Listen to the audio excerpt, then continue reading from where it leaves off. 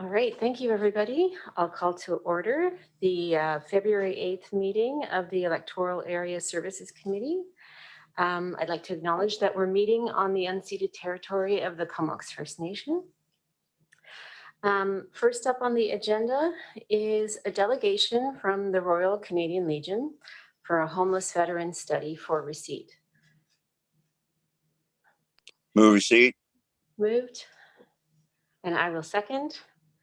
And over to Sergeant William Webb. Thank you. My apologies. I've got a cold, so my voice may crackle throughout my presentation. I am expecting Councillor Scott Harrison to log in at some point from the town of Qualicum. On behalf of the Oceanside Legions of Parksville, Qualicum Beach, and Bowser, and the Comox Valley Legions of Qualicum, Cumberland, Courtney, and Comox, I would like to thank this committee for allowing us to present today on a very important issue facing us in our community. The issue is that a large number of homeless veterans have been identified in the Comox Valley over the past year. And these numbers are far higher than the 5-year totals provided to us by Veterans Affairs. And the current 2020 Comox Valley homeless count, we believe, is underreporting the actual count of homeless veterans in our community. If the current count of 132 homeless in our area is accurate, veterans make up potentially over 10% of that total, with 14 identified so far this year. A little bit of background about what we've been doing is in early 2020, our member of parliament from Courtney, Alberni, Gord Johns, called a meeting with the Qualicum Legion to discuss how they can better provide services to homeless veterans in their community. And then a second, more comprehensive study was called, or meeting was called, in April of 2020 with representatives from the Comox Valley attending and the town of Qualicum at that time to discuss what we can do as a community to provide better services to our veterans in our community.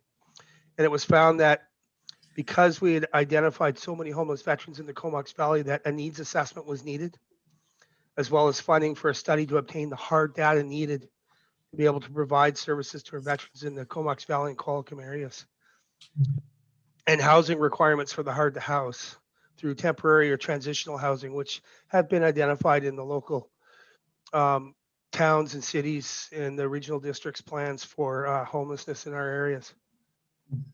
Currently, there's only one facility on Vancouver Island that provides services to homeless veterans, and that's Cockrell House. That's in Victoria. It's a 6-bed facility with over 2-year waiting list. There are no other facilities on Vancouver Island. The only other one in BC is in Vancouver. It's called Honor House, and it also has 6 beds, and they have an over 3-year waiting list. The aim for us here is to have all 4 local levels of government in the Comox Valley support our efforts in line with the town of Qualicum's commitment to identify research priorities, contribute to the knowledge and solutions for ending veterans homelessness as laid out by the federal government's National Housing Strategy, by the Standing Committee on Veterans Affairs report that came out 2019 to identify the hard data and the number of homeless veterans that are in our communities. We need to be able to provide a concrete plan for housing in our area here in the Comox Valley to be able to get these veterans that are currently on the street, off the street, and into transitional housing. Currently, we're working with Dr. Kristen Atwood, who's a consultant for the BC Ministry of Health, in preparing a study outline and the parameters, as well as a psychology department at VIU, who have recently approached us in the last couple of weeks with a group interested in this study and taking it on. We've already compiled a potential list of advisory committee members, and we've requested a $250,000 grant from the Veterans Wellbeing Fund that was submitted this weekend. We did submit to the National Housing Strategy through CMHC for a $50,000 grant, but we were unsuccessful in receiving that grant application. Our mission with the Legion is to serve veterans, including the military and RCMP members and their families, to promote remembrance and to serve our community. We have trained Legion service officers in our community that are struggling to work with these homeless veterans to be able to provide the resources they need in our community. And the biggest issue that we're facing is housing, like everyone else is facing in our community. We believe that with the support of the Comox Valley Regional District, through a written letter of support and through a grant funding of up to $3,000 in matching contributions, we can launch this study early this year in our communities to identify the specific needs that these veterans need. There's a misunderstanding that Veterans Affairs will provide all the necessary services to veterans that are homeless, and that's not true. Once we identify homeless veterans in our community, we're able to get them connected with Veterans Affairs to be able to provide emergency funding. However, the main part of the puzzle that we're still missing is housing. So with that, I don't see Scott here to talk about the Qualicum Beach side of it. I'm sorry that he wasn't able to make it. I'm not sure what's going on, but I'm open to any questions that the committee may have. Oh, thank you very much. Directors, are there any questions? We have Director Arbor. Excellent presentation, Bill. Thanks for bringing that forward. I think we usually don't consider requests at the meeting of presentation. Yes. But I'd be almost willing to consider that today if you're trying to get going on a study. I think the armed services have provided and continue to provide so much and give so much back to the Comox Valley. And I agree with you that this is of high importance around housing. If a little contribution and strategic partnership with all our efforts on homelessness can help you guys kind of hone in on that particular constituency of people who suffer from homelessness, that would be great. I have to say, you triggered something in my mind that I haven't never thought about, but and maybe it's been thought about, but you know, one of the things that municipalities and the rural areas that we struggle with in the homelessness service is access to land. And it does occur to me that the one thing that the base has is land.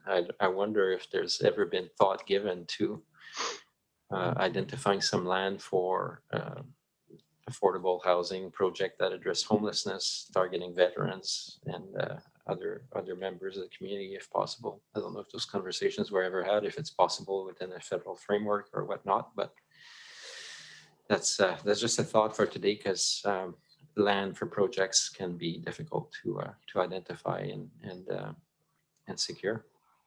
So yeah, anyways, I'll see what my colleagues, I think we're just about to start our grant and aid process, and a lot of our budgets are expended, and we'll get refreshed March 31st, but I'll see what Dr. Grieve and Dr. Amir say. Thanks so much for coming today. Thank you. Director Grieve, do you have any questions? Thank you, Madam Chair. I'm just, I guess, send this off to Bill. You're making a presentation here to the electoral areas. Are you planning on also making a presentation then to the three municipalities of Cumberland, Comox, and Courtenay? We did present last week to Comox. We understand that everybody's budgets are coming to an end and that the new ones are coming out. So that's one of the main reasons why we're here today, is that we get on the budgets for the April releases. So Comox has had our presentation. We're meeting with Cumberland this evening, and hopefully in the next week or two, we haven't heard back from Courtenay, but we'll be presenting to them as well. Very good. Well, I think as Director Arbor alluded to, we do have some discretionary dollars that we can spend on our own in the way of a grant and aid money, and this would probably be where we could raise some funds to help you out. So I don't know about the other directors, but like Daniel did say, maybe this is something we can make an exception to the rule, but at least we can get a letter of support. If you get a letter of support, you can get one from the chair of the Electoral Area Services Committee, which is what we are, but we're a committee. So the board, Jesse Kettler is the chair of the board. So possibly I'm confused, maybe direct us through the staff, how we could go about bringing this up at the board level as well, at least insofar as writing a letter of support. Over to staff. By all means, the electoral area directors, for a letter of support, you could agree to that today, and that would go to the board. Okay. If it's timely, even tomorrow. The request for funding, I would suggest you refer to staff for a report back. Yeah, of course, Bill would have to submit a proper grant request as well for that. It'd be and it would be for the 2021-2022 budget. So. Okay, very good. Thank you, And Director. thank you, Bill. This Thank you. is something we don't think of. I don't think people really think of the homeless in terms of veterans, and yet they suffer a lot of post-traumatic stress and everything else, and it only makes sense that they could hit the hard times. So thank you for bringing it to our attention.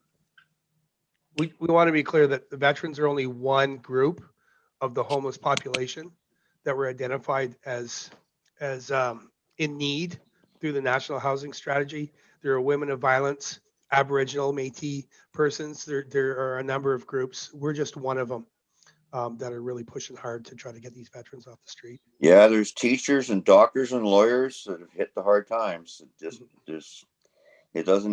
Nobody's immune from the possibility, that's for sure. Bill, I had a couple of other questions. I'm wondering if your group is connected to our coalition to end homelessness. Do you work with Andrea? I have been in touch with Andrea, and we are looking to get some work going with them to identify more people. The way that homeless veterans are currently being identified isn't working through the housing strategy initiatives across the country. They're asking the wrong questions, so veterans aren't self-identifying, and that's the biggest issue that we're facing. Okay, that's what I was wondering, what the struggle was exactly to find the homeless community that are veterans. Is that it's not the identification is the struggle, or are there others? The question that shelters, other community organizations like the Salvation Army or the Transition Society, they're asking people if they're a veteran. 95% of our members are saying no because they don't think they qualify for a number of reasons. One, they're embarrassed. Two, they may not have served long enough, so they don't think they qualify as a veteran. Some of them are reservists, so they don't think they qualify as a veteran, or they haven't deployed on operational tours. So we're trying to change that questioning around, are you a veteran, to have you ever served your country, or have you ever worn a uniform for your country? When the uniform question is asked, we're starting to identify former paramedics and firefighters as well that don't fall within our scope. However, we're able to get them connected to their community partners so that we can get them the help that they may need. Great. Okay, thank you. And just one last question is around time frame. I think Director Grieve mentioned if this goes towards our grant and aid, normally those decisions aren't made until May. What is your time frame for the grant and for your need? We're hoping to launch the study in April. I believe I did attach a letter from the town of Qualicum with regards to their support and their commitment to funding. I'm not sure if the committee wants to look at that and forward that to see if there's another way around the grant application. I'm not exactly sure how Qualicum handle it, but I'm willing to fill out any paperwork I need to get things going. Okay. So as was mentioned, we don't normally consider motions, but I'm hearing No. some support from the directors. So I would entertain a motion if one wanted to be put forward. Director Arbor? Yeah, I'll move that. What's the process for this for giving consideration at same meeting? Usually you need Under new business? two-thirds or I would suggest new wait business? for new business. Okay, And which will- then it's 2/3 majority to put it on the agenda, and then you consider the resolution Sounds good. thereafter. We could look at that because I suspect if between now and new business, staff and finance can confirm whether we even have some funds. I think we may have some funds left in this year's budget for grant and aid, maybe for this kind of amount. So if we can get that information by this afternoon, that'd be great. So let's put it on the new business, Chair. Sure. I'll add that to the agenda. Yeah. So thank you very much, Bill, and for your presentation. It was really informative, and we look forward to providing at least your letter and then figuring out how to get some funding to you. Thank you so much. We appreciate it. Great. All right, now moving on to management reports. We have, we did- sorry. Do we I'm want to? sorry, Madam Chair, should we not vote on receipt? Oh, yes, we do. Sorry, I apologize for that. On receipt, is anyone opposed to receiving that delegation? Hearing none, that is approved. So on the item of our management report for February 2021 for receipt, Move it. moved and seconded. Does anyone have questions or comments? No, hearing none. Is anyone opposed? And that's carried. Next section, we have public input for the 2021-2025 financial plan for receipt. Moved Second. and seconded, and over to staff. Thank you very much, Chair and Directors. And under the current framework for public meetings, we are receiving comments and input for the financial plan through our website, and the web page is there on your screen. I can say that at this time, we have not received any input for the financial plan for electoral area services as of this time. So there's nothing to provide for you today. All right, thank you. Any comments, directors? Okay, hearing, oh, sorry, there is Director Arbor. Yeah, that's interesting that the formal process doesn't generate feedback, because on Facebook, I definitely hear lots of feedback on our budget processes and the different services. I guess most people don't bother going to our website to formally put in stuff, but it doesn't mean that we don't have the ear to the ground in terms of public feedback in other channels. Thanks. Okay. Is anyone opposed to receipt of that public input statement? Hearing none, that is approved. Moving on, we have reports from our advisory planning commissions for receipt. We have moved both Area A and Area B minutes for receipt. Moved, and I can second. Any comments on those minutes? Questions? Okay, is anyone opposed to receipt? Hearing none, those are approved. And next up, we have under our Electoral Area A development variance permit DV5A 20 3550 Eagle View Drive for receipt. Moved. Second. And seconded, and over to staff. Thank you very much, Chair and Directors, and Brian Chow, Planner, is here to introduce this report and answer any of your questions. Okay. Through the CEO to the Chair and committee members. First of all, I'd like to acknowledge that my applicant is here. His name is their names are Tim and Melissa Morgans, and I see that they're on Zoom right now. So the property is located at 3550 Eagleview Drive. Currently, there's a single detached dwelling on the property, and the applicant would like to convert this single detached dwelling to a carriage house so that they can build a single detached dwelling somewhere else on the property. The property is zone residential 1B, and in this zone, there is a maximum permitted density of 2 dwellings. But the second one has to be either a suite, a secondary dwelling, or a carriage house. So in order for the applicants to accomplish what they wish to do, we have to designate the current one that's on the property as a carriage house.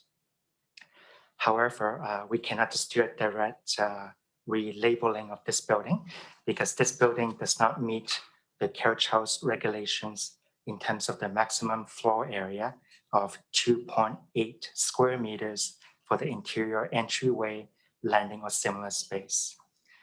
When this dwelling was built, the interior space was approximately 5.2 square meters. Therefore, a development variance permit is required to redesignate this building from a single detached dwelling to a carriage house.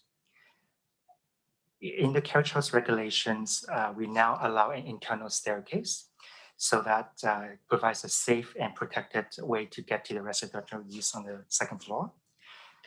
As a result, we do require a limited amount of landing space on the first floor to allow people to enter or exit, provide access. But we do limit it to 2.8 square meters because this is the intent is to keep the residential use on the second floor. The first floor is meant for accessory uses such as a garage. Figure 5 of the staff report does show there's currently a door at the current hallway on the first floor leading to a mechanical room, laundry, and shared facilities. And in order to be very clear in separating the residential and accessory uses, one of the variance permit condition is to seal up this door so that provides a clear separation, and the applicant agrees to this subject condition. Planning staff recommends this issuance of the development variance permit because this variance will not result in any changes to the external form and character of the building. And also the APC Area A reviewed this application on January 5th, and the commission members supported this application because the proposal does not change the size of the building and is in keeping with the maximum residential floor area for a carriage house. As of now, I've received 2 emails from adjacent owners, and they're both in support of the variance. Madam Chair. Okay, thank you. Any comments, Director Arbor? Yeah, thanks. Everything for me makes sense on this one, and it's nice to see the homeowner ticking all the boxes and reaching out, or I guess the neighbors saw our notice, and as staff mentioned, it was well discussed at the APC, so I have no problem with this application. Thanks. And I see we have the homeowners online. Are there any other comments that you'd like to make?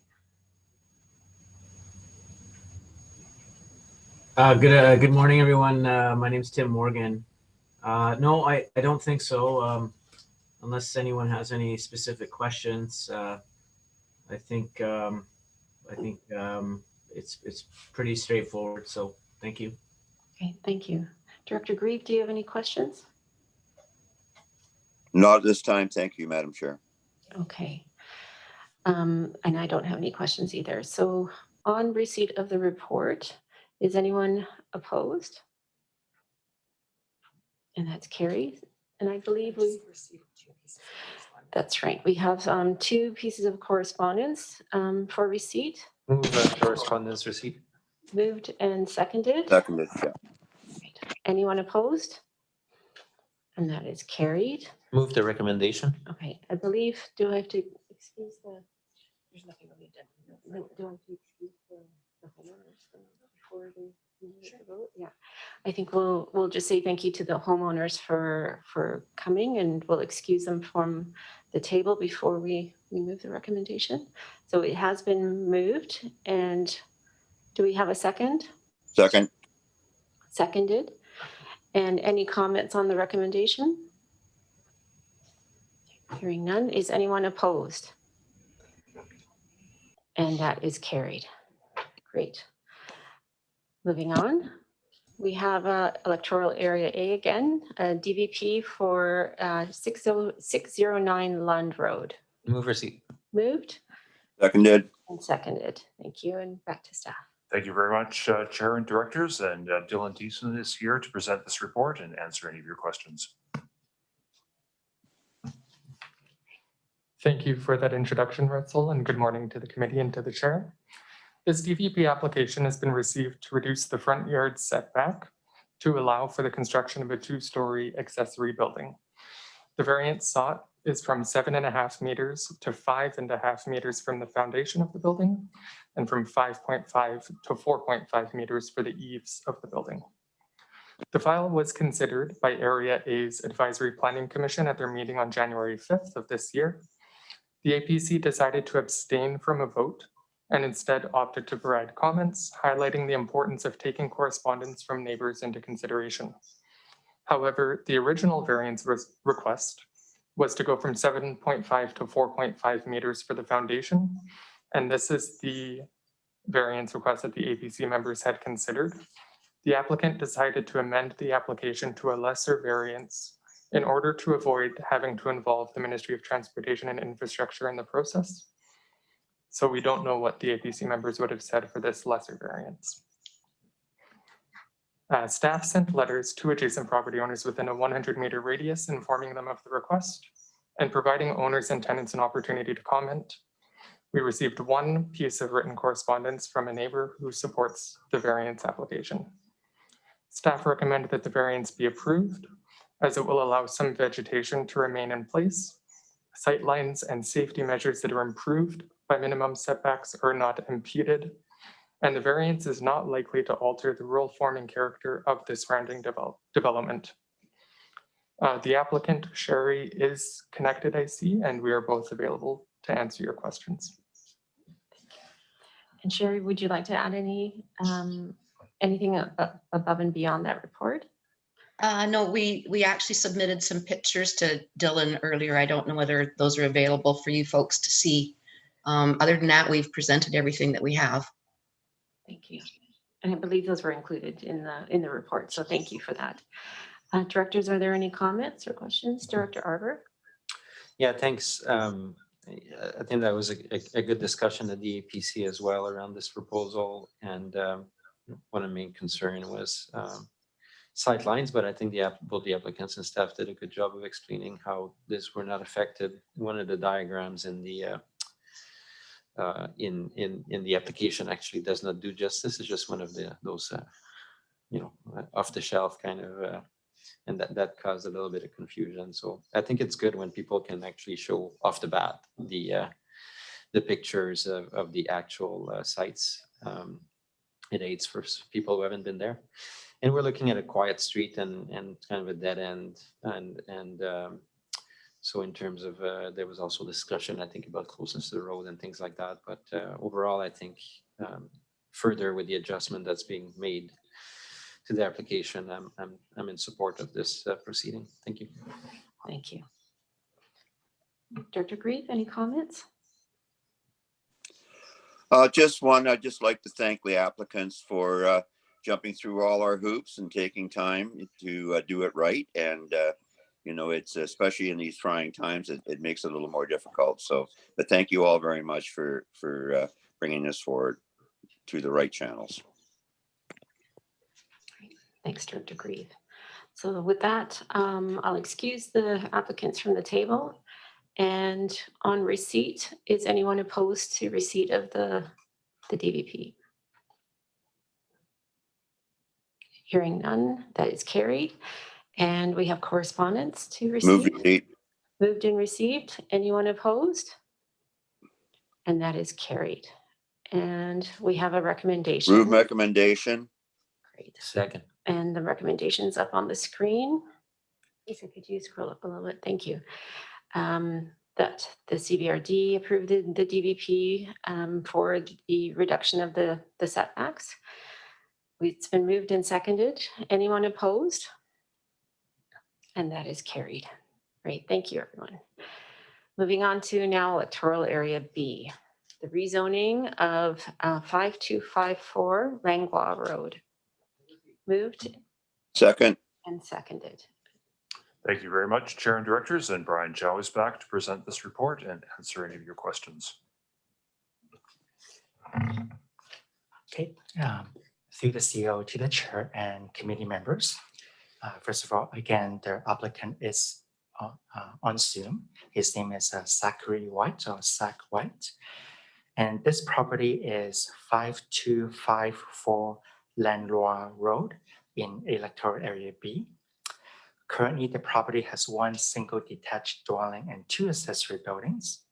And the applicant proposes to rezone the property in order to use Section 514 of the Local Government Act, which is subdivision to provide residence for a relative. The size of the proposed lots is 0.65 hectares for proposed lot A and 0.86 hectares for proposed lot B.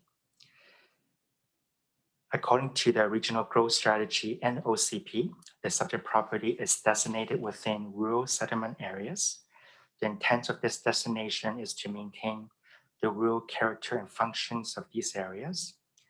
The RGS and OCP direct that lots should be in a range of 4 to 20 hectares. The proposed lots do not meet the lot size policy, but to compensate, the zoning bylaw amendment can specify that maximum density on each proposed lot is to be limited to one single detached dwelling. As per the zoning bylaw, the property is zoned residential 1, in which the minimum lot area for subdivision is 1 hectare if the lots are connected to private water and wastewater treatment infrastructure.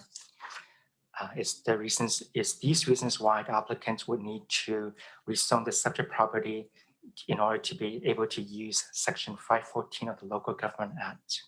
As mentioned earlier, the proposed zone could limit the maximum density of each proposed lot to one single detached dwelling. I do also want to highlight that in terms of policies, Section 514 of the Local Government Act allows the local government to specify minimum property size for subdivision under this section, but the minimum cannot be less than 1 hectare unless a smaller area is approved by the medical health officer. As the size of proposed lot A is less than 1 hectare, the applicant submitted a letter from Vancouver Island Health Authority as part of the application package. We have provided a letter, and the intent of the letter is to recognize initial favorable results in the applicant's bid for the water system permitting to support the proposed 2-lot subdivision. Please note that there will be a formal referral process to REHAB for their comments as part of this external consultation process. The Appendix A in the package contains a list of agencies and First Nations for which this proposal is going to be referred to. And staff is recommending that this application be referred to Area B Advisory Planning Commission, as well as the Agricultural Advisory Planning Commission, as the subject property backs onto Seal Bay Regional Park, which is AOR land. And if this application proceeds to bylaw preparation, there will be community consultation under the statutory regulations, such as a public hearing. So staff recommends that external and First Nations referrals be conducted to collect feedback on this application, Madam Chair. Thank you. And I believe we have the agent for the owners on the line. And are there any comments or anything you'd like to add? Good morning, Madam Chair and directors. No, I don't have any further comments, but I'm available for any questions. Thank you. Are there any comments or questions on the process? Great. So I'd like to just also thank the applicant for going through. Those are a lot of hoops, having to get the Island Health letter. And this is just the first step in many that are to move this forward, getting the agency referral list. So thanks for doing that and going through the process. My pleasure. Oh, Director Grieve, thank you. No, just on a personal note, I haven't seen Zach for a while. You haven't changed a bit. I like the beard. That's nice. Last time I think we saw him at this board table, not this particular one, the old room. He was wearing a flippers and a snorkel and walking down the Puntledge River. So Thanks. he for did that. a promotion video for our water. Great. Thank you. Thank you, Director. All right. So with that, I don't see any other questions. I'll excuse the agent, and we will. Anyone opposed to receipt of the application? Hearing and seeing none, that is approved. And we have a recommendation for an Move it. agency referral. Moved and seconded. Any comments? Yeah, I have none. And hearing none, that is approved. Thank you. We are rolling along good today. Good. It's a big agenda, so thanks, everyone.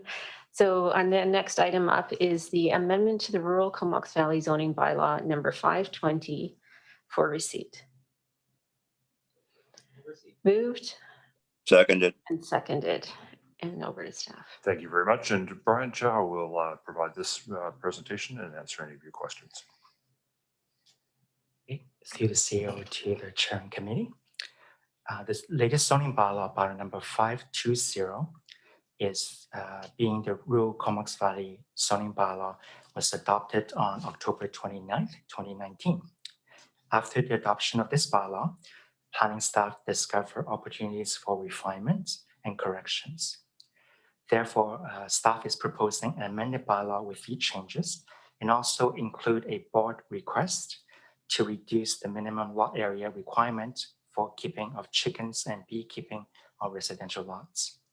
So this highlights some of the changes to this, proposed changes to this zoning bylaw. The first one is domestic agriculture.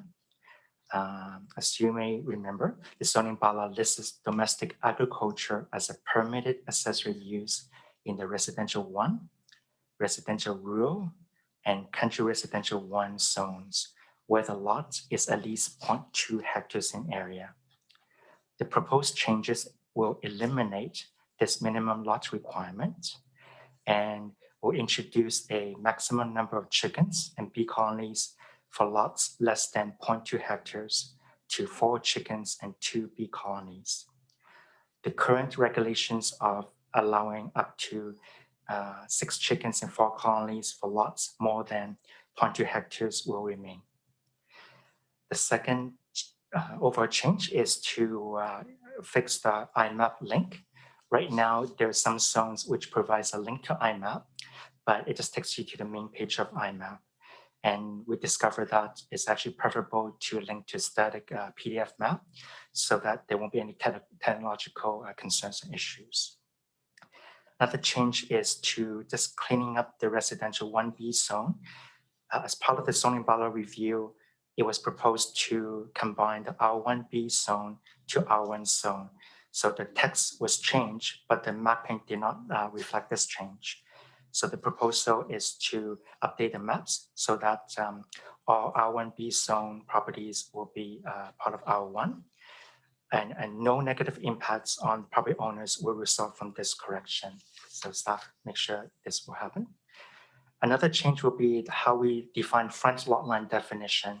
And for some of the committee members, remember that we have been receiving variance permit applications based on how we currently look at front lot line. So the proposed change will take us back to what it was like before, where for properties, so the front lot line is defined where the lot line abuts a highway and where there's more than 2 or more lot lines common to a lot and a highway. The proposed change will be the shortest lot line along a highway shall be deemed to be the front lot line. So again, this will take us back to the way it was before this change. A couple more changes will be carriage house and grade. Right now, we have the regulations of requiring carriage house, which as you may remember is residential use on top and accessory use at the bottom. And there's a regulation requiring the accessory use at the bottom must be at grade.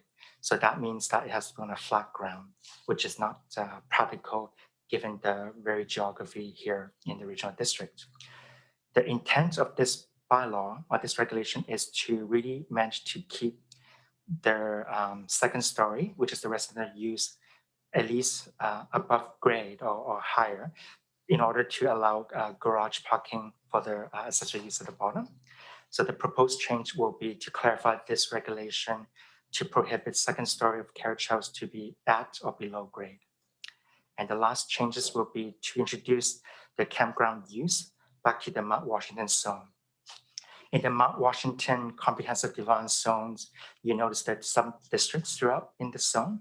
In one of the sub-districts called Resort Facilities West, RFW, The change was we placed campground use to tourist accommodation.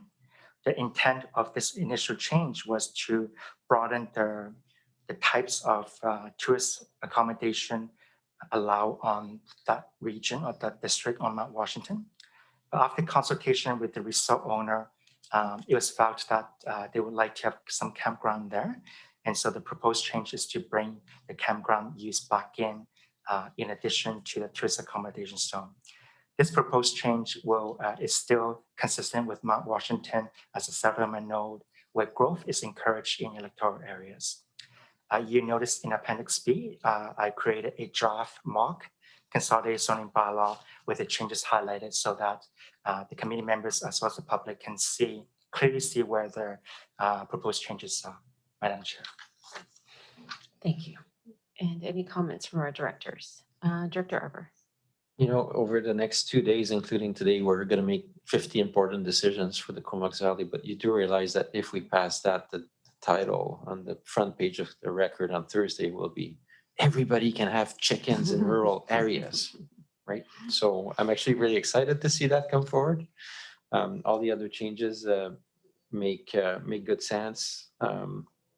The carriage house, I wonder how that was triggered, but that's an interesting one, right? For people to try to build basically an underground parking or something like that. I guess sometimes slope probably plays a role as well. Yeah, in my paperling, yes, and all the minor little adjustments. I guess we had it perfect in terms of the update to the bylaw last year, but this will make it perfecter. So I'm in favor of passing this today. Thanks. Always room for improvement, right? Director Grieve, any comments? Well, as was featured in the previous discussion of a previous committee meeting before this one, all changes have unforeseen consequences. So I know we're trying to clean up a few, and I'm sure we'll create a few more in the process. Thank you. Great, thank you. And I too would just want to thank staff for being able to put in the chicken amendment. That was something that the Comox Valley Food Policy Council asked for. So really appreciate staff accommodating that and helping us move towards a more food secure community. So on receipt, is anyone opposed?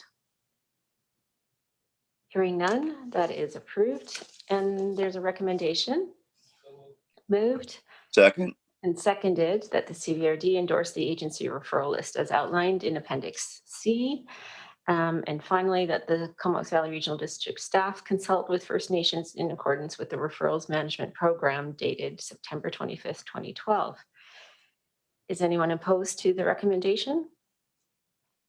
Hearing none, that's approved. Thank you. And next up, we have Electoral Area B, Industrial Development Permit for 1673 and 1675 Ryan Road East for receipt. Moved and Seconded. Seconded. Thank you. Thank you very much. And Brian Chow will present this report and answer any of your questions. All right, thanks to through the CEO to the committee members and chair. This property is at 1671, 1673, and 1675 Ryan Road East. And the agent for this application is on Zoom. His name is Jason Hendricks. And okay, so this property is currently 3.7 hectares in area and is located, as I mentioned, on Ryan Road East. Right now, the property has 2 light industrial spec buildings and 6 mini storage buildings with 194 units.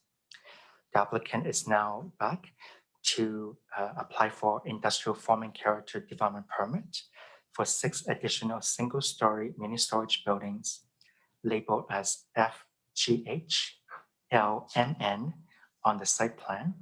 And these 6 buildings will double the number of mini storage units to 388 units. As the property is zoned industrial light, any new buildings or changes to existing buildings will trigger the requirement for a commercial industrial form and character development permit. So the form and character of the proposed 6 mini storage buildings will maintain the current standards, meaning that the buildings will be in steel with metal roofs, and the colors will be in fox gray, and the wall doors will be white. and they all will be single-story, low-profile, and architecturally coordinated in a light industrial setting.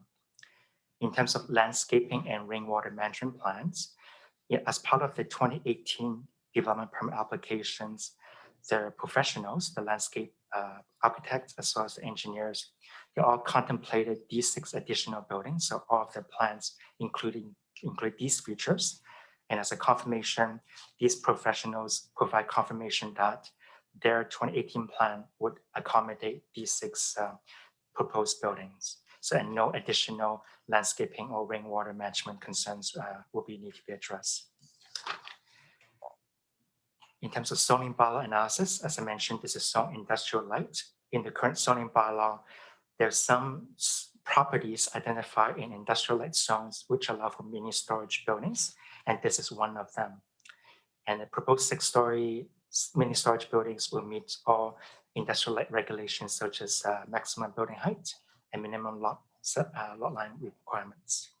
A couple more things to say, as this is a controlled access highway, Ryan Road East, the applicant was required to send a referral to the Ministry of Transportation and Infrastructure, and they receive a access permit to account for the additional development and the fact that this property is on Ryan Road East, a controlled access highway. The APC for Area B met on January 19th, 2021, and the members support this application as the proposal meets the intent of the form and character development permit area guidelines. Therefore, planning staff supports the issuance of this development permit, Madam Chair. Thank you. And does the applicant have any comments that they'd like to add?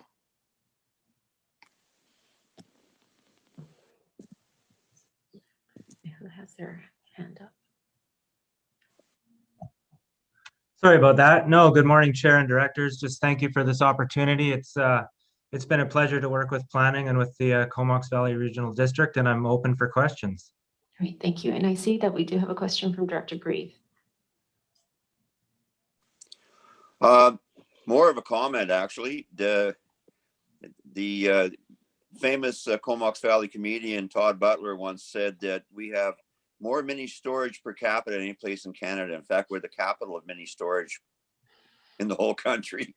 And it's probably not far from the truth. In a way, this kind of land use is, it's not very imaginative. Obviously, it's been driven by a need. You wonder how come people can't actually throw things away in the end. If they store it in a mini storage for 10 years, they can bring themselves to throw it away eventually, I guess. But, in a way, it's not a bad way for interim development, preferably as future rolls out, we can use some of this land for higher purposes. One has to wonder if we had as many mini houses as we do mini storages, that we could probably solve the housing problem in a year. Thank you. Thanks, Director Grieve. I think I concur with your comments too. Director Arbor. Yeah, some good comments. Mr. Grieve shows that he's well awake today. I have no problems with this development application, and obviously perhaps part of why we have a situation like that is we also have a base where people come in and out a lot in the valley. Maybe that skews things a little bit for the number of needs, and also retirees and others. We have a pretty I think we have a demographic that supports that kind of need. And my other comment, it's again laying outside a little bit of this development permit, which I have no problem with, but the alternative is what we're seeing on the islands, for example, in Hornby and Denman, where we're becoming the communities of sea cans, right? I would love to see an outfit or some effort on the islands at some point to actually build a proper mini storage facility rather than to pop these sea cans just everywhere. But that's maybe a business opportunity for people who are in this business. So yeah, no comments, and thanks to staff and to the applicant for their work on this. Thank you. Yeah, and I don't have any other comments. I'm glad to see that the advisory committee was in favor, so I'll be supporting their decision. So I don't see any other hands up. I will excuse the applicant from the table, And we didn't have any correspondence or anything to approve. So on receipt of the DVP application. Anyone opposed? That's carried. And there is a recommendation Move it. moved and seconded that the Comox Valley Regional District approve the development permit for DP 15B20 Lenco development on the property at 1671, 1673, and 1675 Ryan Road East. And finally, that the corporate legislative officer be authorized to execute the development permit. Is anyone opposed? And that is carried. All right, thank you. Moving on, we have phase 2 of roadside collection engagement plan for receipt. Moved and seconded. Thank you. Thank you very much, Chair and Directors. And Christiane Weil is online, and she will provide an outline of this report and answer any of your questions.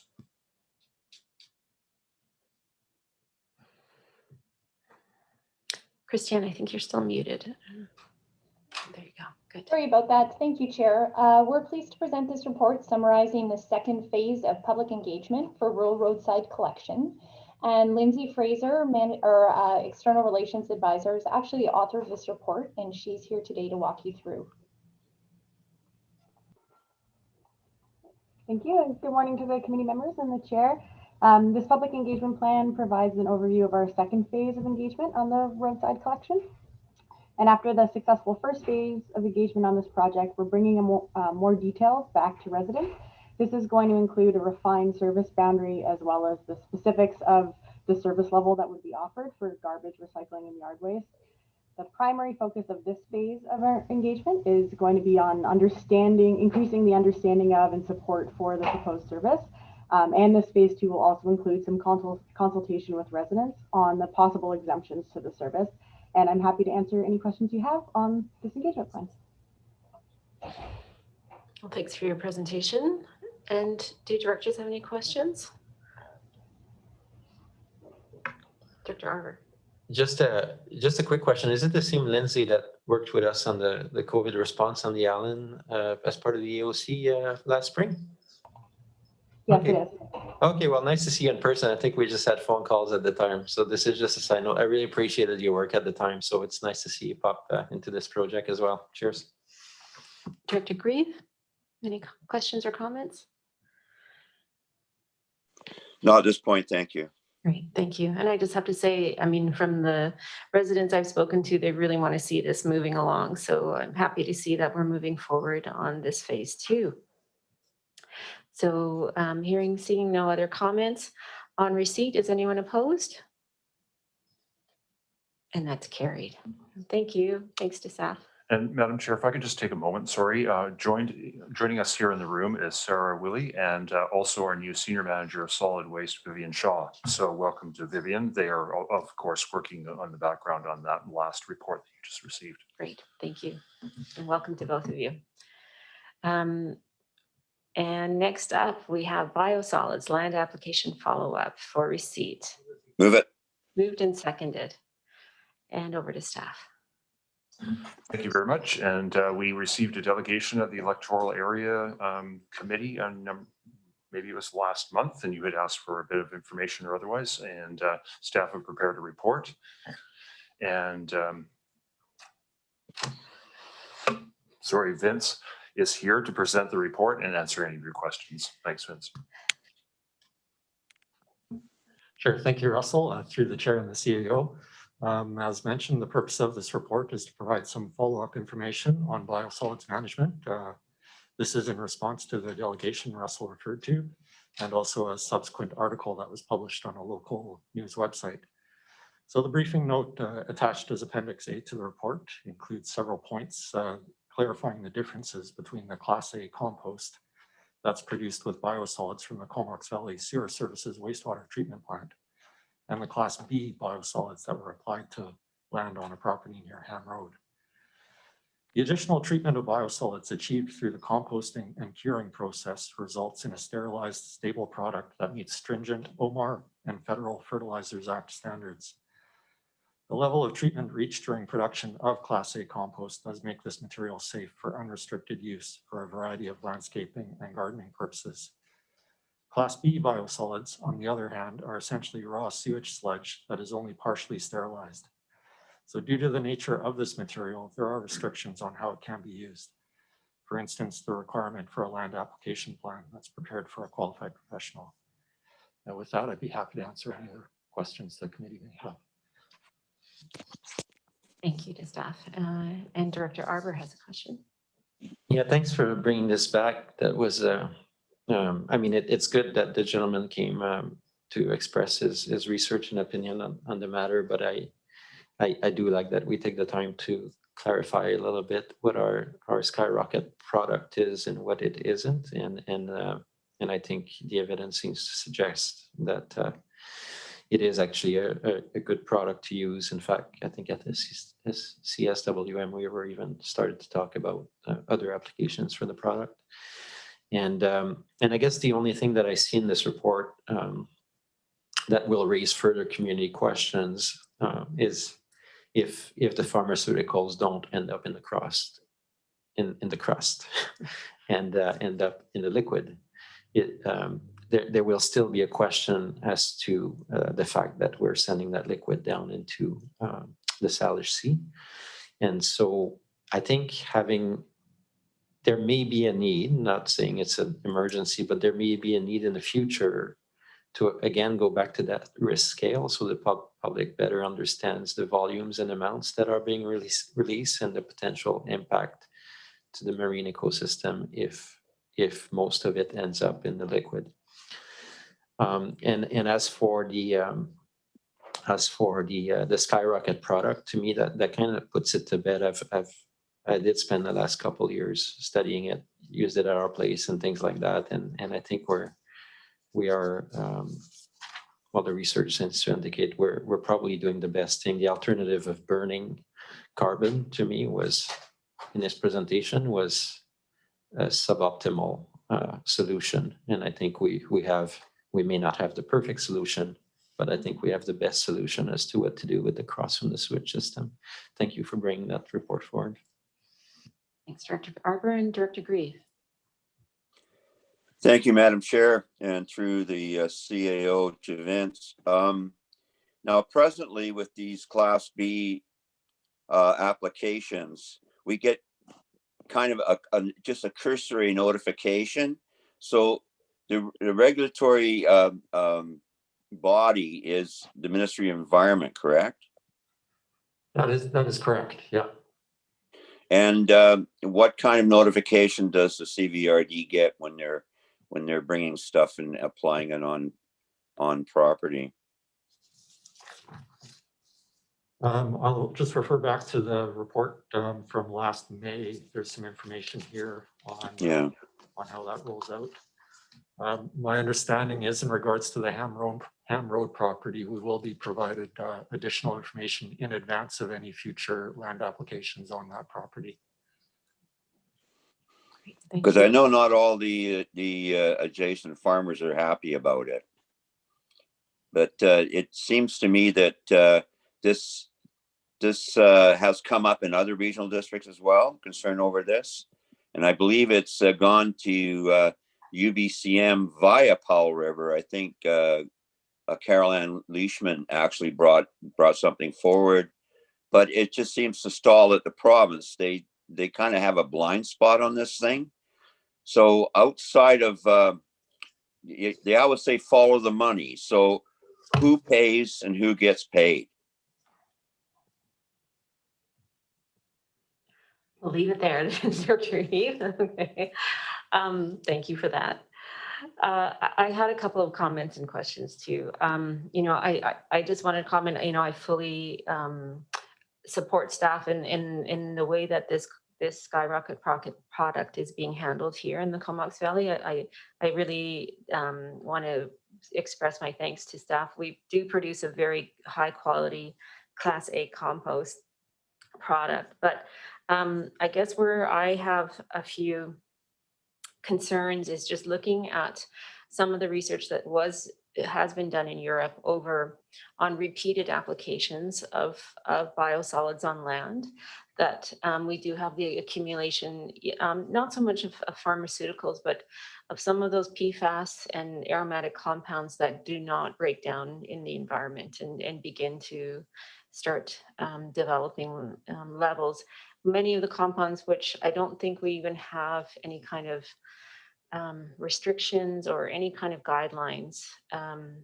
So, I mean, part of this issue is this is way above our pay grade in terms of a regional district. This is a provincial and possibly even federal matter in terms of how some of these compounds persist in the environment and what can be done about it. I agree with Director Arbor's comment that I don't want to see this product burned. I don't think the carbon, releasing that into the atmosphere is a good solution. I would like to keep it in the ground, but it is the unrestricted use and the repeated application on the same land that worries me. But that's not, a decision that I think we can make. So thanks to staff for bringing this back to us, and we'll see where the issue goes. I don't think it'll be going away. We probably will hear about it again, but thank you for bringing it back to us. Any other comments? All right, so on receipt, anyone opposed?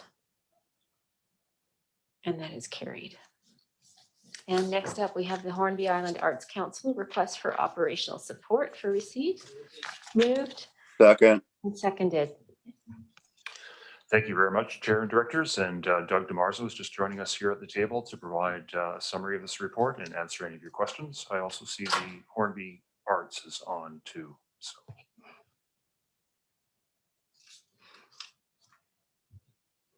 Thank you, and good morning, Chair and Directors. The purpose of this report is to provide information on the request for operational funding through support of the Hornby Island Arts Council upon the opening of their Arts Center. This will be delivered through the Heritage Conservation Service. As you will remember, as a way of background, the Comox Valley Regional District did commit some funds through Community Works Funds for approximately $175,000 for the capital side of construction of their pending Hornby Island Arts Center. Since this time, HIAC has approached the ASC with a request to support ongoing operational funding of the building for approximately $30,000 a year. HIAC is really advocating for security of dependable funding to support the Arts Center.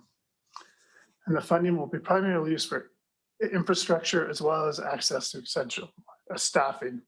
Should be noted, this building is a public building and envisioned to be such, and will be open to the public for many of its operating hours. So another option that has come to light is to potentially look at the funding through the community hall service as well. And this would require significant amendments to establishing bylaws and stuff. And we'd have to report back to you if that option was so chosen. So at the simplest terms, I think it's the $30,000 operating request would amount to approximately $21.60 for a house worth $500,000 on Hornby Island. Lastly, you'll notice that the recommendation is in principle. HIAC has committed to going forward to the HERA Executive Committee as part of the public consultation process and presenting to HERA. And as such, we'd be requesting a letter of support from the HERA Executive or the Assembly around this request of $30,000. That being said, you may be aware we do have a HERA operating contract. We're not envisioning this to be part of that contract, but rather directly to the nonprofit of HIAC. I think I'll conclude it with that. If you have any questions, I'm here available. Sure, we will. Thanks for that, Doug. Director Arbor. Yeah, thanks, Doug, for your work on this. And yeah, there's a theme today that there's just a lot of requests for taxes on or increased taxes on Hornby. Particularly, Denman seems to be holding the line, but I think as part of our COVID renewal effort, it's important to look at the sum of our activities and proposals. In regards to this one, it's not a surprising one. It's been brewing ever since we've known that the Arts Center is going to come online, which is great. But I do have maybe a different tack. I think I don't necessarily see the HIRA consultation as being important in this. I think we could probably move this forward without that step. Partly why is you're not recommending it becoming a HIRA service. I would feel different if this would become a HIRA service. I think over the next year or two, I think you're right that what we see elsewhere in terms of the building itself, it's really a facilities operation. And when we see what we did on Denman, bringing another facility online with the service, to me, that was a good solution.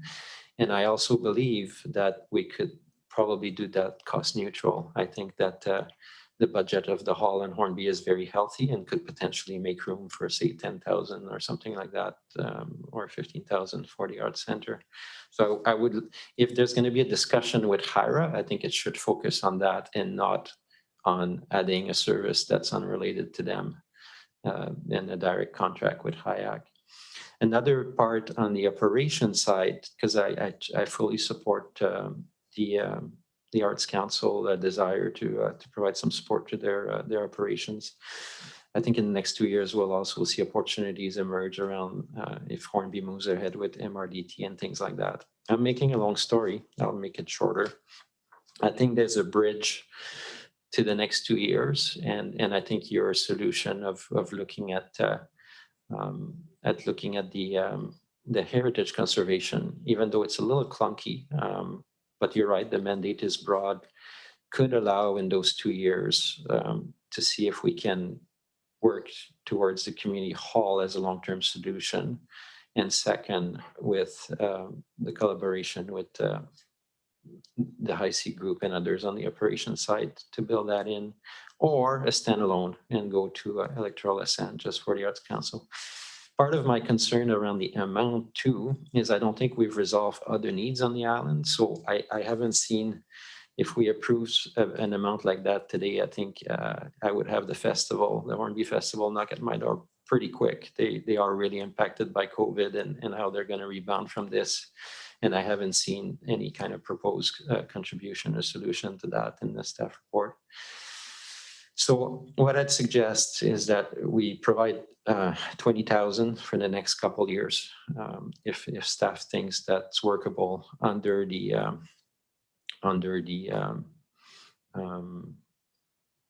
conservation one, and that we save ourselves the step of having to go to HIRA executive for input on that, but rather that conversation focuses on potentially building this in the community hall service for the long term. That's my feedback. Director Grieve, any comments? No, I think Director Arbor said it very well. I support his decision on this. Okay, thank you. So on receipt, are there any other questions or anyone opposed to receipt? Okay, that is carried. Director Arbor, do you have a modified motion or recommendation? I'll move that that staff work towards attributing 20,000 to the Hornby Island Arts Council for the next 2 years under function 695. Okay, and then I think the rest of it, unless Doug wants a request for action to staff or whatever, that we can, or whether it's fine to just leave it like that for now.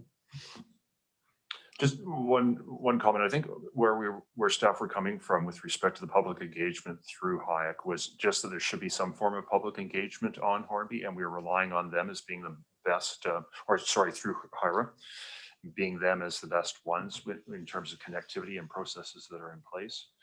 So if you think that that's not the method to go, just some form of indication as to what is proposed for the public's benefit so that they may provide some comment is a good thing. Yeah, I think Director Arbor, you have a comment? Yeah, I mean, they're bringing a lot of increases as well of their own, and it's fine. If we're going to do that, I would say let's have consultation with HiSeek and HIRA, because that's the other organization that tends to bring about the new initiatives on the island. HIRA tends to look after our fixed initiative and the ongoing ones. So maybe I would add them to the list to ask for support from HiSeek as well. Do you want that expressed in the motion?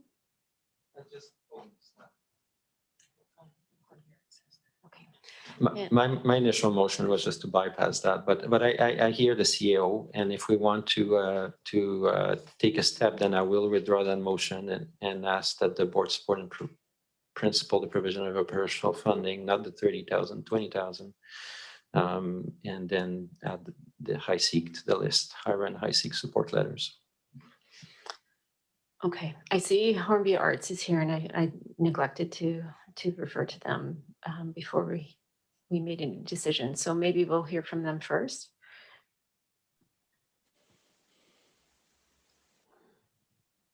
Hi, everyone. I'm not sure if you can hear me or see me. Yeah, we can do both. Oh, great. Thank you. Thank you, everyone, for considering this today. My name is Andrew Mark. I'm the Executive Director of the Hornby Island Arts Council. Yes, we had considered HIRA as a process basically to give the opportunity to our community to provide feedback. It wasn't to go through them, but to have some kind of public consultation process whereby the community feels it's had a chance to provide feedback on the proposal.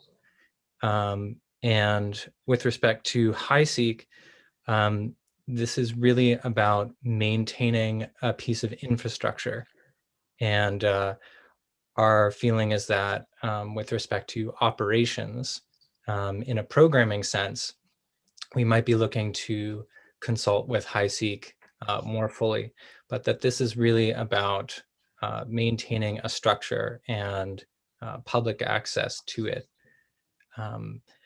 If we're what was originally proposed was a 3-year contract, and it was through conservation as a means to simplify things for HIRA that's already got its own concerns for its hall budget, and were we to look at $20,000 to $30,000, that would basically reach their maximum requisition before doing another larger community electoral assent process to increase their budget.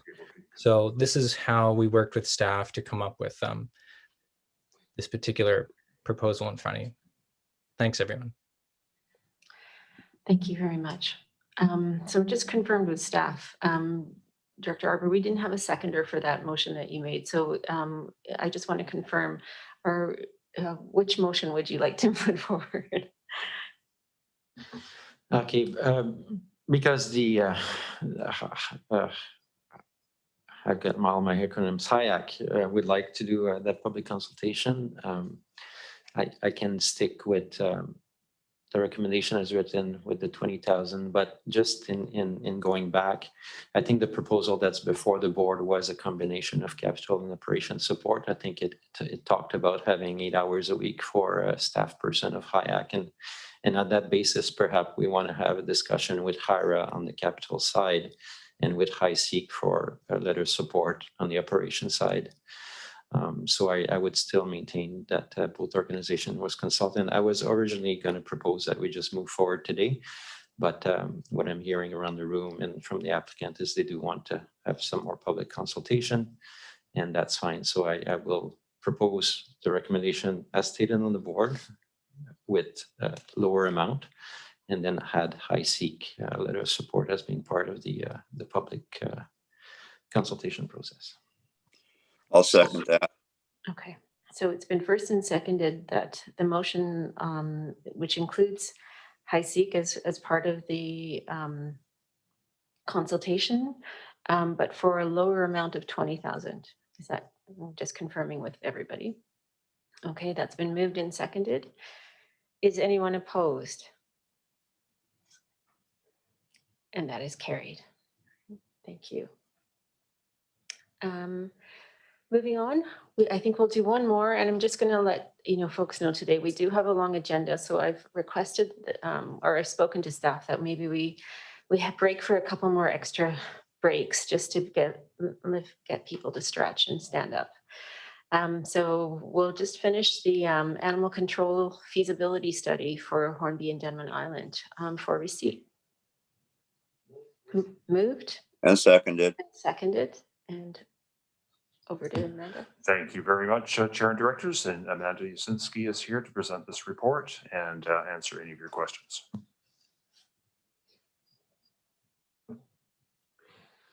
Good morning. Through the CAOs and the chair, this report on the request for animal control feasibility originally came through the committee in November 2020, and it was deferred at that time to this meeting today. So this staff report serves to advise the committee of a request from Hornby Island Residents and Ratepayers Association that the Comox Valley Regional District work with HERA and the Denman Island Residents Association to undertake an animal control feasibility study for Hornby Island and Denman Island in 2021. Currently, there is no animal control service for Hornby or Denman. Conducting a joint study of shared animal control service will provide options that would be mutually beneficial to both Hornby Island and Denman Island. Study costs will be budgeted at $12,000 and allocated at 50% to functions 155 and 154, being the Hornby Island and Denman Island feasibility study funds. The recommendation on this report is that a feasibility study be conducted to explore options and costs associated with animal control services on Hornby Island and Denman Island in 2021, and that $12,000 be included in the proposed 2021 to 2025 financial plan to be funded by both the Hornby Island Feasibility Study Fund, Function 155, and the Denman Island Feasibility Study Fund, Function 154. Any questions? Director Arbor. Yeah, thank you. And thanks for bringing that forward today. I think in the spirit of what I've been talking about, I'm afraid, I think this is one of those things that made a lot of sense pre-COVID.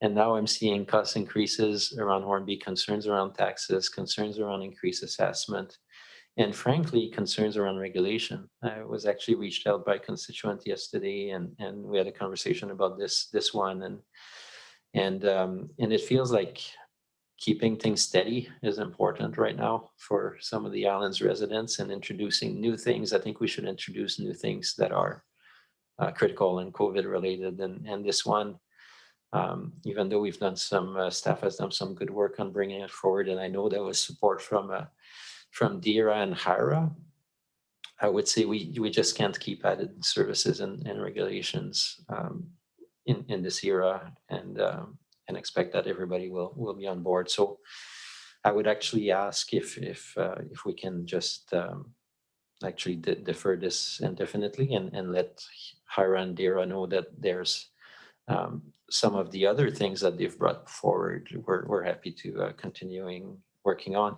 And on the feasibility study side, I have to say, when we do a feasibility study, maybe we should also make sure that the last one that we did is also followed up on. There's some follow-up action. So we're sitting on a composting toilet one on Hornby and things like that, and we don't really have results. We don't know if that's going to create a new service. So rather than to keep going feasibility and not knowing what's going to land and not, I would rather take a pause on this one until the clouds of COVID lift a little bit. So, but I really appreciate the work. I think in the long term, I'm sure this will come back, but for now, I would like to just suspend the effort if staff and my board colleagues agrees.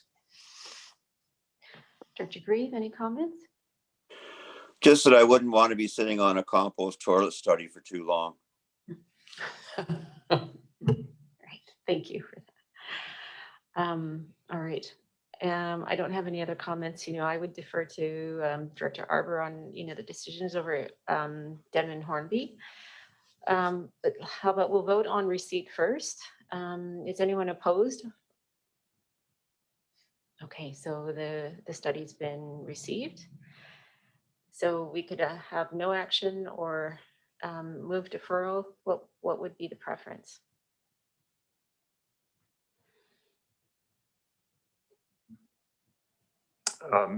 Left as it is, no further action is being taken. So without adopting a recommendation or direction to staff, it's dead for now until you revive it again. Is that the preference?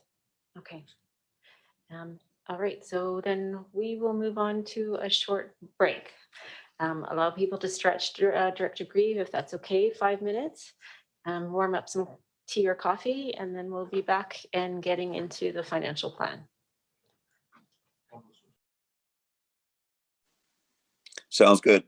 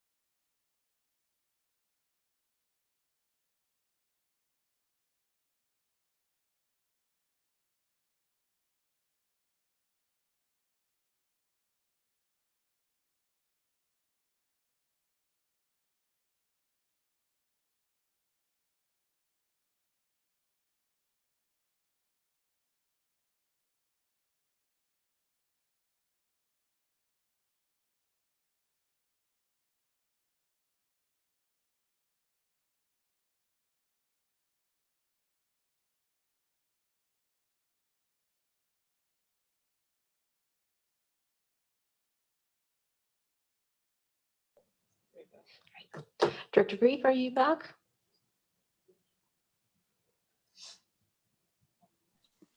Ready and willing. All right, great.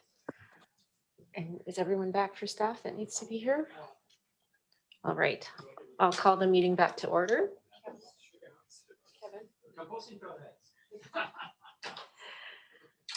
All right, the next item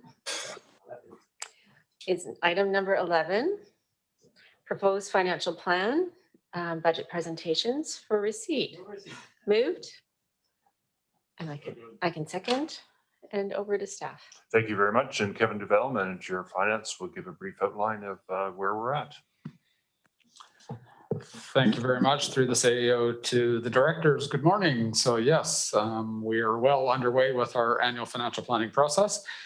So what is in front of you today in the agenda is 25 budgets, service budgets being presented today, totaling 28 of our functions.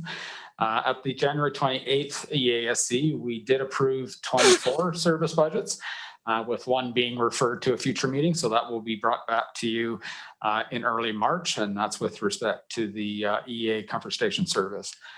So just to give you a sense, the dashboard is just presented for your information. So you can see the number of service budgets that were approved at the last meeting, and then the number that will be in front of you today, and obviously subsequently tomorrow for the remainder of the board and other committees. So I'll leave it at that and put it back to the CAO for commencing with the presentations. Any other comments? All right. Lead on. All right. So then, anyone opposed to receipt? And that is carried. So item number 12, the feasibility study services functions 151, 152, 153, 154, and 155. Receipt. Moved, and I can second.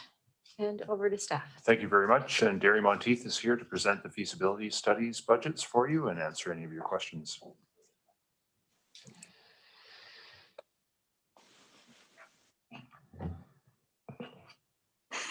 Thank you. Good morning, everyone. So to start off, I guess, a little bit of a background on the feasibility study services.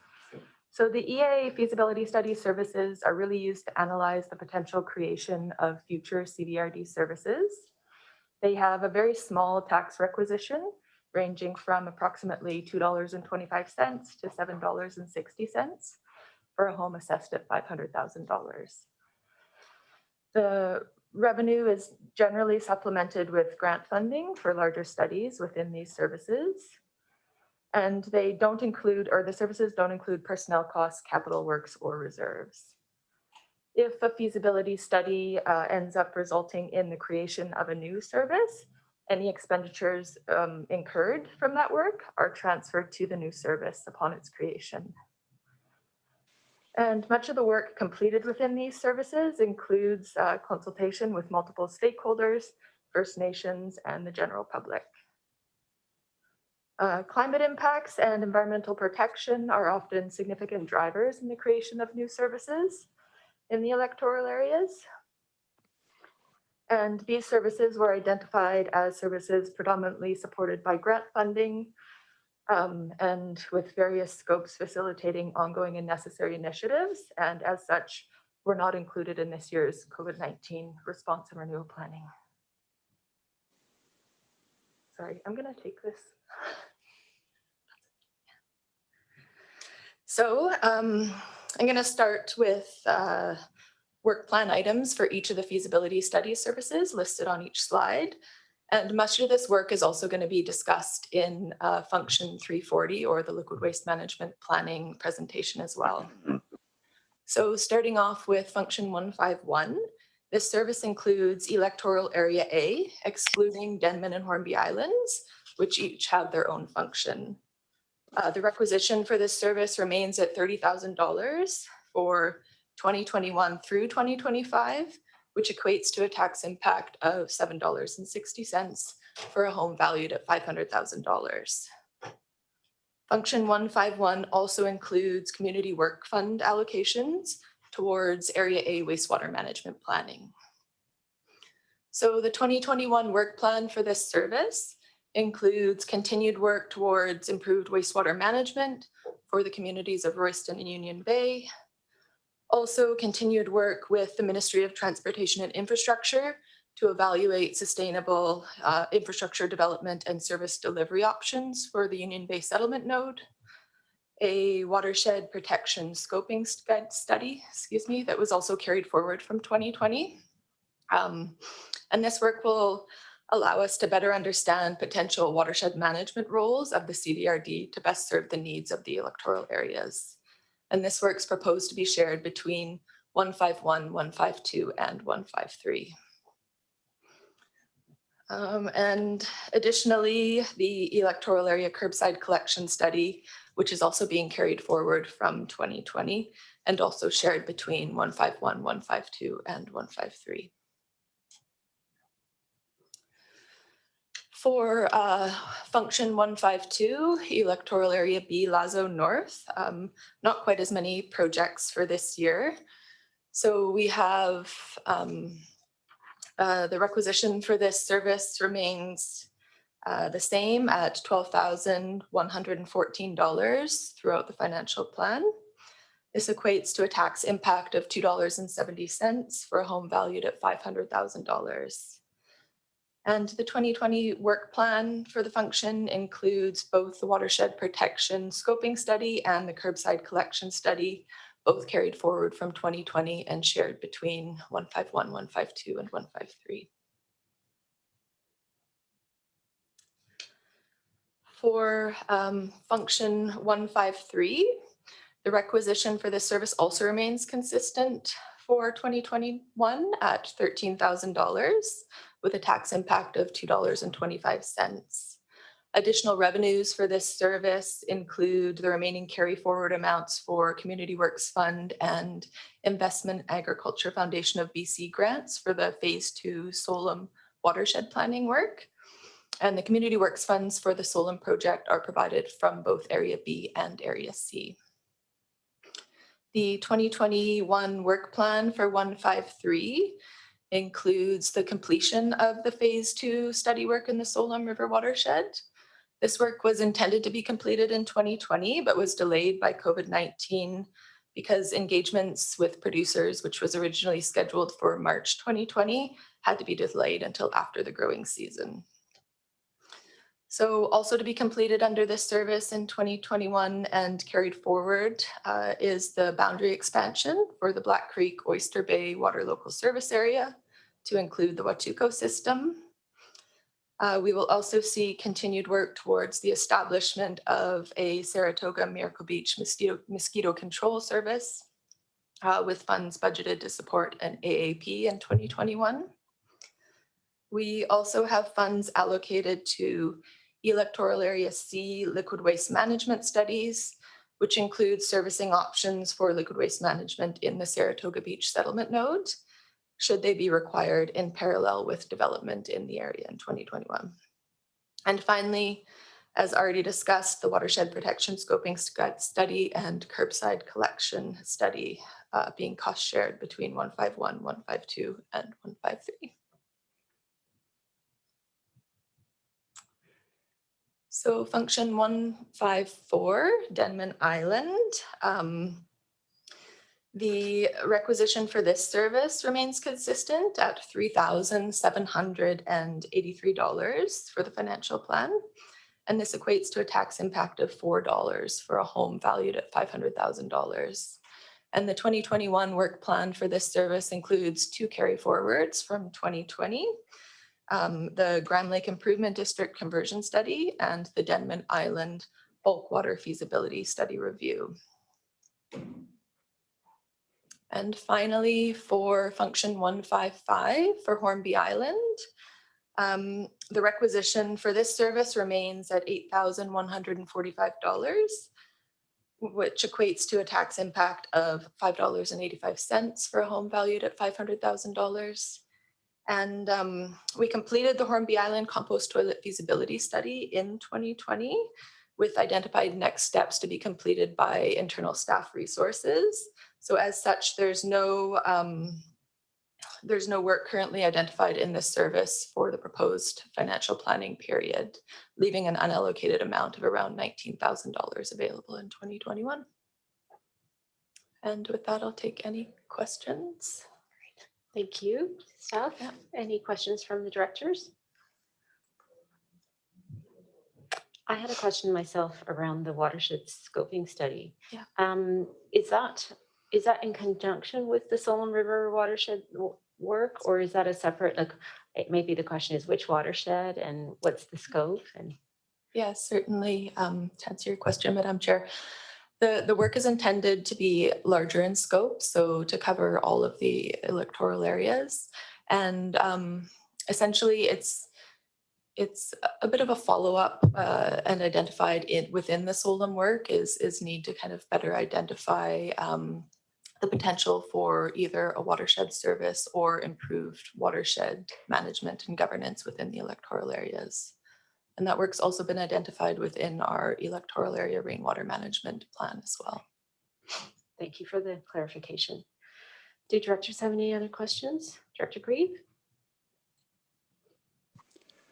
Not really, thank you. That kind of answers a little bit of it, but one has to ask what possible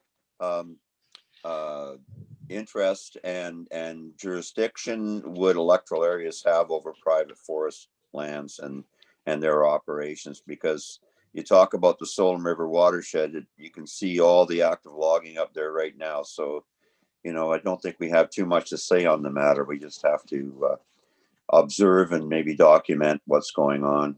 Thank you. Director Arbor? Yeah, I guess the only one I would bring up, well, just the septic regulation study stuff, but that's, I mean, for our area, I guess we have discussed a little bit before how that's tied to the larger project of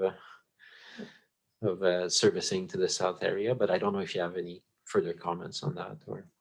Yeah, through the chair, that work is actually done through function 340. So I'll be discussing that later today. Right, that's right. Sorry, my mind just mixed up the two agenda items. Thanks. All right. Seeing no other questions on receipt, is anyone opposed? And that's carried, and we have some recommendations. Recommendation 1 has been moved. Second. Seconded, that the proposed financial plan for function 151 be approved. Anyone opposed? And that's carried. That Second. function, that the financial plan for function 152 be approved. That's been moved and seconded. Anyone opposed? And that's carried. Recommendation 3. 3 has been moved and seconded, that function 153 financial plan be approved. Anyone opposed? And that's carried. And recommendation 4. Second. You're moving it, Director Grieve. I'm moving it. I can second that one. So, oh, hold on a second. Just a question on that one. Yeah, it's seconded, but speaking to the motion, sorry, I'm trying to go back. Did we have the animal control anticipated for that Hornby and Denman feasibility, or we didn't in there? Okay, so it's good to go then. Okay, so we're just kept clarifying the animal control is not in that feasibility study. So that it's been moved in second, the financial plan for function 154 be approved. Anyone opposed? And that's carried. And then recommend. I'll move 155. Moved and seconded for function 155 financial plan for Hornby Island be approved. And that anyone opposed? And that's carried. All right, thanks everyone. Grant in aid function 120 to 124 for receipt has been moved. Second. And seconded, and over to staff. Thank you very much. And Kevin Duval will present the grant and aid budget for you and answer any of your questions. Thank you very much, Russell. Through the chair to the directors, good morning once again. So I'll be providing a brief presentation on the 5 combined grant and aid service budgets for your information, and certainly would be more than welcome to answer any questions. So just to give you a bit of a sense of where we're at coming into 2021. So as you may recall, just prior to the adoption of our 2020-2024 financial plan, last year in March, there was an extraordinary budget increase authorized by the directors of $97,621. And that was approved largely due to the onset of the COVID-19 pandemic that was just kind of scaling up in the first wave as we were just finalizing our financial planning process.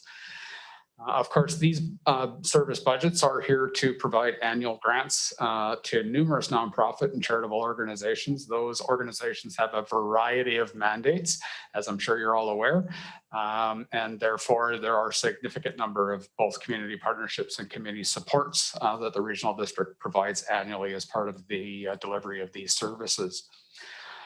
As it has been reported previously as well at this committee, certainly, these services are part of the ongoing reorganization or enhancements of our kind of overall granting services or programs. And of course, those changes are slated to be implemented potentially in 2022.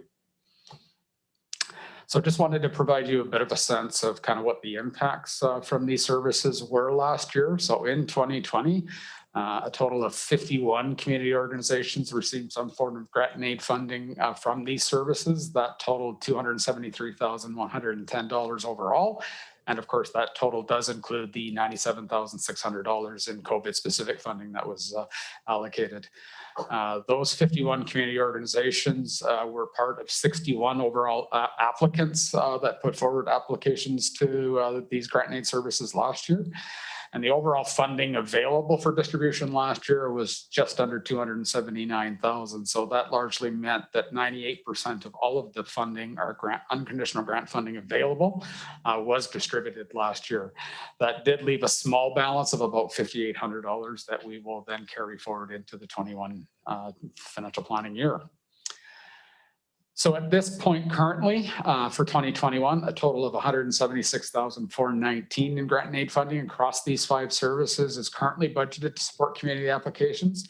What we've done at this point is we've brought those back to be consistent with pre-COVID levels or 2019 levels.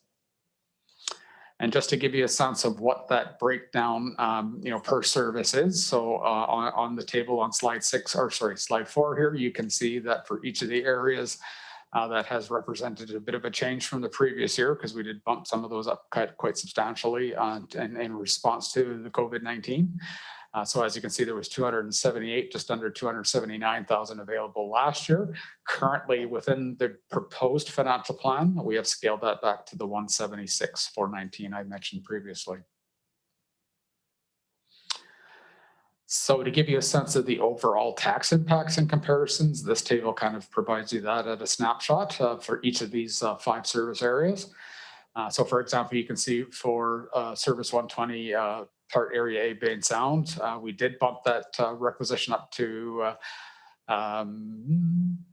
there's a bit of a typo in there. The third column should be 2020 requisition, my apologies. And then in comparison, that would be 2021 requisition. So we did bump up in 2020 that requisition to the $50,000 level.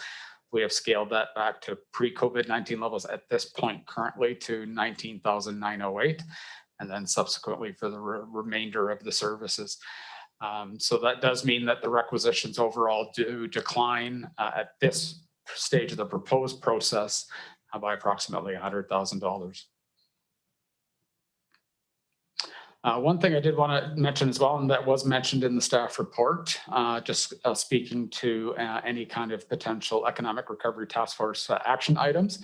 There were two items I did pull out of there for the director's information that could be considered as we get forward towards looking at applications to the grant and aids.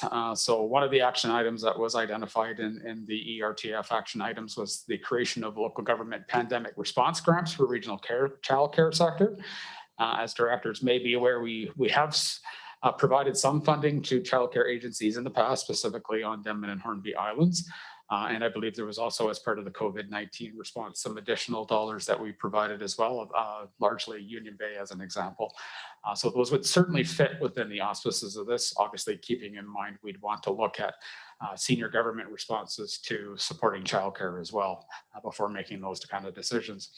And the second one also that was identified in the action plan was ensuring that budget allowances are available across all the local governments in the area with respect to the development of new or enhancements rather of existing festivals, events, etc. And again, that is something we are contemplating as part of our overall kind of grant reorganization.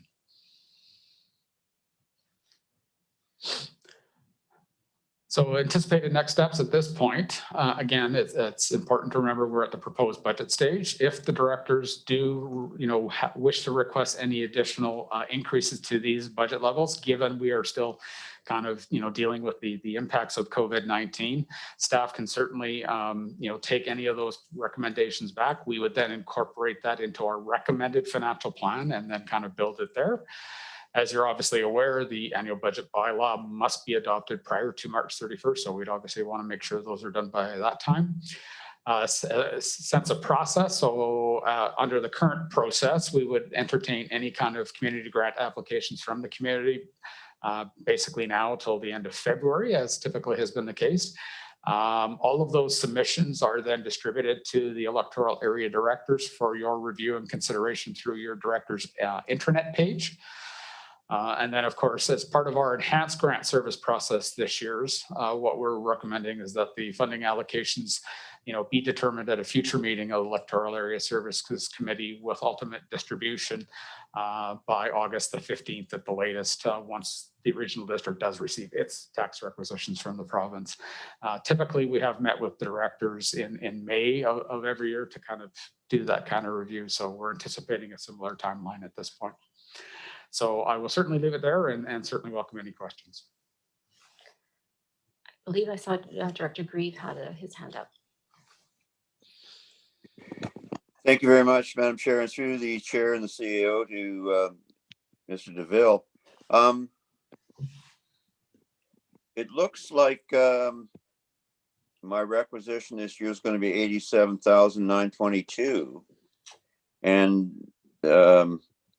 what was my requisition in do you have the figures for 2019 or 2018?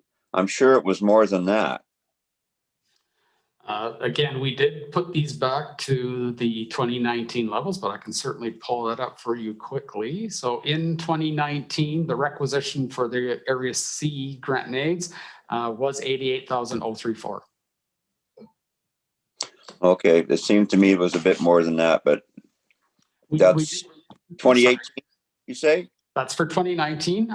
Keep in mind in that service, we did have a bit of a surplus carry forward from the prior year. So you had more dollars to distribute than the requisition indicates. Well, generally I become the Bank of Edwin at the end of the year for the other director. Yes, you do. Okay, thanks for that information. I'll let you know. I'm prone to keep it up there because we don't know what's around the corner. And that's the only money that actually is our discretionary dollars.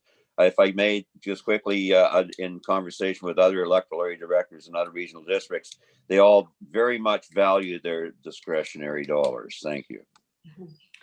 Director Arbour. Thanks. And I have a favor to ask of staff because I got caught on an email chain this weekend on Denman. Doug DeMarzo was probably on it, or maybe not. But every time we say grant and aid, just one staff's going to raise his hand and say rural community grants, right? Somebody I inquired about the rural community grants, and I'm like, I don't know what that is. Like, I was like, oh, then I clued in a day later. It's the old grant and aid plus. Anyways, yeah, good work by staff in assessing. It might have been useful to see the slide of what is actually in the reserves because I think I've depleted all the funds for all of my communities. I don't know if staff can confirm that. I'm just curious as to whether there's any carry forwards associated to that question. Is if I'm drawing blank on all those services, and say there was a request that we wanted to fulfill between August 15th. Can we go in a dip, or under the Local Government Act, I actually have to wait till August 15th for all my requests this year? Through the chair to the director. So to answer your initial question, there actually aren't any reserves set up for our grant and aid services. So they don't have reserves currently. So basically how they typically work is if we do have Surplus. funding left over by way of surplus, we'll carry That's that what I into mean. the subsequent year and then just kind of let that That's roll. what I mean, yeah. Yeah. With respect to, again, typically we do like to wait until August 15th or somewhere thereabouts, once the regional district does receive its full requisition, both through the province and from the municipalities for those types of services. But in the past, the directors have at their discretion provided authorization for early distribution. We will certainly look at those on a case-by-case basis. And if we feel we can accommodate those, we certainly will do so. Okay, great. So even if I don't have any surpluses in my services, it might still be an option. I don't anticipate it will be, but it's just for my knowledge as I talk to people in the communities. Yeah, the Area A has been, I think that it was due for an adjustment for part of the services. And I realized that this is a year of changes as we roll out those rural community grants, as we look at the assent process around community halls, which have actually in my area drawn in Bain Sound for sure quite a bit. And what else is on the horizon? And then we'll have discussion around later on today on the arts and culture service that we're also been undergoing a review. So there's just a lot of question marks for me as to what the role of the rural community grant is going to be in that space in relation to the historical grant and aid and the amount of requests we might receive. And as you will see later in the agenda, I may actually request that we request HiSeek to stop doing grants and have a saving there, and then maybe it can be administered through the rural community grant. So I want to rejig as we're doing this full rejig of grants so that it's much more understandable for people in the communities what the scene is, which is what we've discussed for the last 2 years. That's our goal, but there's a little adjustments I want to make. So in regards to that, I'm looking at the Bank of Area C, and I have to say I'm one of the biggest advocates of fairness, and I think it goes both ways. So especially for my Bain Sound function, I think that the 1 cent per thousand has been historically too low even, but there's still a question, if we don't get the halls, maybe it'll be fine. But just for this year, I think I would propose 2 cents for Bain Sound. Just so we have that buffer. If it creates a surplus for next year, so be it. We can make an adjustment just because I don't know if the electoral assent process around community halls will be successful, et cetera, et cetera. I think I'd be more comfortable with that. Area B and Area C are, well, Area C is at 3 cents. So I think 2 cents is fine. It's still below Area C. And for Denman and Hornby, yeah, with all the moves, I'm not as concerned as that one. I think we're answering a lot of the needs through the initiatives we're undergoing, but I would just round it up to 3 cents.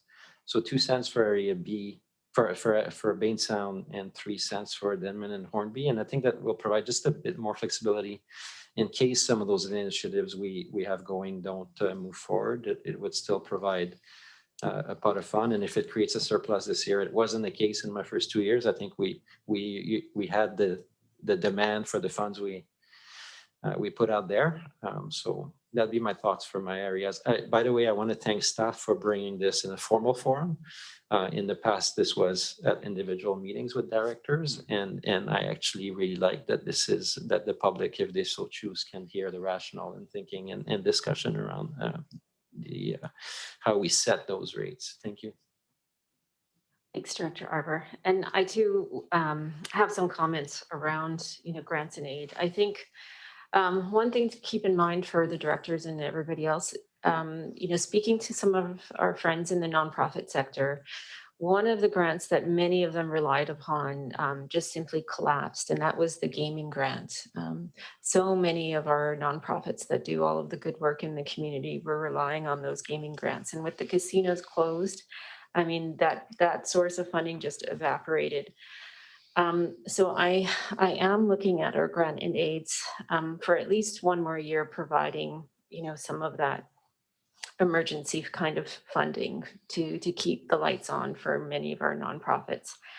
And you know, looking at the requisition for Area B, I too also wanted to bump it up, and I did just discuss a number with Kevin and just seeing how much the bank of Area C has, it would be nice to come up to that level. But obviously, we don't want everyone going into shock in 1 year. But I think the community would also be, this is something that they would understand if we did have a bump in requisition, because it's obviously being dispersed back into the community for all the good work that's happening. So for Area B, I'm proposing a 0.25, just because I'm anticipating so much demand this year for those emergency types of requisitions. Fingers crossed that the other levels of government step in and support those communities, but I too would also like to have that buffer. And also keeping in mind that our halls will hopefully be having their own service eventually, but this sort of bank of discretionary funds is really important for the community. So I would like to see that level. So those are just my comments. Any other comments from the directors? Okay, so on receipt of the report, is anyone opposed? Okay, and that is carried. I'm wondering if we need a referral for staff to come back, or can those amounts just be adjusted? Kevin, can you just advise each director as to what changes in the resolutions as provided? Absolutely. So through the chair to the director. So currently, as I've recorded it, we've had requests to increase the function 120 area A, B and sound budget to 2 cents per thousand. With respect to area B, function 121. Why don't we just go one by one, and then the area director can move that resolution. Oh, okay, sorry. Yeah. Okay, then we can do that. We can get it done today then. That would be great. Absolutely. Okay. So for the recommendation 1 for function 120. I can move that the financial plan service function 120 be approved at 2 cents per thousand. Okay, so the motion is that the function be moved, the financial plan be moved forward with a requisition of 2 cents. That's been moved. And I can second. And is anyone opposed? And that is carried. We have recommendation 2 for area B at. Yes, and for that one, we would be then adjusting in the recommended financial plan for function 121 to adjust that to 2.5 cents per thousand. So I will move that. Can I get a seconder? Second. Seconded. Anyone opposed? And that is carried. Next up, we have function 122 for area C. And then for area C, currently I did not hear from Director Greed with respect to any changes, so we would. You will. Oh, okay. I think he's diminishing it to account for the increases of the others. Possibly. I'm going to be borrowing money from them this year. So what are we looking at? We're looking at a requisition about 87,922 total, down Correct. from 108. Correct. Okay, so that's 3.88. Correct? It was 3.88 cents per thousand last year, correct? I would like to maintain that. All right, so that motion is put forward by Director Grieve, and I can second that. And anyone opposed? And that's carried. And next we have function 123 for Denman Island. Move Denman at 3 cents. It's been moved at 3 cents. I can second. Anyone opposed? And that's carried. And then lastly, we have function 124 for Hornby Island. Move Hornby at 3 cents. Hornby's moved at 3 cents. Second. Seconded. Anyone opposed? And that's carried. All right, thank you very much, directors. Next up, we have financial plan for emergency program function 271 for receipt. Second. It's been, and I can move it and second it and over to staff. Thank you very much. And Howie Siemens is here to present the emergency planning budget for you and answer any of your questions. Thank you, Russell. Good afternoon to the chair, to the directors. Thank you for the opportunity to present the budget 271. Just going to wait to get my PowerPoint up.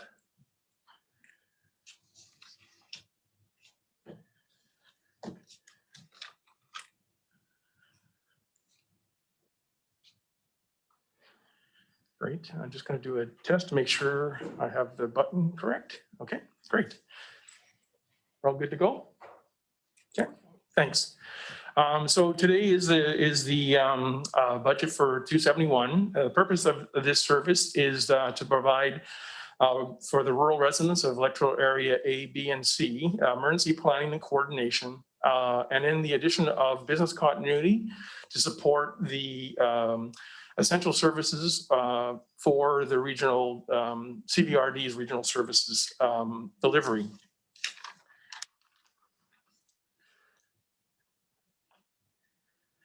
So a little bit for 2021. I didn't put any highlights or review of 2020. As we all know, I want to kind of try to forget 2020 as we move forward. But basically, we spent a lot of time in the Emergency Operations Center. So a lot of our work plan kind of got changed in direction. Some very interesting ones. So I did appreciate some of the opportunities that did come out of that EOC environment. My highlights right now are continuing the Fire Smart initiative that we've been doing for the last couple of years. So just had some good news this morning that the grant that was put in for some more funding through the Critical Resilience Investment Grant has been successful for actually 99,260. So we actually got a little bit more than what we thought was proposed. So that was great to see that come in just recently. Then we are focusing on the Neighborhood Emergency Preparedness Program. And as we were doing research last year on this, we found out that a lot of the funding that was initiated many years ago by the province provide this services and material for training this program is no longer available. They only have one little brochure that they now create. So we, through my deputy, will be doing a full revise of this program. And we've been reaching out through Calian, which is our contractor, to do an assessment of the whole program. And we've got some very eager community neighborhood program leaders that want to be engaged in that conversation.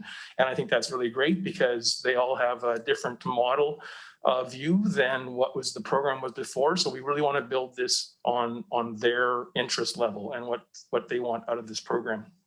And we'll also be doing a full review and comparison of the emergency support services, emergency radio communication volunteers, the whole neighborhood program, as well as business continuity with Calian, which is again a contractor, to give us sort of where we sit with this program. And no full program review has been done. It also will help us set up where we are when the Emergency Program Act, any kind of changes come, and how we will continue supporting those programs. So that is ongoing right now, and we're hoping to have a report back in front of you by the end of March.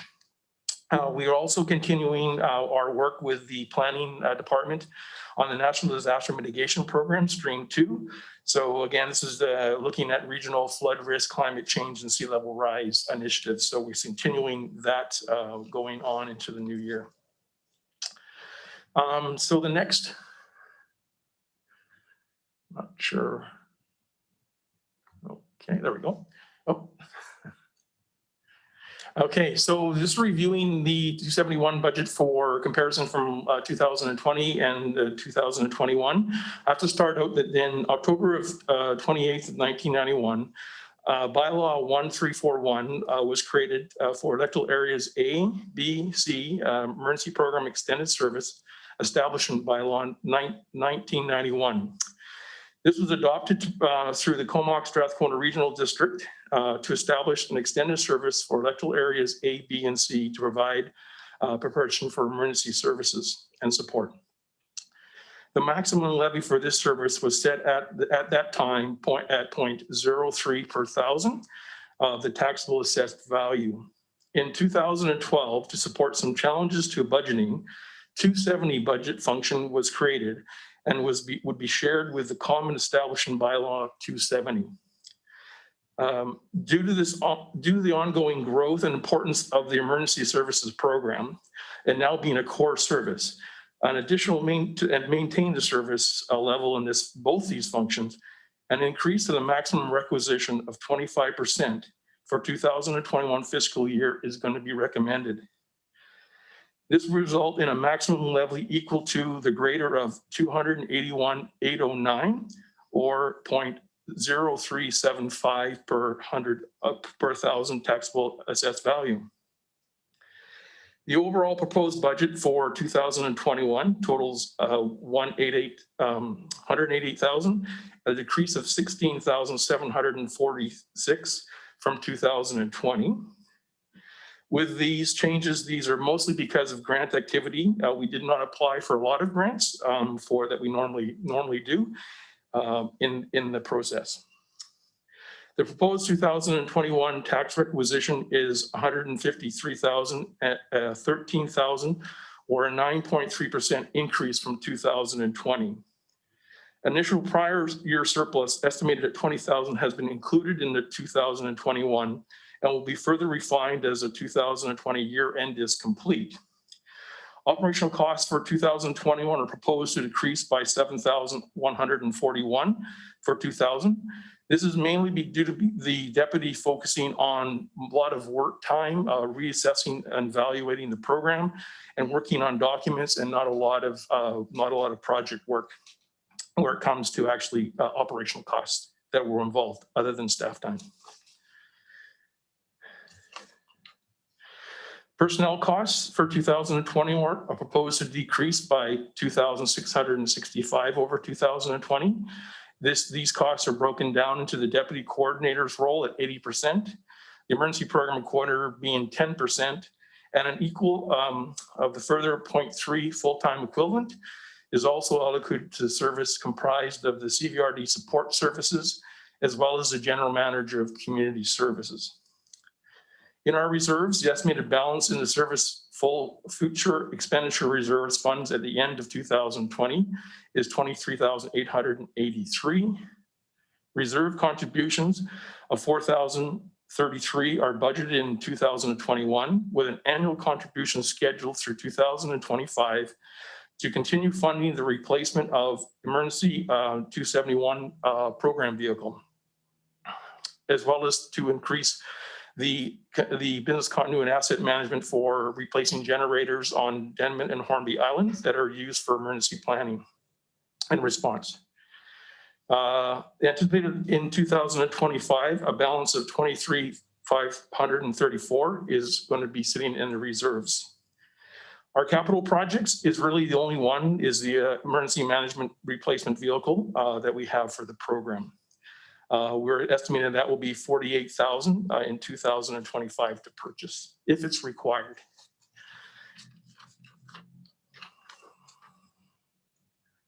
So this is the table just to visually show you for each of the electoral areas the breakdown for you. So you'll see that we've tried to just do our budget this year and then try to stabilize it for the rest and continue on that way as we go forward.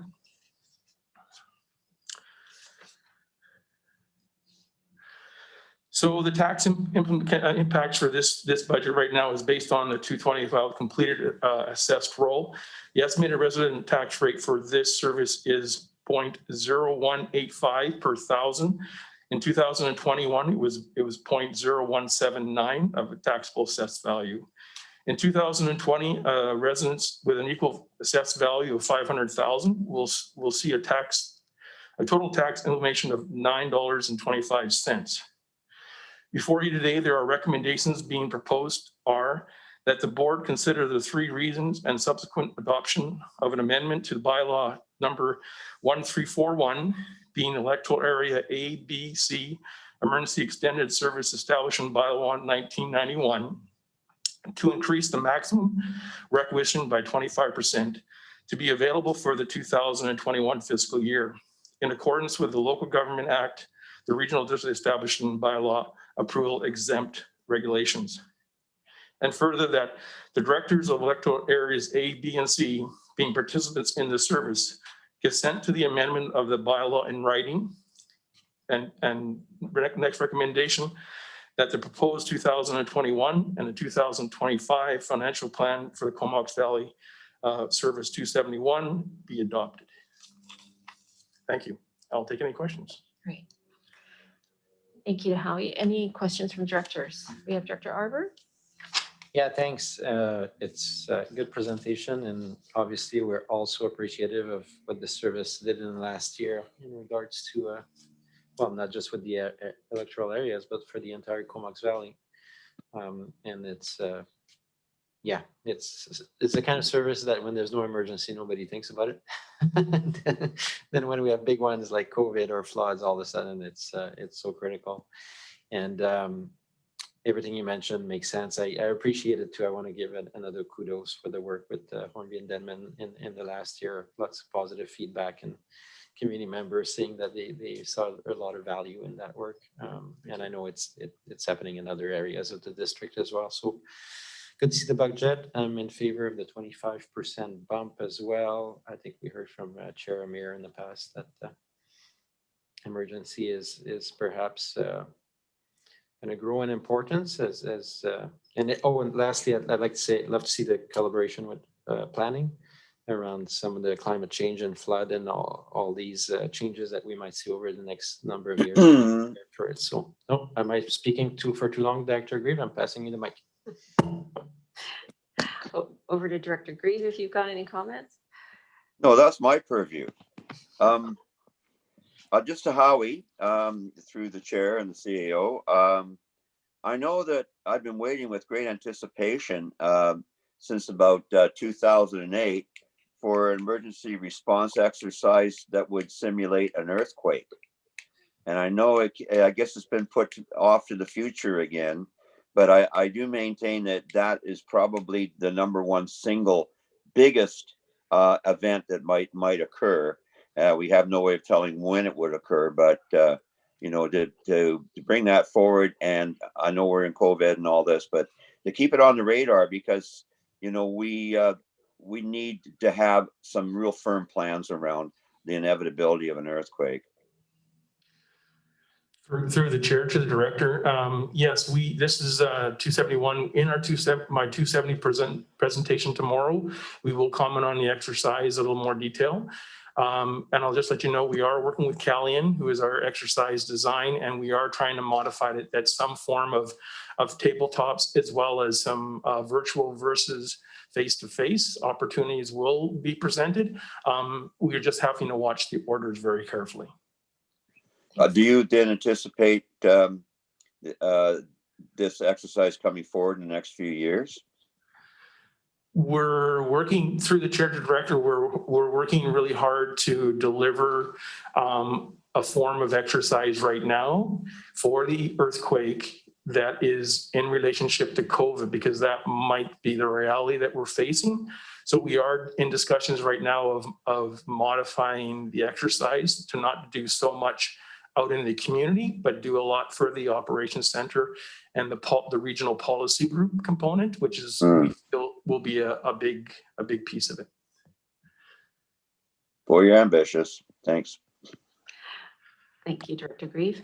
Howie, I had just a couple of questions around, the work plan, and again, kudos to your staff for. I know we want to forget 2020, but have to say thanks again for how well it was handled. I'm really happy to see a good emphasis on the neighborhood emergency preparedness. I mean, for me, I think I've spoken about this already. It's one of the ways that I find that people can more easily grasp the idea of food security. When you look at emergency preparedness, that's when it starts to really highlight where the gaps are in the community. So I love that, the staff are going to concentrate on that. I just wanted to ask about applying for grants. Did I hear that in 2021, no new grants other than the one that we just received, or did I mishear that? Yeah, we know this is, we didn't apply last year for many grants. This year we have grants in, going in, for some of the emergency support services initiatives. We just haven't heard back, where they are in the status, so we haven't put them on any, reflected any of the reports. Great. And I saw the photo of some of the chipping that's been happening around the area. Are there going to be events happening in the electoral areas for this year?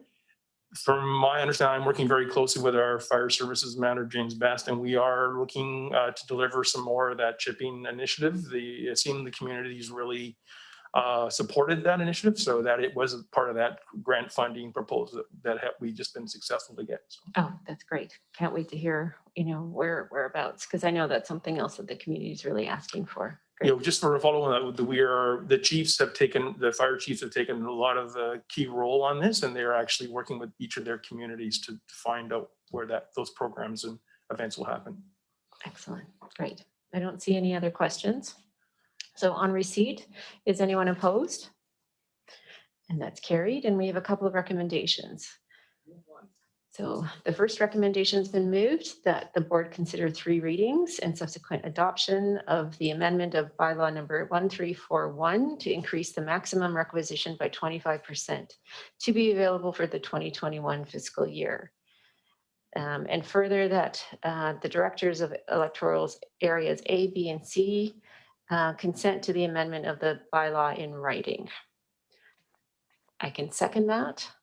And anyone opposed? And that is carried. Recommendation 2 has been moved and seconded that the 2021-2025 financial plan for Comox Valley Emergency Program function 271 be approved. Anyone opposed? And that is carried. Thank you very much, Howie. Thank you. I think I'm going to suggest that we break for lunch if folks are okay with that. So 20 minutes to break. And Director Grieve, I hope that's okay for you.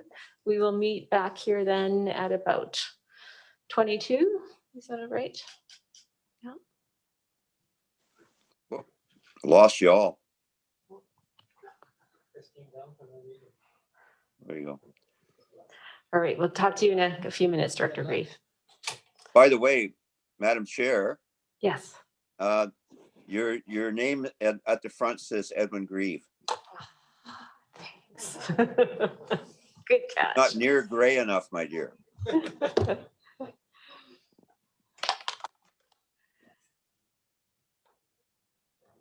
Yay.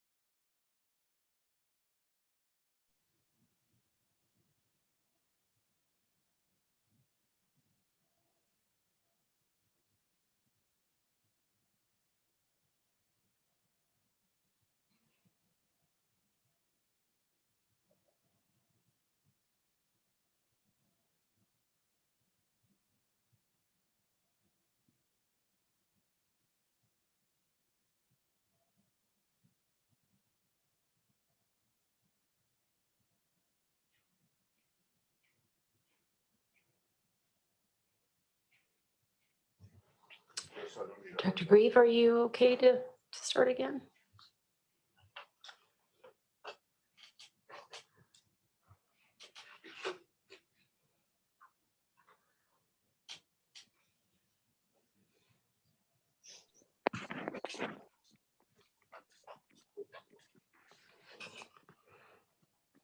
I hear you're back. I'm back. Okay, great. All right. Well, I'll call the meeting back to order then. Thanks, everybody. So we have in the next item on our agenda, we are on number 15. The financial plan for the Comox Valley, Sandwich, Greaves Crescent, and England Road Water Local Service Areas. Function 305, 306, 309, and 314 for receipt. Moved. Second. And seconded, and over to staff.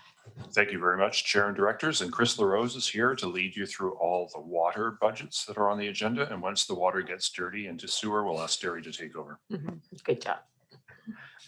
Thank you, Russell, and through the chair. And yeah, good afternoon, everyone.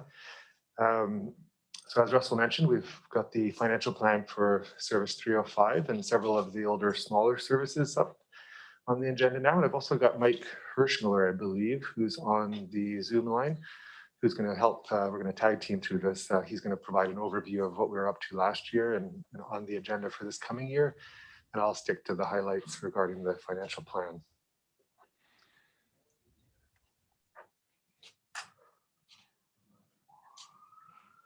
There we go. So first of all, just a very brief overview of the service. So this service is the aggregation of 6 previous water local service areas.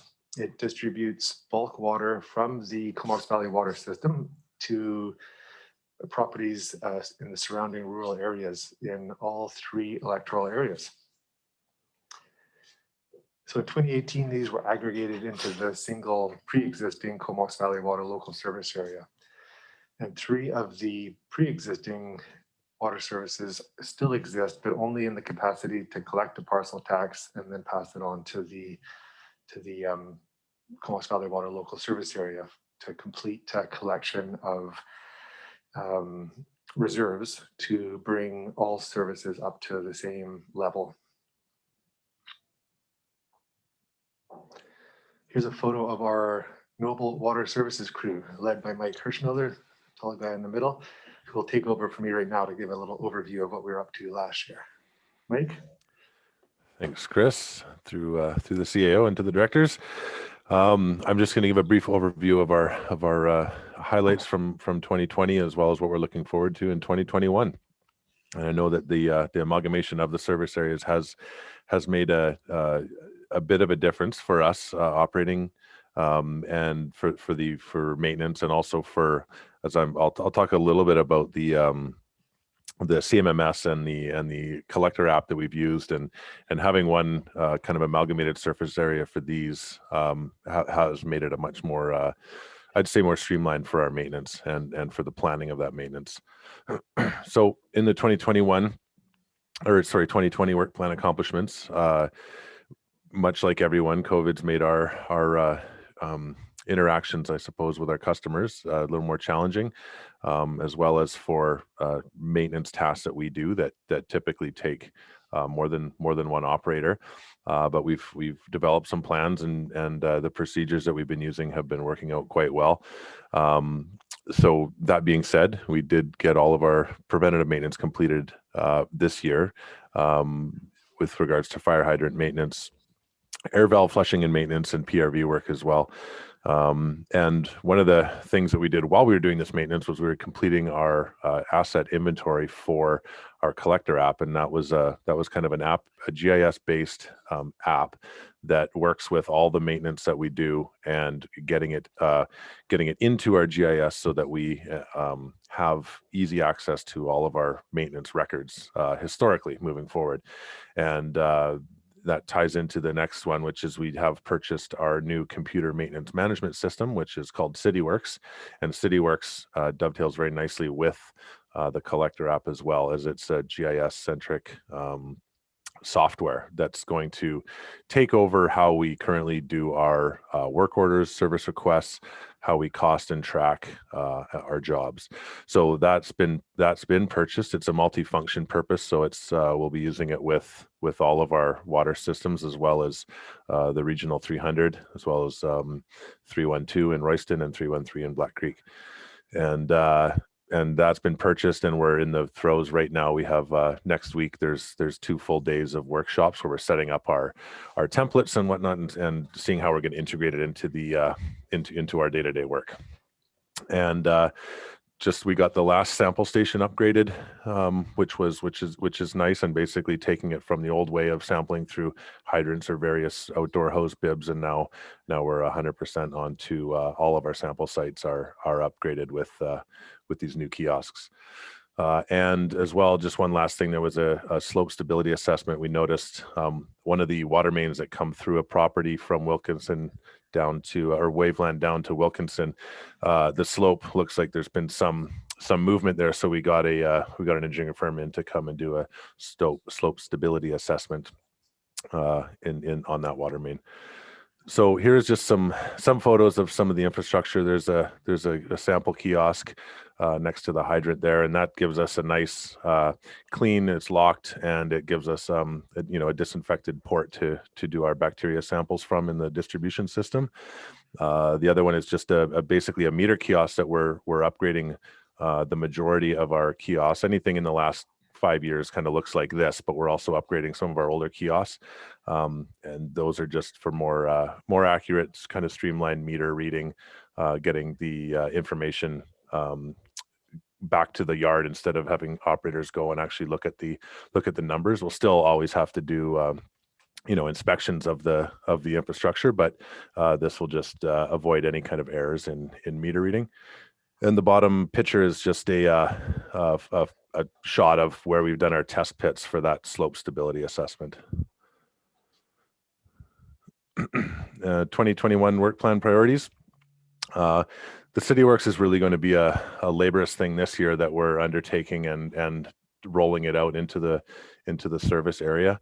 We're planning on moving to kind of tablet-based work, I suppose, instead of the old paper copies for the work orders and whatnot. Everything will be on tablets, and that'll really streamline some of the I suppose some of the paperwork that the operators do when they're out filling in their work orders. As well as comprehensive dead end flushing program. We've done flushing in the areas, but we really want to try and look at our complete water system in this whole distribution system, and really work on some of our dead ends. That'll help bring up the water quality, and we're looking to do that as we're bringing in the water treatment plant, where we're hopefully we're starting with a better quality of water. So we want to flush any kind of sediment that's currently in the system out. And then we're finalize our licensing. This is back to a Sandwick project, the Sandwick Reservoir site up in the park, in Seal Bay Park. We are needing to work with the province and work with our own parks group to try and incorporate that reservoir site back into the existing park use plan, and eventually turn that site over to parks. So I have over to Chris.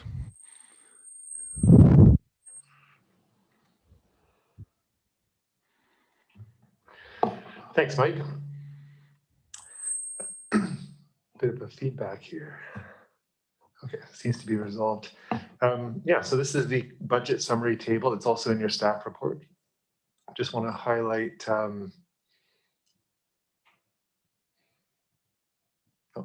Animations aren't working. I'll just focus your attention onto the user fees, which are flat for this year. So we had planned to do a comprehensive rate review in 2020. That, among other things, was delayed due to the COVID-19 pandemic.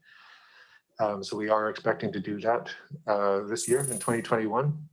So we'll be reporting back either at the end of this year or as part of the financial planning process with a schedule of recommended rate increases. So these are falling out of the asset management work that was recently done for the service. And then next, personnel costs.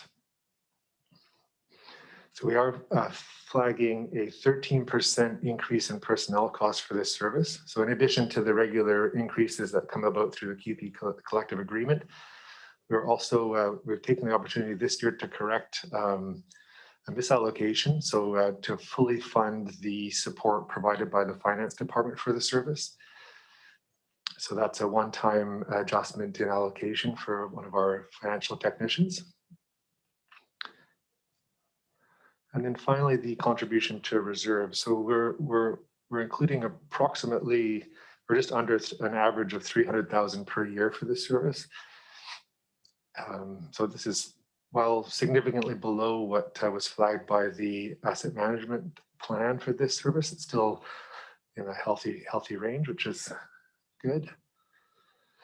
And a summary table just highlighting what's remaining for each of the 3 smaller service areas that will be retired once they are once they're paid off. So the total amount owing is sorry, that's the annual amount owing, so distributed between the respective number of properties for each of the services, and then the equalization is predicted to be reached in 2029 for Sandwich. So this is significantly longer than any of the other 5 that started, largely because of the need to repay the amount negotiated for the Veterans Memorial Parkway, which was the primary feed for that service area. And then England and Greaves, both a relatively small amount, and that's anticipated to be paid off in 2023, with 24 being the first year without paying a payment of that parcel tax. I just wanted to focus or highlight one capital project. It's actually the only capital project that's currently on the plan for this service. And that's the, it was previously referred to as the Lloyd Road main replacement. So that's just looking down to the bottom right of that map. The green area is the Kin Beach Park. So we had a historical, a main that we inherited along with the rest of the infrastructure for this service area. And it cut across the park and then across that large private land in order to feed the properties on the other side. So we realized there wasn't a statutory right-of-way in place for that, the crossing of the private land. And the main itself is in dire need of replacement. There's been a number of repairs executed on it. So initially the project was to replace that section. It, as we got into the project or into the design, it became clear that the crossing of the park and quite likely part of the large private property crosses an old midden site. So we were focused on identifying technologies that would allow us to mitigate or avoid impacts to that area.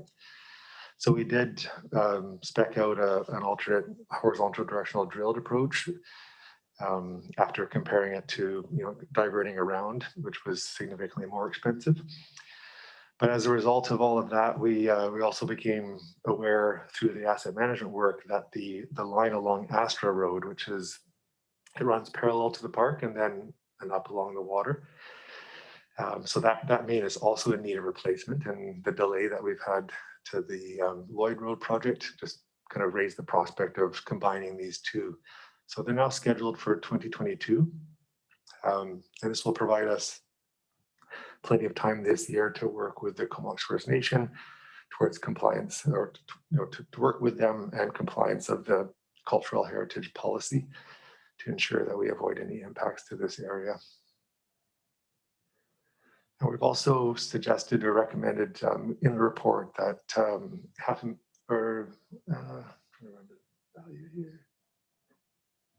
$200,000 of community works funds be allocated to help pay for this significant and rather expensive project for the service.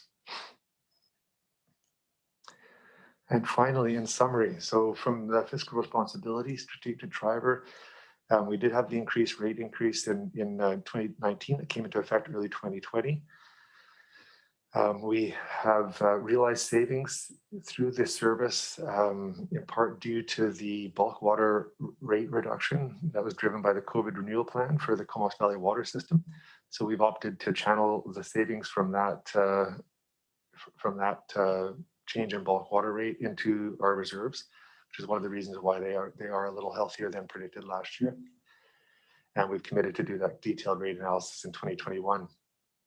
For climate crisis and environment stewardship and protection, the system is fully metered, and we have the conservation rate structure in place to help minimize the impact on the watershed. Community partnerships, the aggregation of services continues, and all but one of those previous areas should be retired or repealed by 2024. And from an Indigenous relations perspective, we are working closely with the KFN Chief and Council to avoid impacts to archaeological sites from the Lloyd and Astor Road project and any other work that we currently have underway. And that's all from us. We're happy to answer any questions. Thanks to staff. Director Arbor. Yeah, thanks for the report on all these services. A little increase for personal costs. That's good to see that. Just like elected officials seek equitability and fairness amongst jurisdiction and with the province and the federal, that interdepartmentally, that we also try to do the same to reflect actual costs and efforts.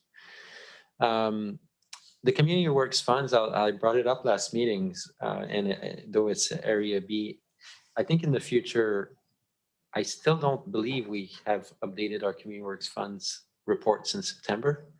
And I think it really aids elected officials try to weigh the, I know the staff is doing that internally, but for us to understand what's in the kitty, what could be considered, what has been considered by staff as other options would be useful at the start of the budget cycle, because we still don't have that information, and we're being asked to make decisions on allocations that we actually don't know what the opportunity costs of those allocations are, or even what the current status may be of the actual pot of money.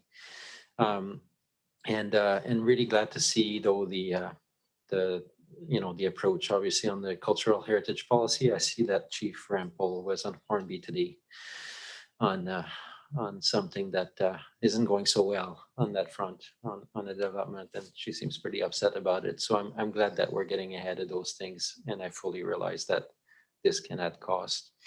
So good work. I mean, I'm happy with it. A lot of it is outside of my my jurisdiction, so I'll pass it over to Area B and Area C for comment.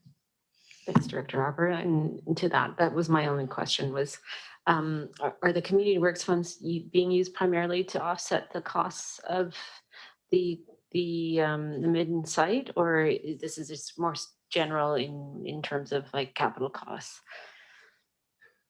Yeah, I think we haven't directly tied it to the mitigation of archaeological impacts. It's more to mitigate the impact of the project on the service users, which there's 2,200 or so local properties that will otherwise share in this cost. So we're proposing roughly 1/3 of the capital cost be covered by the CWF funding from your area.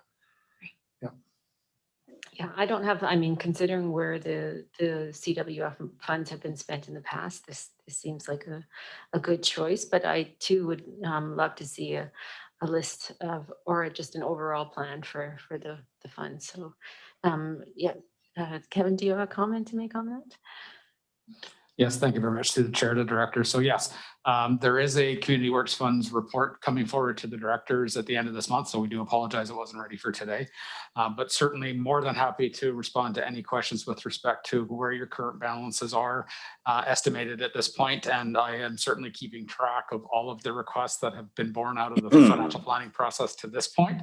I do feel comfortable that with the balances we do have, we can weather that, given the future year-over-year contributions we do have, but we'll certainly endeavor to give the board fulsome reporting on that.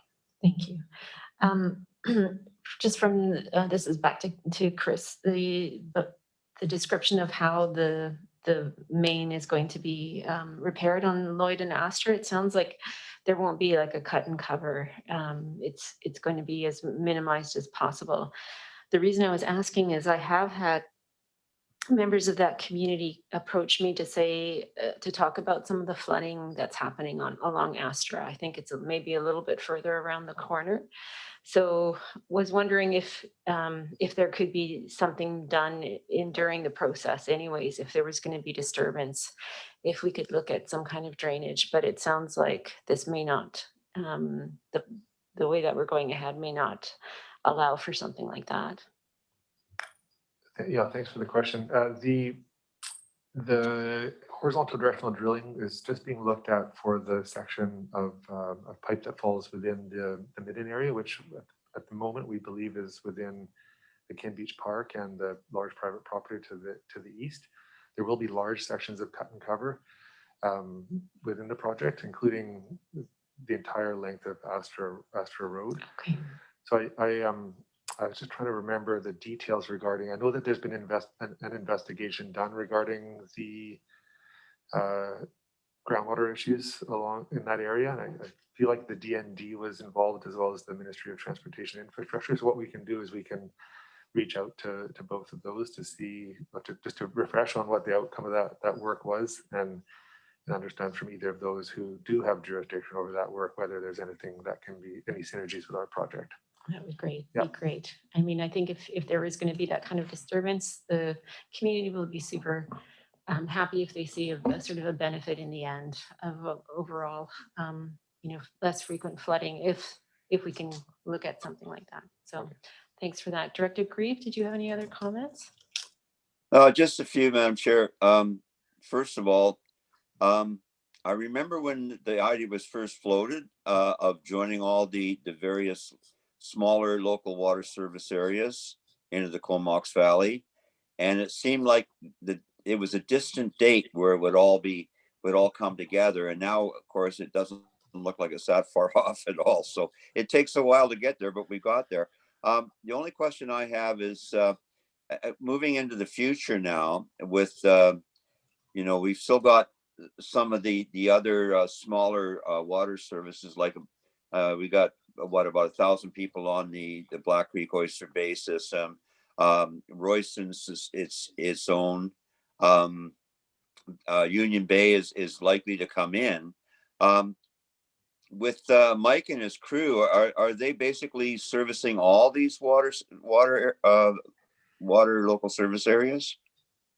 Yes, yeah. So in addition to we'll run the bulk delivery through the Comox Valley Water System, we have this service, the Comox Valley Water Local Service Area. We manage the Black Creek Oyster Bay, the Royston Water Service Area, as well as the Denman one, which we'll hear about today as well. And then UBIT's coming up too. Yeah. So are we looking to increase manpower in that regard in the near future as Union Bay comes online? Well, Union Bay, so the conversion process is well underway, and Union Bay has a full complement of staff to allow them to manage their system independently. So all of those staff, or many of those staff, will be coming on board with the CVRD at the point of conversion, and it'll take some time, after conversion before we fully integrate them into our existing crews. But there's no foreseen ramping up of our own crews to be able to handle that, given that they're coming with their own operators. Yeah. Okay. And how many connections are down there? There are 800 and some, I think 860 or so connections in UBIT. So similar in size to both Royston and Black Creek. Okay. Good to know. Thank you. Thanks, Director Grieve. Seeing no other questions on receipt, is anyone opposed? And that's carried. And we have a recommendation. It's been moved, and I can second it, that the proposed financial plan for the Comox Valley, Sandwick, Greaves Crescent, England Road Water Local Service areas be approved, and that the Comox Valley Regional District Board approve the allocation of $200,000 of Electoral Area B Community Works funds towards the Lloyd and Astor Roads main replacement project in 2022. Anyone opposed? And that is carried. And next we have the Denman Island Water Local Service Area Function 307. On receipt? Second. Moved and seconded, and back to staff. Hello again, through the chair. So yeah,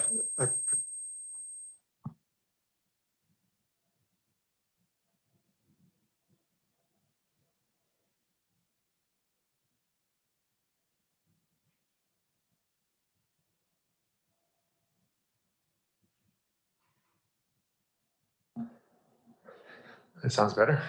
Okay. Hello again. So I prepared a very brief presentation to help with this plan.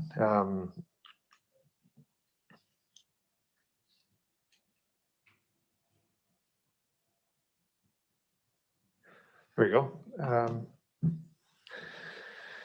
So a lot of history here with the Denman Island Water Local Service Area. It was built in the 60s and then became a regional service area shortly after that. It consists of about 23 properties, or exactly 23 properties. And about 2 years ago, the CVRD entered into an agreement, a revised agreement with the Graham Lake Improvement District for co-management, effectively cooperation of this service. So that DILSA receives wastewater from GLID through a line that connected the two services about 10 years ago. But until 2 years ago, they were operated as separate systems. Both entities, the CVRD and GLID, recognize the benefit of having them cooperated. It's a difficult one for us because it's on Denman Island, separated by ferries. So since 2018, GLID has taken over the operation of the service area. And part of that situation was that we committed and revised our rates to charge the same flat rate as GLID. So now all residents within those two service areas pay the same flat rate. And then our kind of carrying costs or operation costs are reduced down to a maximum of $100 or $1,000 per year. Just to cover a bare minimum of support services and some communication with our residents. So this was meant as a temporary solution. It wasn't meant as a long-term scenario. So in the interim, so basically for a while we progress a conversion study, and one of the triggering factors for GLID is the requirement by Island Health to satisfy the surface water treatment objectives, which until several years ago had only been enforced for the larger systems. They've now taken the step to require it for even the small ones, which is at play here, and the potential Watuco conversion as well. So GLID initiated an options analysis to look for technological solutions, which we assisted and helped fund. And in the process, we've identified a significant grant opportunity, which we applied for last year in February. And in parallel with all this, we've been undertaking a conversion study. One of the requirements of the grant program is that for improvement districts to be eligible for funding, there needs to be a commitment to convert. And so in this case, that looked like a motion that came out of the trustees at GLID. So that was prior to doing any real consultation with their members, but the trustees committed that, that it was their intention to pursue a process should the grant application be successful, which they have since done. Late last year, they undertook a public process with their members. And there was apparently fairly broad support for the conversion should the grant be successful. So we understand that it should be within several weeks. We should be hearing about the outcome from that process, and if it is successful, we expect to work towards conversion for January 1st, 2022. If it isn't, it's a little less clear, although there is some indication that there could be support for conversion regardless.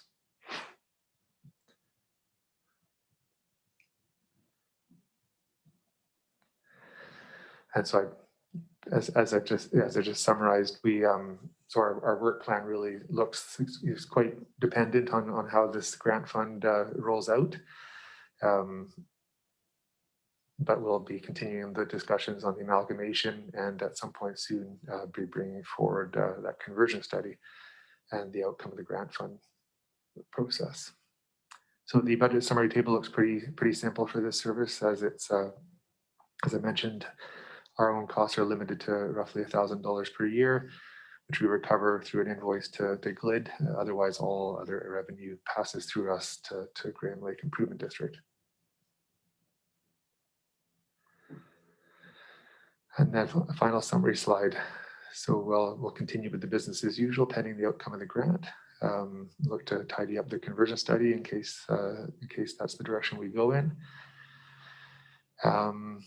Yeah, from a climate perspective, the new treatment system is very much being focused to ensure resilience to possible changes that could come about in that watershed. And in terms of Indigenous relations, we will continue to consult with the KFN as they've flagged interest across the region in anything to do with water, groundwater, and particularly in this case, in the prospect of the CVRD participating in any way in the sale of bulk water on the island. That's all for me, but I'm happy to answer questions.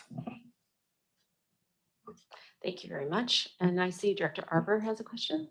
Yeah, thank you. And I understand we may hear imminently about that grant we applied to a year ago, so it'll be good to have that information one way or the other. I remember you presented some costing of the grant anyways, which insinuated that without the grant, we will be left with a rather difficult scene to try to meet island health requirements. Very expensive to the point where I start thinking, wow, some people might actually start decide to drill wells or put rainwater or something because it's going to get expensive. So hopefully we get some good news. Otherwise, I guess we'll have to reconvene. And I do ponder, I don't know if it's just GLID, but is Island Health, are they aware that this change for small water systems and improvement district is putting a lot of financial pressures on a lot of systems, probably across the province, I'd imagine. I'm sure GLID are not the only ones facing that. And yeah, those regulations are pretty intense. And in terms of Comox First Nation, I guess with COVID, the one thing we haven't probably paid a lot of attention to is that bulk water situation that GLID was providing to the islanders. And I did hear from a Demonite inquiring whether we had made any progress between us and GLID around restoring bulk water. And I guess the answer I said, as far as I'm aware, we haven't looked at that because we're also waiting for this grant and everything is interrelated. Is that a correct statement that I passed on? Yes. Yeah. The way we messaged it was that we're waiting. It's pending the outcome of the conversion study and the selection of the treatment technology. So it'd be premature to commit to supply of bulk water before understanding the timeline and the costs. So yeah, so that we pressed pause on that process until after the outcome of this grant technology and conversion piece. So it's likely to be 2022 before we pick that piece up, but possibly early in that year. Yeah. Dr. Grieve, do you have any questions? Nothing at this point. Thank you very much. I'm just happy I don't have to pay that kind of money for my water. Thanks for that. All right, so on receipt, is anyone opposed? And that's carried, and we have a recommendation.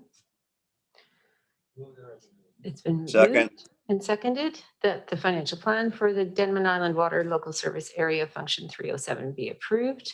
Anyone opposed? And that's carried. And moving now to Royston, to the Water Local Service Area Function 312 for receipt. Move it. Moved and seconded, and back to Chris. Great, thank you. Through the chair. For this one, we've also prepared a presentation, and Mike will join me again to provide an overview of what we were up to last year and over the coming year.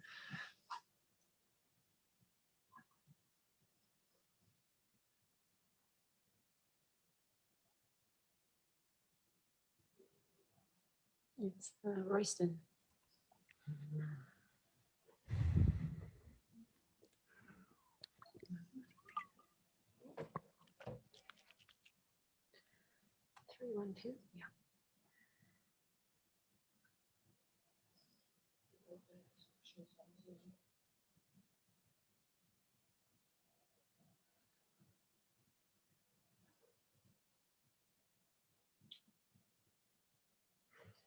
Sorry for the tech difficulties.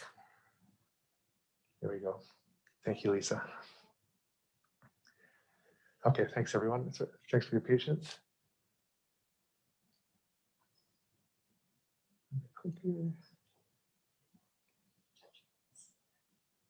There we go. Okay, great.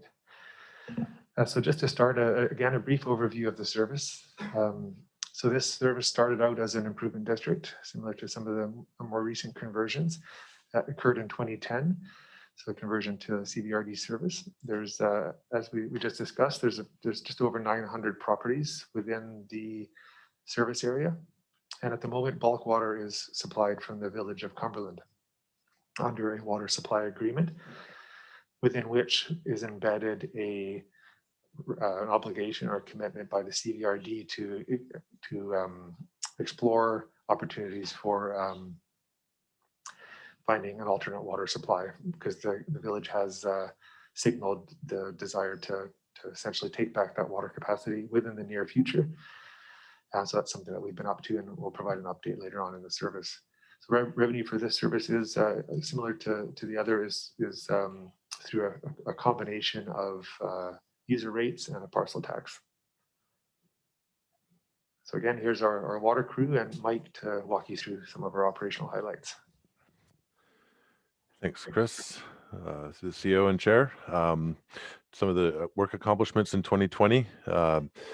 We completed piping upgrades in the Royston main chamber and the hypo injection chamber. So this is the chamber right at our reservoir where we get the water from Cumberland, and it splits and goes half part of it goes down to Kentwood, and the other goes into the reservoir for the gravity portion of Royston. There was a very difficult piece of pipe that needed to be replaced, and finally we did it this year, and it was due to the it's where the hypochlorite gets injected into the water main, and it required a full shutdown and messaging with the Kentwood people. So that's very happy to get that one done.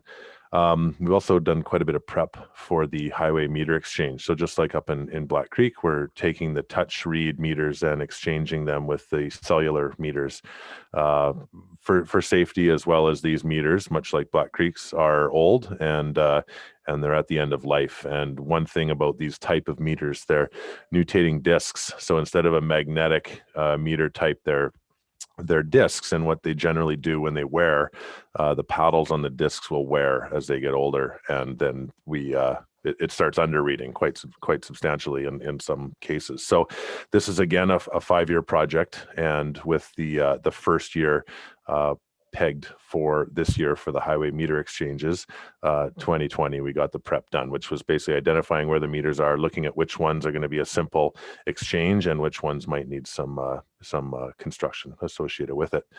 As well as completed the annual maintenance of our PRVs, where we did some pretty substantial upgrades to some of the PRV chambers, fire hydrants and air valves. And then, much like Black Creek, we did a ROV inspection of the 2 reservoirs in Royston. And here is a photo of Macaulay Reservoir. Macaulay, it's Black Creek, of Royston main reservoir, and Herondale is much similar. They're both steel bolted reservoirs, and you can see this inspection gives us the ability to do a very thorough inspection inside of the tank without going in the tank, so dealing with confined space, as well as not wasting the water by draining it so we can go into the tank. And it actually, we keep the tank in service while we're doing this inspection, so don't have to worry about the every time you do an entry you need to disinfect, and it takes about 3 days before you get your two batches of sample results back. So this is a way we're doing. We did all the reservoirs in the Comox Valley as well as Royston and Black Creek this year, and what it's done is help us prioritize which ones we go in and clean. And this year in 2021, we're planning to go in and clean Herondale Reservoir, and that was based on this inspection. Next is just one of the PRV chambers that we upgraded. You can see some of the piping. This was very old. Some of these are just historically have been added onto inside. So we took the opportunity to replace a bunch of the piping, replace the altitude valve, the strainer, and some of the injection lines as well. And for 2021, we are looking to complete that first year of the 5-year replacement program of all the residential meters, again, focusing on the highway since it's our highest risk area for the operators themselves as they walk down the highway, touch pad reading all the meters. We're continuing, as Chris said, working on the alternate water supply. The Minto Road fire improvements has been one that's been deferred for a few years, but this year we're planning to do the design and construction of that Minto Road fire flow upgrades, as well as working with the other services to complete the rollout of our CityWorks computer maintenance management system. Again, we're just getting pen on paper right now, and we'll be messaging the community soon, but we're hoping by the end of March to do a full system water main flush, and then that will end with cleaning out of Herondale Reservoir down at the southern end of our water system. So that's it from me. If there's any questions on the maintenance. Directors, any questions? It doesn't look like it. Thanks, Mike. Thanks for Mike. Yes.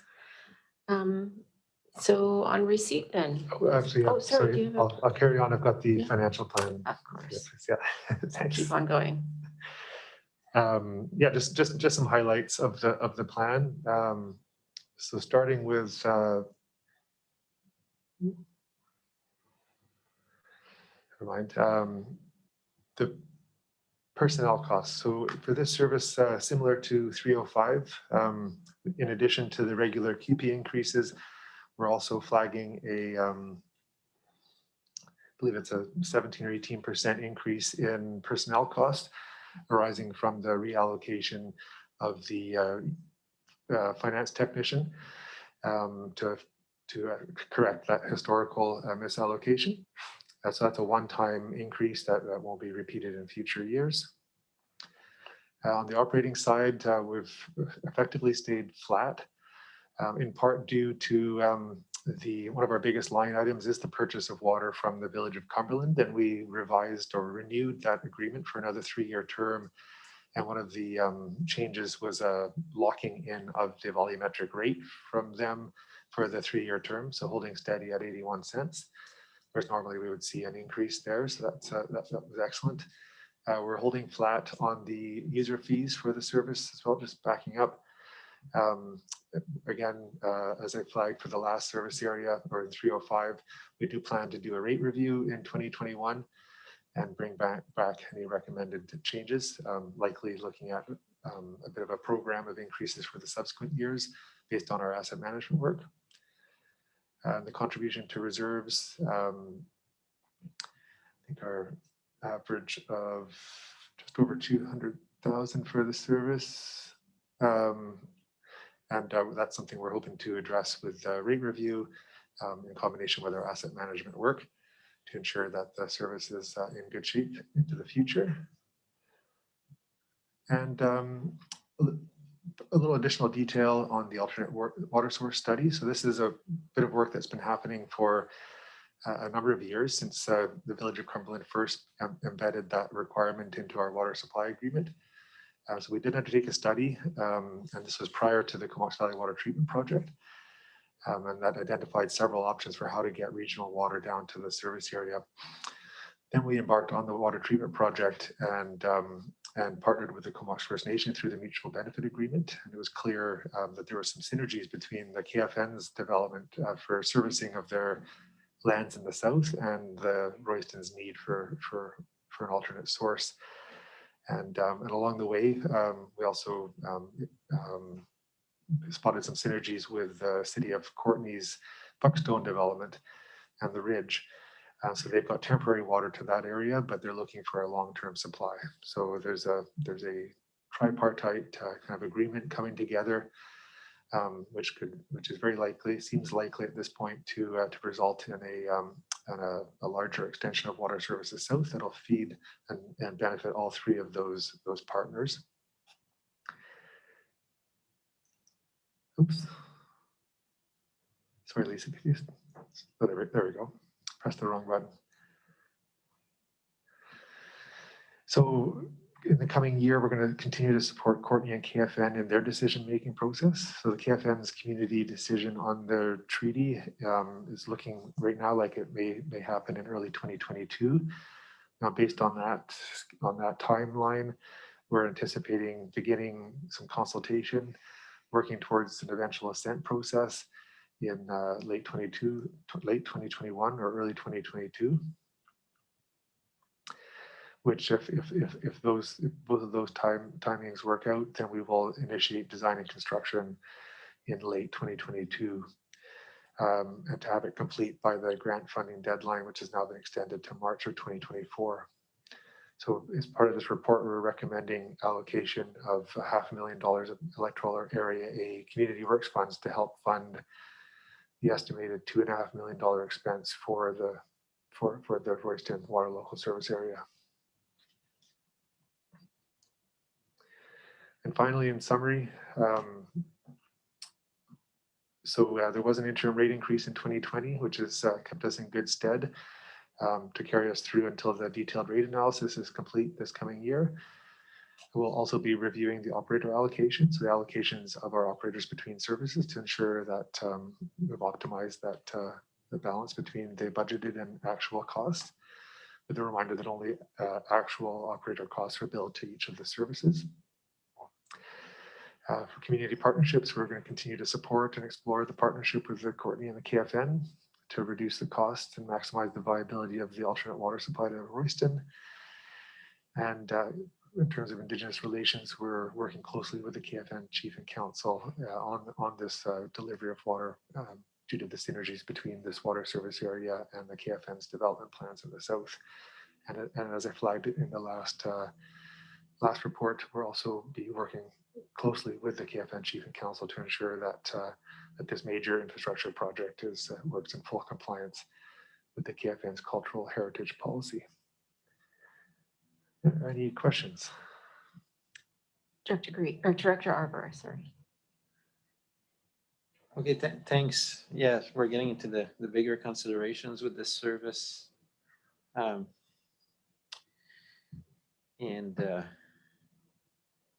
It is all tied up to everything that's happening down in the south area with KFN.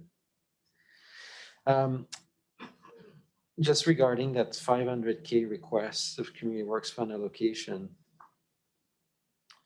I see that, so I've got a couple of questions. One is, I see we have a capital works reserve of 2 million plus future expenditure reserve of 300,000, so it's 2,350,000.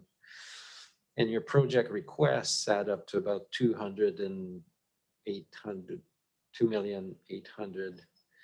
So in a way, are you saying that you would potentially draw down all those capital reserves and future expenditure reserve plus Community Works Fund to do the 3 capital projects of the alternate water supply, the annual capital equipment, and the Minto Road water main replacement? Or do you anticipate preserving some of the capital works reserves and expenditure reserves and pursuing grants? So we do expect to reserve some of or keep in reserve some of the capital works reserves and FE reserves by utilizing borrowing to help fund the extension of water services to Royston. What order of magnitude has that consideration of what amount of borrowing we would think about at that point? I believe it's in the $2 million range, but Kevin, do you have access to that number in front of you? That's my recollection with the community works funds that we'd be sitting at approximately that level. So forward. That we would borrow 2 million? In that ballpark. So that means we would barely touch the capital expenditure reserve because there's 2 millions according to this report. Capital Works Reserve Fund balance of $2 million. And we would only use a little bit of that and borrow the rest. So why would we maintain such a high reserve amount of $2 million when we actually have a project that needs to be done?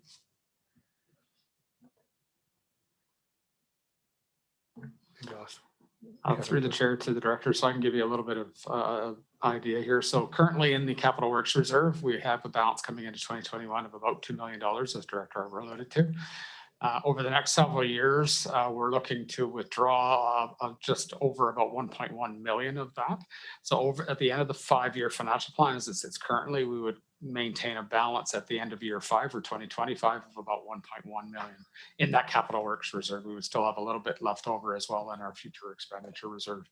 With respect to the question on borrowing, basic in the financial plan at this point, in 2023, we have budgeted about 1.235 million to be borrowed over short-term debt. Yeah, so I guess my question is just how do we slice that pie, right? In terms of if at the end of that 5-year financial plan, we still sit on $1 million, but we're looking at really capital intensive stuff with this transfer. And it seems like an appropriate time to use reserves that have been accrued over years and put them into action. I'm sure there's some financial theory as to why we would want to borrow a higher amount and not dip into those reserves. But definitely the questions for me will be, basically we're saying we're leaving $1 million in our 5-year financial plan to finish with it, which we will continue to accrue reserves maybe, I don't know. But then, well, no, I guess not, because we'll be expending a lot. Well, yeah, just for me, if we can reduce the borrowing and utilizing the capital assets, unless there's a rationale beyond.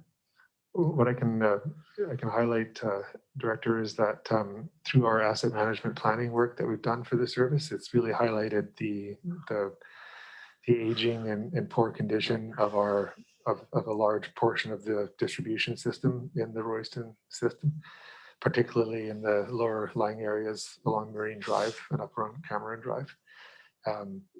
So there is some significant and midterm replacement needs that we need to be saving for.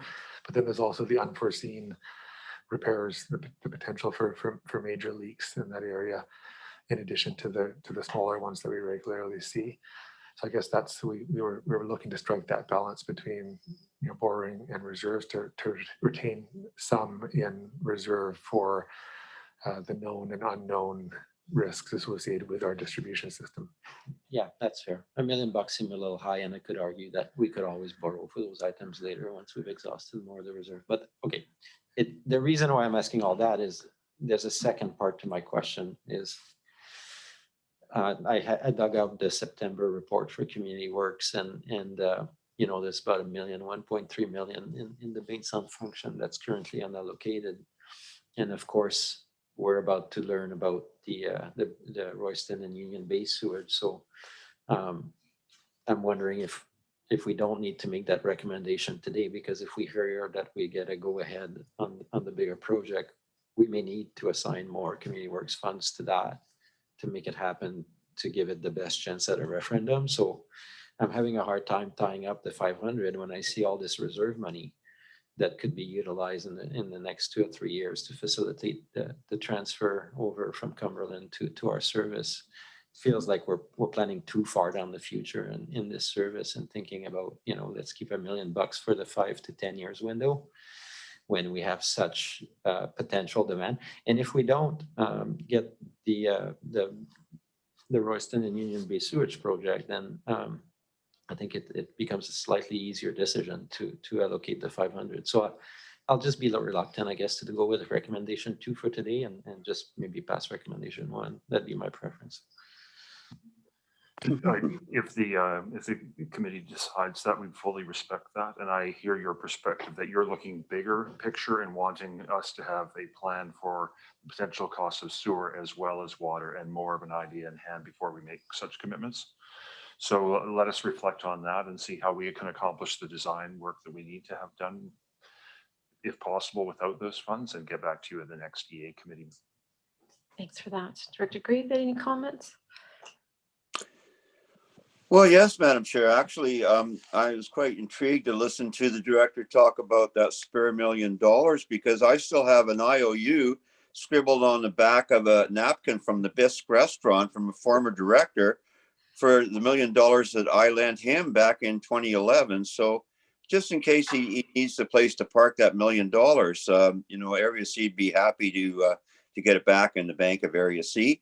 And we may be looking to do a similar thing down in the Miracle Beach, Saratoga area regarding a sewer in the not too distant future. So just in case, like I say, the director may have just overlooked that. So I just thought I'd just throw it in there. Thank you. Thanks for that. Okay, I don't see any other questions then. On receipt of the report for function 312, is anyone opposed? All right, that is carried. So we have moved, and I can second the recommendation that the financial plan for the Royston Water Local Service Area Function 312 be approved. Is anyone opposed? And that is carried. And I think we will pass on the other recommendation, it sounds like, and come back to it when we've got some more information about government grants. Item number 18, the financial plan for Jackson Drive Sewer Service. Moved, and I can second, and now over to staff. Thank you very much. And Derry Monteith is here to present this report and answer any of your questions. So she'll also do the King Coho wastewater service as well.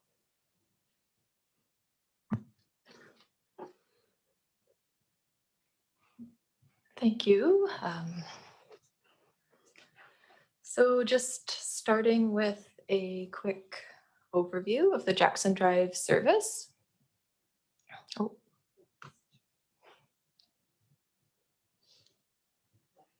Thanks, Lisa. So the Jackson Drive sewer system was built in the early 1980s by a developer to service a 16-lot subdivision adjacent to Anderton Road in Area B. The system was subsequently handed over to the regional district for operations and management. And it's made up of a small collection system for the 16 homes connected to an extended aeration treatment plant and discharging to a land-based disposal field. And you can see the works identified on the image to the right there. The service is funded by an annual parcel tax, and the 2021 tax rate for the service is $1,066 per user, with a total annual revenue of $17,056, which is unchanged from 2020. In 2020, we reviewed the Jackson Drive Asset Management Plan, and an appropriate 4% increase in parcel tax revenues was proposed in years 2022 through 2025 for this service to ensure adequate reserves are being collected to meet the requirements of the asset management plan. And a parcel tax bylaw to reflect these rates was adopted by the board at their last meeting. And the Jackson Drive sewer service was identified as both a service minor in scope and supporting environmental and public health requirements with a small participant base, and as such was not included in the COVID-19 response and renewal planning. So there were no major projects undertaken in 2020 for this service, and there are no major works planned for 2021. The replacement of the disposal field is planned for 2023 and will be funded through a combination of community works funds and reserves. And contract services in the 2021 to 2025 financial plan included an allocation towards the inspection of the disposal field for each year to monitor system performance up until replacement in 2023. The disposal field replacement is currently budgeted at $125,000 and will need an estimated $65,000 in reserves to complement the $60,000 in community works funds to complete the project. So the proposed financial plan for the service includes $4,813 for personnel costs required to operate the wastewater treatment plant. And these resources are provided by the CVRD's pool of wastewater operators. The annual operating costs for 2021 remain consistent with 2020 budgeted values. However, the reserve contribution for 2021 has decreased by approximately $3,194. And that's because the 2020 reserve contribution was higher due to a prior year surplus. Contribution to reserves and continues to be a key expenditure for the service, as well as contract services and personnel costs. And you also see there a small transfer to other functions included for management fees to function 340 and also for vehicle usage to function 335. And with that, I welcome any questions on the service. Thank you. No questions from me. Any questions from the directors? Hearing none. Is anyone opposed to receipt? Hearing none, that is carried. And we have the recommendation. Moved. Second. Seconded that the financial plan for Jackson Drive Sewer Service Function 330 be approved.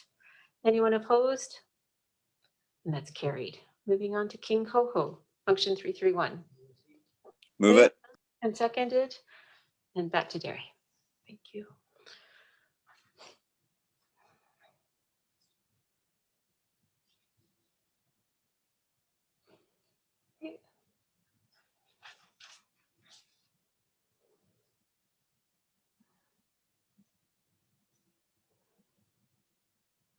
Here we go. Oh.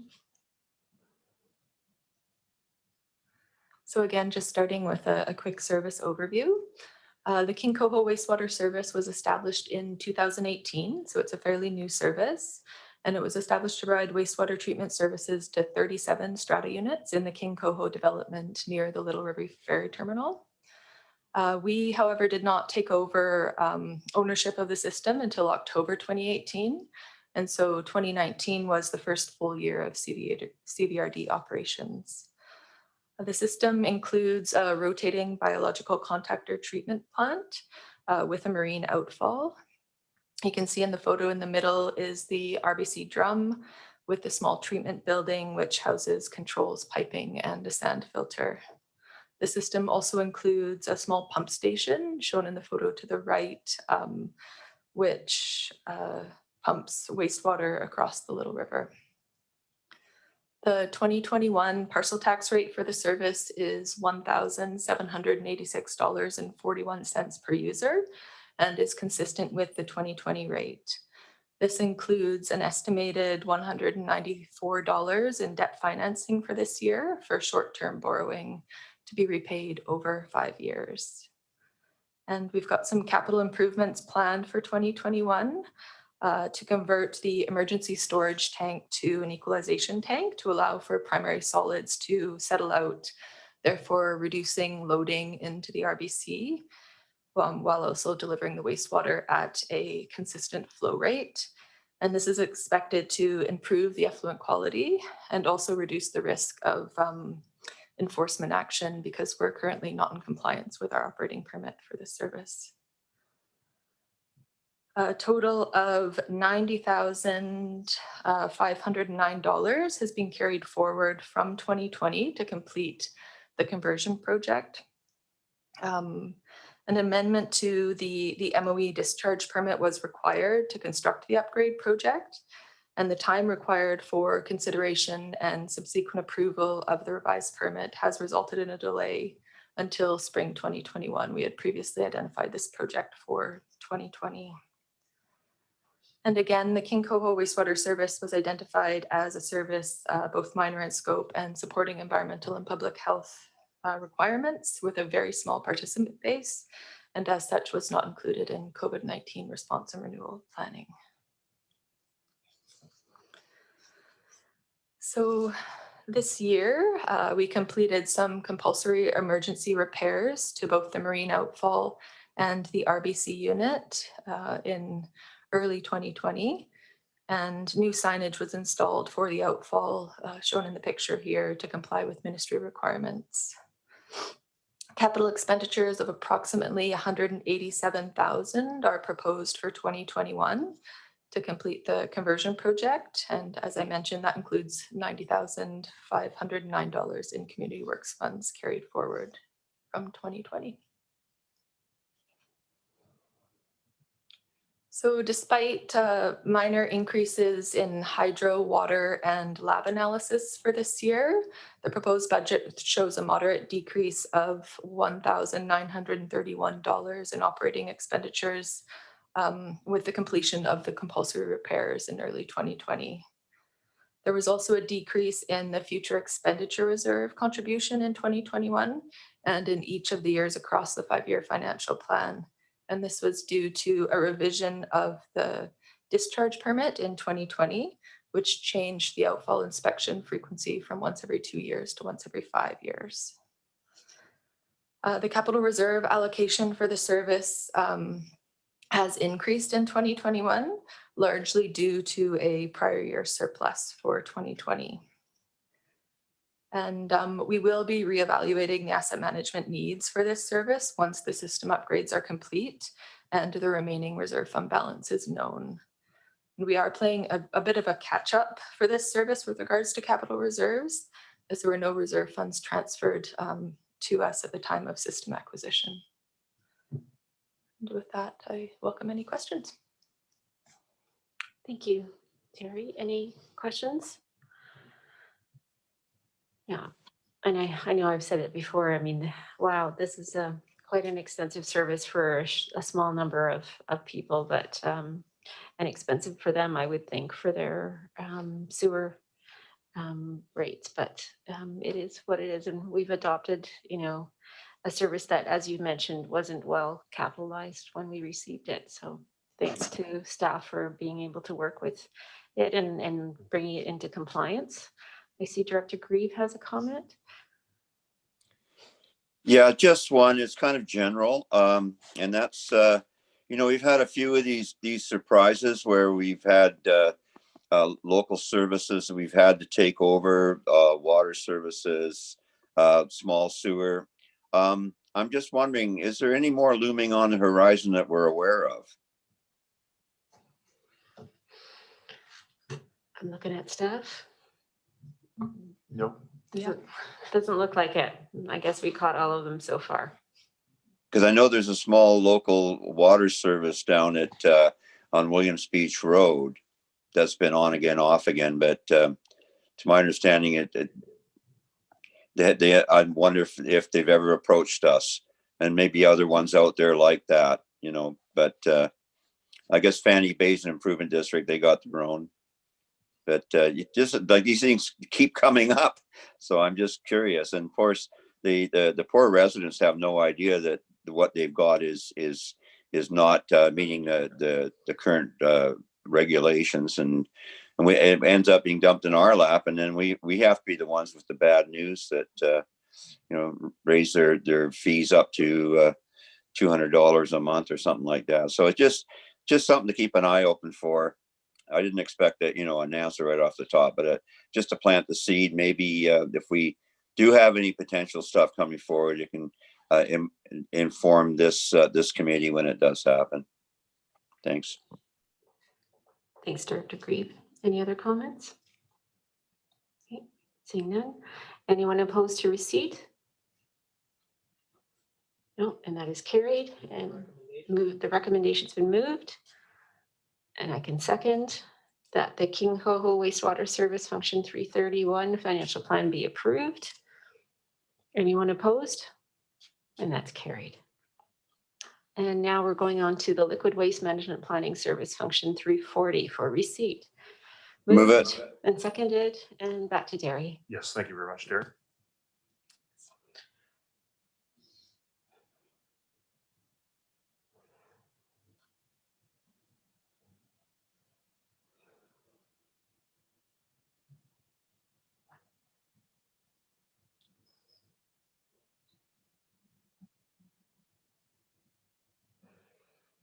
Thanks, Lisa.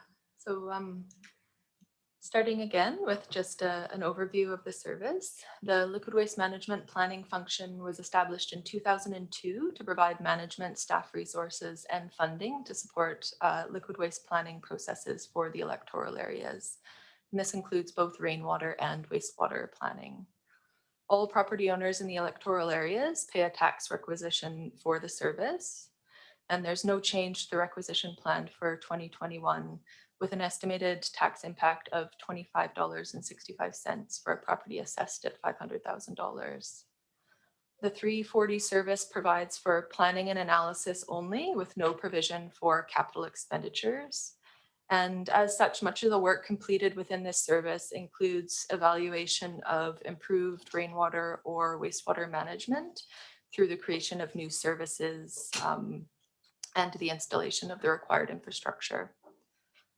Professional fees for many of the planning projects in this service are provided through the electoral area feasibility study services that I spoke about earlier. And the staff resources, however, for these projects are provided through function 340. And the service also always relies heavily on grant funding to complete larger projects. So function 340 also includes management services for the Jackson Drive and King Coho sewer services and the Courtney Flats drainage service.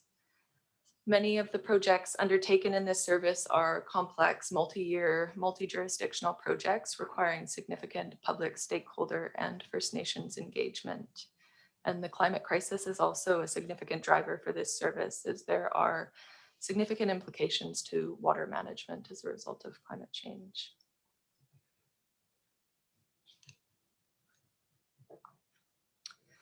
So we had a busy year in 2020 with a diverse range of projects covering all 3 electoral areas. The function numbers shown in blue on this slide provided funding for any professional fees for these planning projects. You can see the septic education program and on-site wastewater management work are funded directly by the 340 service. So for on-site wastewater this year, we hosted 2 virtual septic education workshops targeted at residents on both Denman Island and in Black Creek. And this new delivery platform was quite successful and will continue into 2021. We also completed 2 studies related to on-site wastewater management, one looking at options for mandatory maintenance program for septic systems, and the other looking at options for managing compost toilet residuals on Hornby Island. And we will be continuing with identified next steps for these planning projects in 2021, mainly using internal staff resources. We also initiated our phase 2 planning work in the Solon watershed in early 2020, which is now nearing completion with results expected to be presented to this committee this spring. As well, we completed a significant amount of planning work in support of improved wastewater management for Royston and Union Bay, including evaluation of partnership opportunities with the Comox Valley Sewage Service. And we also completed work to evaluate sustainable infrastructure development and service delivery options for Union Bay, which will again carry forward into 2021. And this work really remains important as development of the Union Bay settlement node brings with it very unique challenges with regards to servicing, with very urban style service levels being contemplated for that area.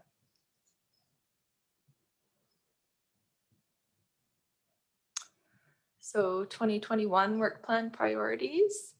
For 2021, we will see many of these projects carry forward with a few new projects being proposed as well. The septic education program, as I said, is proposed to continue in the virtual format with 4 workshops planned for 2021. As I mentioned, we'll also be completing further work to support the next steps identified for the mandatory maintenance study and the Hornby compost toilet study. And these next steps mainly include further data analysis and evaluation of service structure options to be completed using internal staff resources. Implementation of the electoral area rainwater management strategy will also be an important focus for the service in 2021. And some of this work was proposed in 2020, but was unfortunately delayed due to COVID-19. So the 2021 work plan for rainwater management initiatives includes service structure options analysis for Saratoga, development of improved regulatory tools, a public education program, as well as an ecological accounting protocol demonstration application in Saratoga Beach to be led by the Partnership for Water Sustainability. As I mentioned, we will be completing the phase 2 work in the Solon watershed as well this year, with results expected in the spring. And it is also proposed that this work be followed by the watershed protection scoping study discussed earlier. A more detailed scope of work for this study will be presented to the committee following the results of the Solon work in the spring. And I think, yeah, continuing on with the Union Bay Servicing Framework option and Area A wastewater management planning in 2021 as well.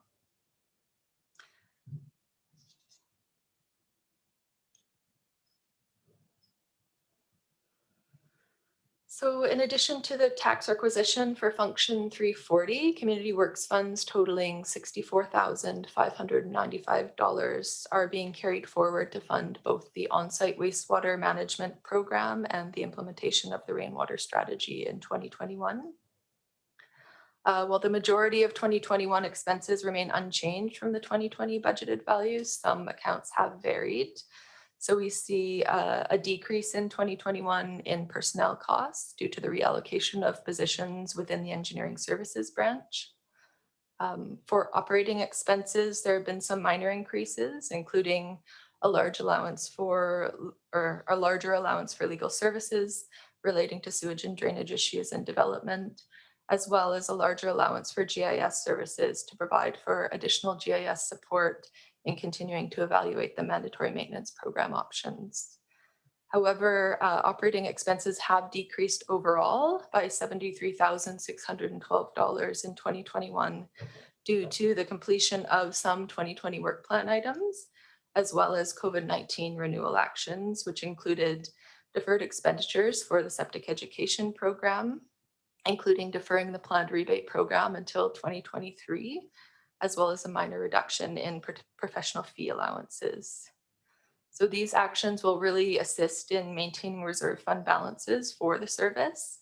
And these future expenditure reserves are important as they can be used to offset some of the larger planning projects like a liquid waste management plan that could otherwise require an increase in tax requisition for the service. And finally, just a note there that professional fees for many of the projects, like I said, are provided through the feasibility studies services and not included in 340 operating expenditures. And with that, I welcome any questions. I don't see any from, oh, Director Arbor, great.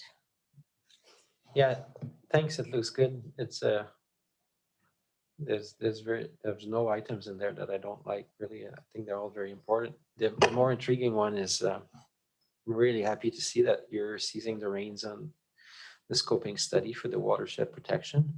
I think we've had a lot of effort around Comox Lake, but Dr. Grieve and myself and Dr. Amir have talked about. We know it's a multi-year, a decades type of approach, but we have to start somewhere. And I think there is likely a role for the RD as we deal with private lands everywhere, which impacts watersheds. I'm not sure if it starts to get out of the liquid waste kind of terminology. You know, we might have to rename that service at some point if we're starting to venture very far down those roads. And I would say in that one, I would assume there's conversations happening. I think, or I would hope there's conversations happening with the parks people as well, because I think as they consider a regional park, I actually see watershed parks type of concept, not the traditional notion, but how do we actually maintain healthy watersheds across the valley? So that's great. Budget looks good. I think it's fair. You've got projects that are helping every community. The septic regulation one is remains of interest, of course, and the rebate program now budgeted for 2023. So I guess we'll hear more about that later. But yeah, that report to me is always in the back of my mind, especially as we consider the servicing to Union Bay and how we communicate to people. And I don't know if we would plan to update as well I think we had some information sharing with Island Health around data. Is there an update on that? They were going to start sharing deeper data with us around the status of on-site septic. Maybe I'll just ask that. It's not the budget, but just out of curiosity. Sure, through the chair. So yeah, we did send a letter to Island Health earlier in 2020 requesting to have a data sharing agreement for that information. And we did get a positive response from them. However, they do have some staffing capacities right now with the COVID-19 pandemic. And so they said it might be some time before they're able to provide that information to us. Thanks. Thanks. And Director Grieve. Thank you, Madam Chair. And yes, this is probably the #1 service that's hardest to explain to my residents. Because like you say, they're thinking about liquid waste. And really, although there's a lot of laudable work that comes out of it, you know, you talk about the Solom, you talk about the Lazo Flats, you talk about Saratoga Miracle Beach and all that. You know, there's very little in the way of deliverables that people can actually point to and see, because on every front, we are forced to partner up with private property owners, with various government ministries, and that's where it falls down. You know, we can't really see a path forward. We're basically at the whim of senior government, and we know that the wind changes generally down there every 4, 5, 6 years. And even if the same party's elected, there's new people in their positions and whatever. So I don't know. It like I say, it's kind of a nebulous thing.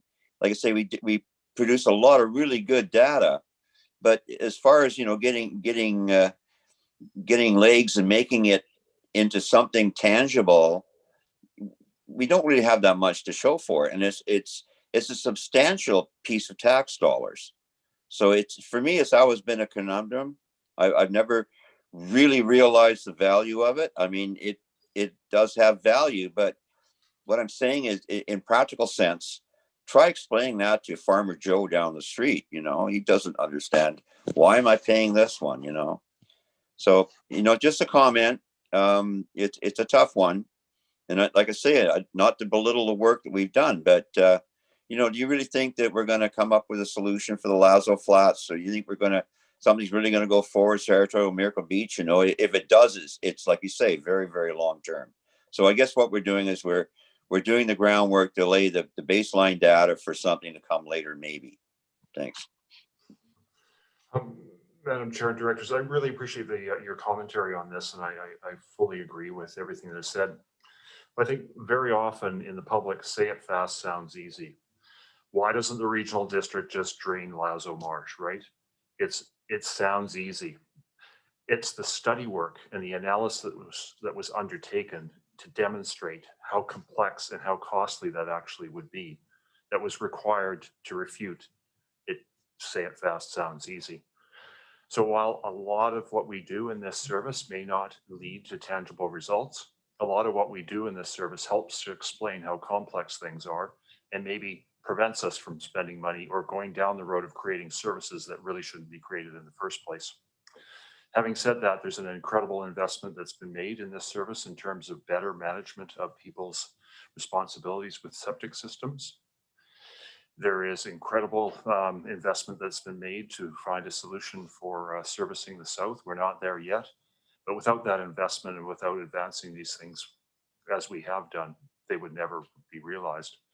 I think you're right. We need to take a look at rebranding and maybe restating what the service is and better explaining it. That'll help, I'm sure, in part.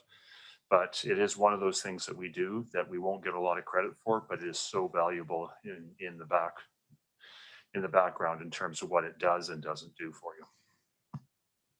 Thanks to Seth for explaining that. I know when I saw the numbers for the Lazo drainage study, it was mind-boggling, but you know, very stark and brought to light what, you know, cost of some of these types of services could be. So thank you for reminding us about that.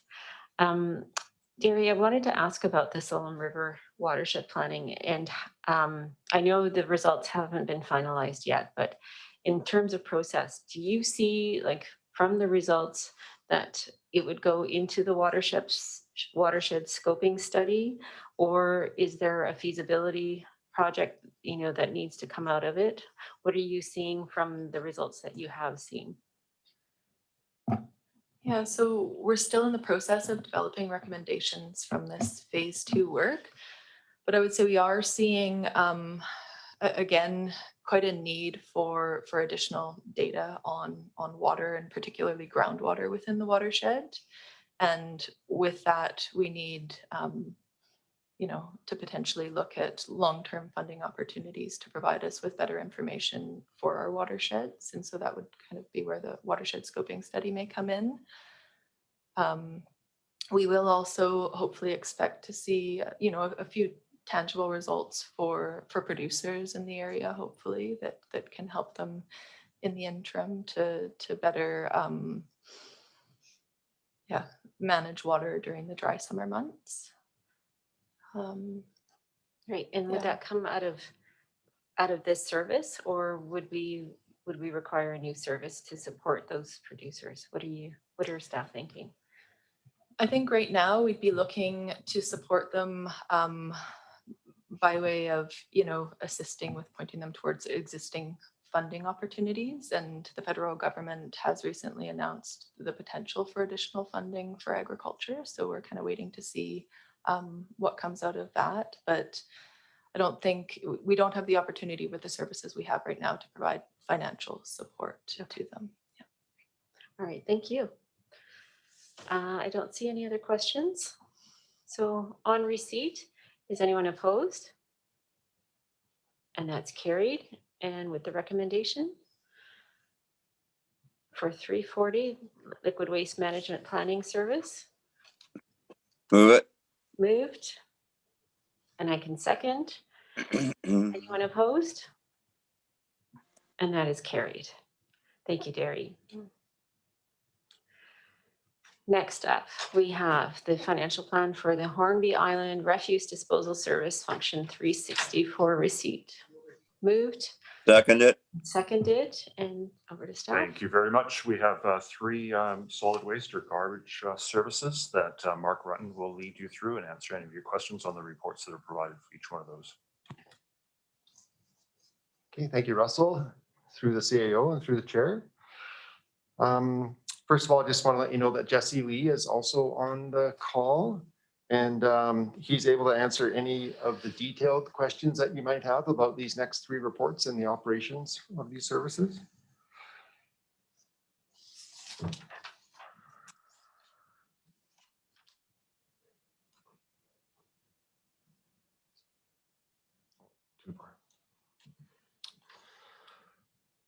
All right, so the first presentation is for the Hornby Island service.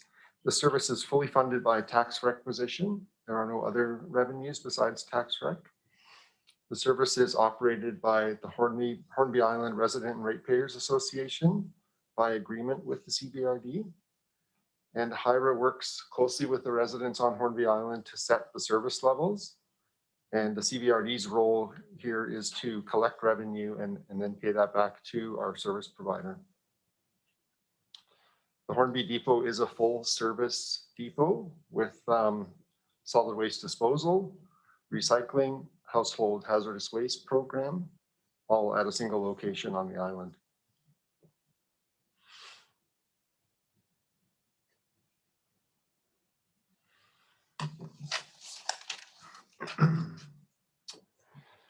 In 2020, there were no real special work plan projects, but obviously our service provider really focused on COVID-19 site requirements in order to stay open. Those included extra cleaning and social distancing requirements. And of course, they kept the site open to the public to provide that essential service. The free store was closed due to COVID in March, but reopened in November with COVID-19 protocols in place.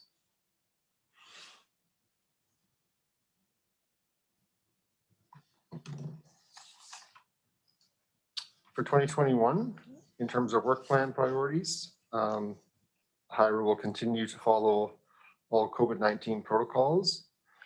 There has been a request to enclose a small area within the free store for the sorting of incoming materials. Right now, the free store is an unheated large building, and this storage area would provide a little more comfort to the volunteers to pre-sort and organize materials as they come in. There's a budget included in the proposed plan of $20,000 for that modification.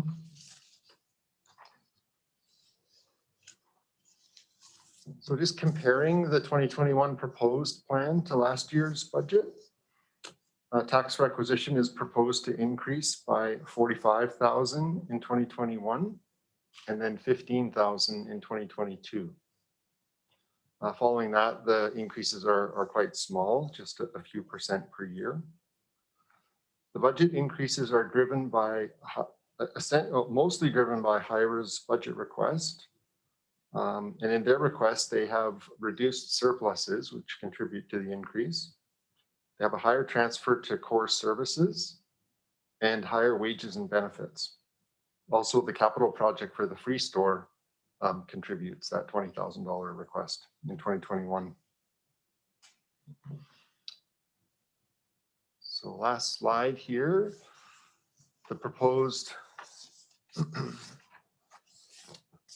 tax requisition for 2021 is $260,000. It equates to 0.3745 per thousand. And for a $500,000 property, that equates to $187.25.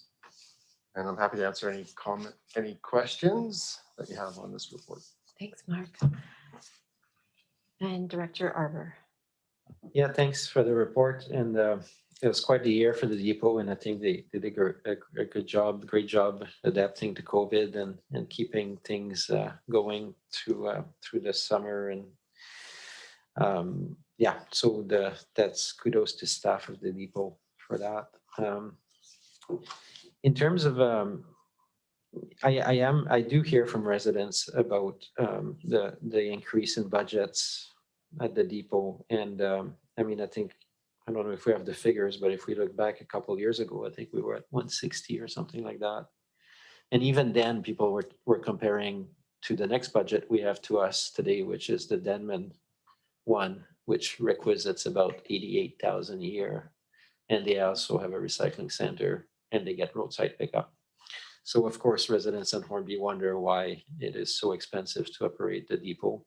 Whether I agree with them or not is not the matter, but those questions are out there.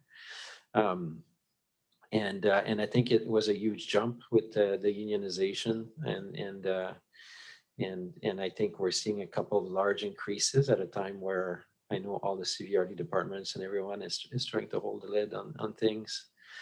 So I'm wondering if we could maybe hold off at least on the small saving of the 20,000 there. If I saw that they got a sea container and things like that, but just to find reduce the blow of some of those tax increases. We can have further conversation. Maybe grants can be pursued for something like that. Typically, historically, the first store hasn't drawn a lot from this service. And then the second is the other thing I've heard from people linked to the unionization is maybe we should consider in the future the pros and cons of looking at the staff becoming, inside the regional district rather than outside, whether there's efficiencies to be realized or not. I think that could be appropriate to at least have a sense that ratepayers are getting the best value in terms of how the service is delivered. So yeah, I mean, those are conversations to be had with HIRA and others, but I'd encourage that staff to do that, because there's definitely those questions come up. Overall, though, I think they do a great job in terms of the operations. It's been nice the last few years to see some of the improvements, and again, kudos to them for how they responded to COVID. Thanks. Thank you. I don't see any other questions. So on receipt, is anyone opposed? And that's carried. And we have a recommendation. Move it. Uh, Can I amend it before you move it? Amended. Or don't amend it? Can I just make them, I won't second your motion. I'll make my own motion and so I would just say, why don't we approve it minus the 20,000? And then that could always be approved later if there's a strong case coming back from the community. But I would say it'd be nice for staff to look at alternative ways at a time where the service cost increases have really gone up a lot the last 2 years. Do you want to second that, Dr. Greek? I'll second that. Thank you for that. And any other questions or comments on that? Is anyone opposed? And that is carried. And staff have that recommendation for minus the 20,000. Great. Okay, so now we're moving on to Denman Island to their garbage collection service function 362 for Move receipt. report. Moved, seconded, and back to Mark.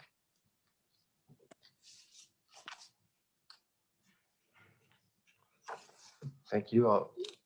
Lisa's got it up here. So thank you very much. This next report is the Denman Island Garbage Collection Service.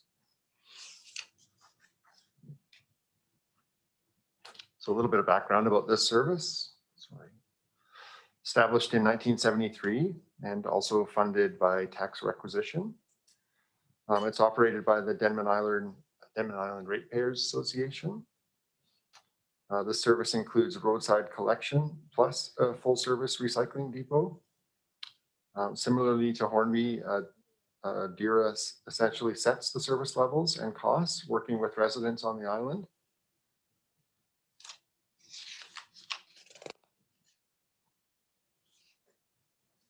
In 2020, also, most of the focus was again on dealing with COVID-19 site requirements in order to stay open and provide the essential service. The free store closed in March, and I don't believe this free store has reopened yet.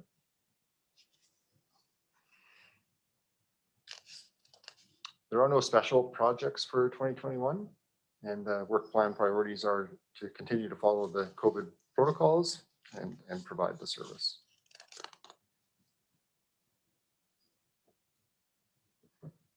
In comparison to last year's budget, tax requisition is unchanged for 2021, followed by, 2021 and 2022, followed by an increase in 2023. The costs for the services are very stable. The proposed 2021 tax requisition is $88,000, and for a $500,000 property, that equates to $93.05. And I'm happy to answer any questions that you might have on this report. Dr. Arbor. Thank you. Yeah, so I mean, right, you just see it at the picture, they're holding it steady, still providing a good service. Something I hear sometimes on Hornby is our recycling outcomes are way better than what you see elsewhere, including Denman. So I have a question to staff. Is that correct? Are our recycling outcomes that much better on Hornby? Because people say, well, we have a staff depot, and we talked about that at CSWM, that a staff depot does help, but they also have people working at the recycling depot on Denman. And so my question is, yeah, does Hornby truly shine in terms of recycling outcomes for the amount of dollars that are expended? Jesse, do you have any comment on quality or quantity of recycling from Hornby compared to Denman? Yeah, through the chair. So I could actually, we could look at the numbers through population, but Hornby does handle, back to your last question, Hornby does handle a considerable amount more volume of material and a broader spectrum of items that aren't collected all at Denman. So there is, as far as the volumes per capita and stuff, I couldn't tell you that right off the top of my head what that would be. Never looked at it like that, but they are Hornby is collecting quite a bit more scrap metal in larger volumes, CISA products, so they're clean wood, they're deserting, and then the amount of waste that's handled off there as well considerably higher too, because you're dealing with some of the more commercial entities as well on Hornby, where a lot of the commercial stuff is coming off of Denman Island directly to the landfill. So that's a bit of a difference there in how it's handled, because there is some small commercial haulers that bring it right off from Denman to Cumberland facility. Thanks. So if we did get did a little review of the situation, it might actually answer questions that have been around for decades, because those questions seem to come up every year with some of the residents on the island. So yeah, potentially, yeah, maybe we could sit down. There is some information we put together. I could provide you, Director Arbor, that would maybe show you a bit of the differences between the two facilities, or sorry, two locations. Thank you. Otherwise, the budget looks good, obviously staying flat, and I hear a lot of good things about what the gang does at the recycling depot in Denman as well. People are pretty happy with the service. Thanks. Thank you. I don't see any other questions. So on receipt, anyone opposed? And that's carried. And for the recommendation, moved Move it. and seconded that the Denman Island Collection Service Function 362 financial plan be approved. Anyone opposed? And that's carried. And lastly, we're going to take a break after this last garbage collection service. So Royston. Move 366. That's moved and seconded. And back to Mark. Great. Thank you, Chair. So the, I'll just advance here. Royston Garbage Collection Service, established in 2010 when the regional district took over the Royston Improvement District. For this service, revenue is collected by user fees and by Recycle BC incentives. The service provides full roadside garbage collection and recycling. The CBRD contracts with Amterra to provide the service. And the Recycle BC and incentives contribute quite a bit of revenue to this service, so it really does help to offset some of the cost.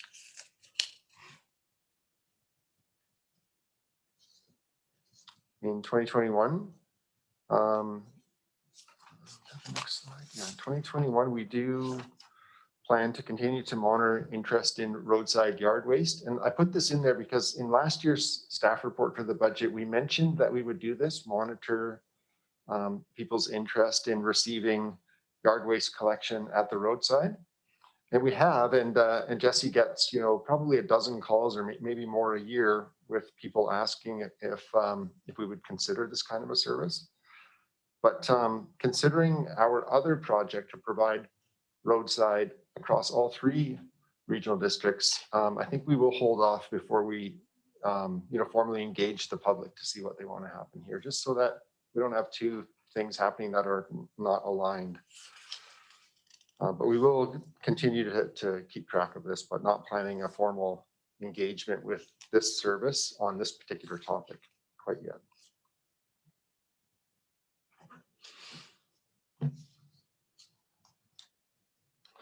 So there are some changes in this financial plan. We have been holding the current rate of 115.8 since 2014, but the financial plan now proposes some small increases in order to keep up with rising costs. So the proposed plan does recommend an increase in 2022 and 2024. And you can see the amounts there, going up to $122 for 2 years, and then in 2024, going up to $126 per user in the final 2 years. And you will notice right now, the way that we have prepared the proposed plan, we were using some reserves to provide revenue to the service. And we're now suggesting that that really those reserves should be maintained and that we don't do that going forward. So the staff report includes, recommendation to approve the proposed plan, but also then to make an adjustment to not use those reserves and increase rates slightly.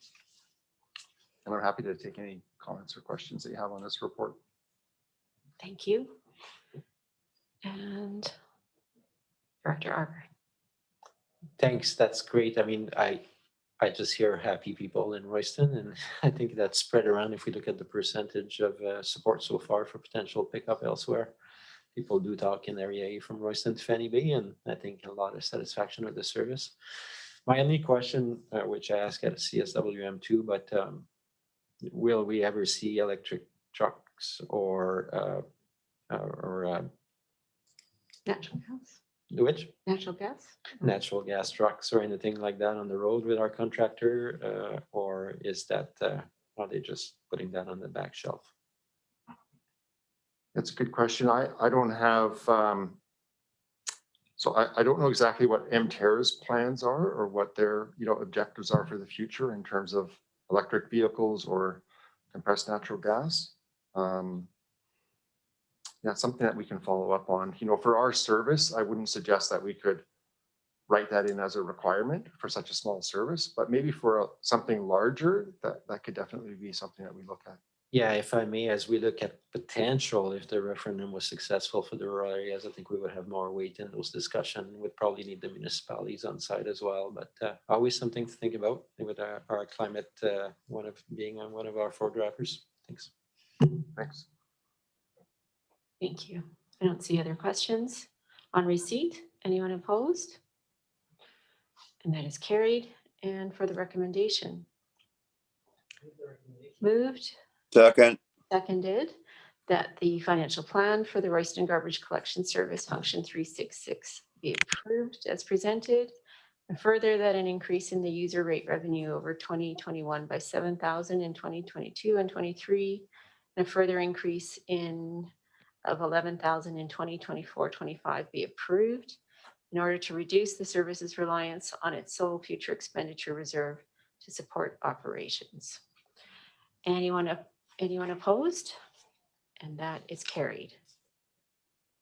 Great. I think we will just take a 5-minute stretch break, and we will be back at 2:35.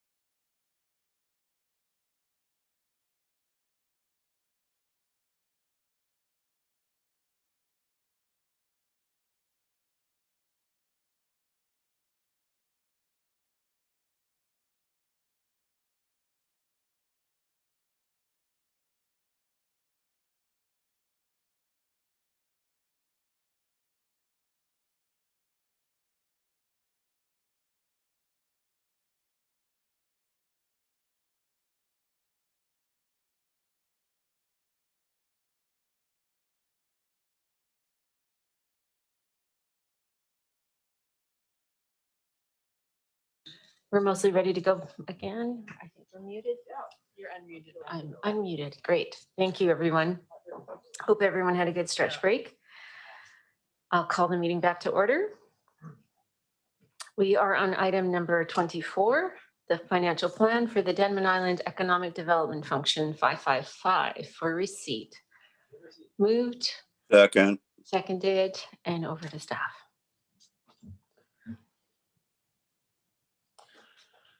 Oh, sorry. I got caught. Where are we at? Denman Island Economic Development. I'm going to look to Doug DeMarzo to provide that summary.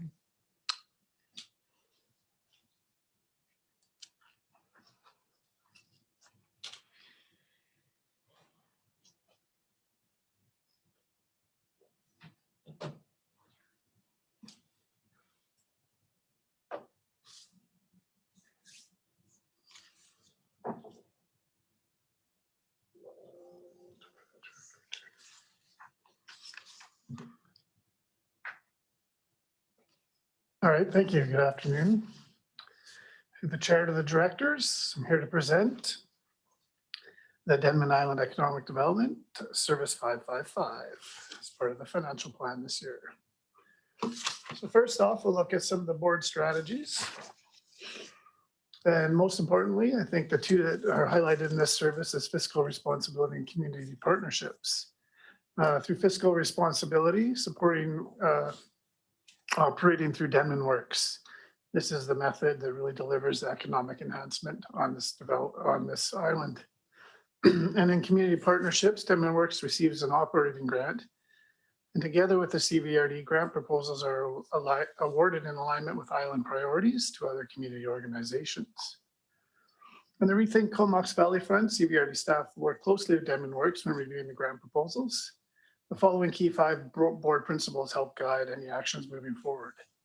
Maintaining core services at an affordable cost, sustainable, stable services in support of the local economy, adapt to changing community priorities, realigning resources to support community renewal initiatives, and communicating clearly about their actions within the community. In 2020, they saw some direct support going to the digital pottery resource, a shared student space, and quite a bit of work with the preschools regarding transitions. There also been a fairly active COVID-19 resource on the island.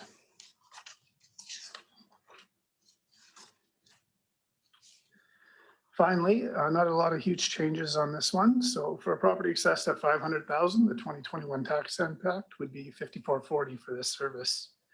Of that, an annual operating grant of $45,000 for Denman Works is budgeted through to 2025 without any increases, which includes $16,000 in funding for annual community project granting programs. With that, I'll take any questions you may have.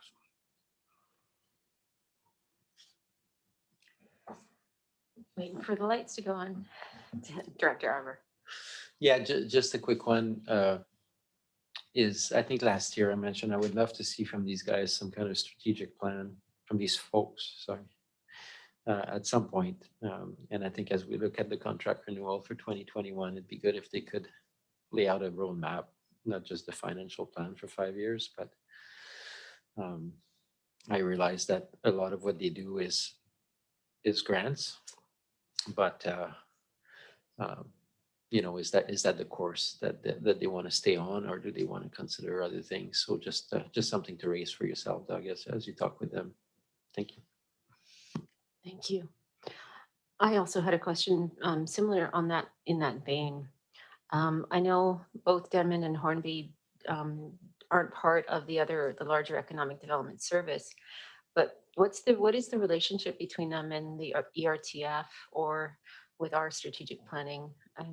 Is there kind of feedback with what this board does, or are you on your own?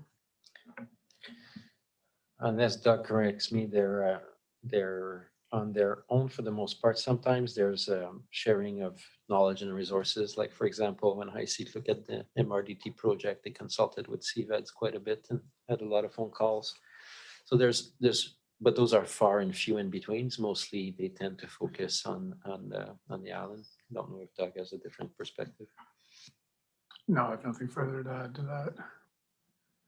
Yeah, I mean, I think I'm just going to echo Director Arbor's intent is, to kind of, I'd love to sort of see them in maybe stronger alignment with some of the strategic priorities of the area. I mean, I know it's very much a grants based, as you mentioned, and a lot of grants go to artists. And but as we've highlighted, affordable housing and childcare as part of economic development is maybe something that they want to consider a little bit more closely.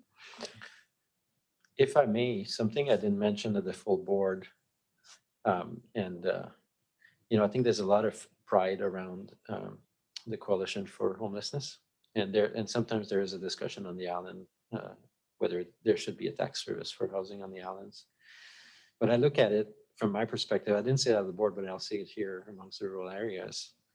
The Coalition for Homelessness has, I think they reported they created 76 units over the last 5 years, contributing to the emergence of 76 units, and they probably got $600,000 or $800,000 in funding to achieve those 76 units.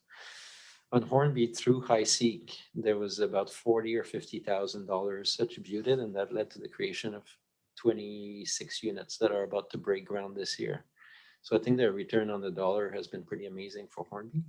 On Denman, there's currently conversation, I think I forwarded to Doug, around they have a project that's really difficult, but they're looking at potentially moving sites, which will make it a lot easier. It will start to have the profile of the Hornby project, and they already have BC Housing in Macola. So I think those, and I know Denman Works has been involved in some of the grants on that. So I think they are actually quite active. It's just that the rest of the valley doesn't know about it. Thanks. Thank you. Thanks for updating. I don't see any other questions or comments on receipt. Anyone opposed? And that is carried. And the recommendation. Moved. Second. Seconded that the financial plan for Denman Island Economic Development Service Function 555 be approved.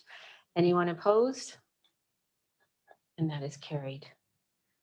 Next up, we have the Hornby Island Economic Development Function 556 for receipt. Move 556. Moved and seconded. And back to Doug. Thank you. Through the chair to the board, I'm here to present the Hornby Island Economic Development 556. Once again, this is largely delivered through the Hornby Island Economic Enhancement Corporation with the CVRD. And I'll just, as we get started with the presentation, I'll just note that, again, some of the strategic directions as a fiscal responsibility. In this case, this is continuing operations through High Seek for enhanced economic development and leveraging of grants such as the upgrades to internet infrastructure project currently in front of the board table. And then the climate crisis and environmental stewardship priority, they're looking at ways to support the Hornby bus in partnership with Denman. And through Rethink Comox Valley, one of the goals for us is a reevaluation of approved funding with various nonprofits. This is one of the ones we have to look at. And as such, I think moving forward, we'll have to have discussions on that proposed contract, which envisions probably holding the grant under 100,000 in coming years, unless there's a strong incentive to move off that number. But I'll leave it at that for this stage. And I just alluded to those comments on that slide. In 2021 and 2020, their work plan accomplishments were really focused on improving internet connectivity, coming forward here in the coming months, and supporting new businesses and collaborations. For example, one item is keeping that Spark project potentially operating on the island is one of the items in their key economic development action plan, which they submit as a strategic planning document every year with updates to us, which is a great document. So as I noted, it's primarily delivered through an operating grant to High Seek. For a value of property assessed at $500,000, the 2021 tax levy would be about $72. I think it's important in this service that each year the grant continues to rise well above the expected cost of living increases. For example, in 2018, the operational grant provided to High Seek was $62,000. And for the 2021 proposed budget, it's now 90,250. So I'll just leave you with those thoughts. And if you have any questions specific to this, I'm happy to answer them. Director Arbor does. Yeah, thank you. And I want to take, I think some of the integration that Chair Hamir was talking about has been pretty good on that front. Watching James work with, James Warren work with on the internet project with both groups on the islands has been really nice to see that collaboration and support. We'll see what happens to it, but it's definitely been a priority for the island for a long time. In terms of HiSeq, you know, I am going to ask for a small reduction in the amount, a bit like I did with the depot and we went through animal control and all the rest of that. And I have to say, if anyone's watching on Hornby, you know, the renewal plan has been about keeping services steady at an uncertain time and cost increases. And it's hard when we have, for example, we're holding the line on our fire department, which everybody loves on Hornby, but it's hard when you see inequity, you know, like you see the rise in tax requisition with some groups and others that are closer to the CVRD are having to hold the line under our renewal plan.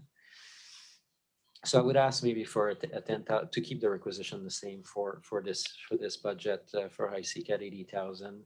I think there are places that are identifiable in their plan that for feedback, not as requirement, but for example, I think we have made a decision to contribute to get on the path to contribute to the arts.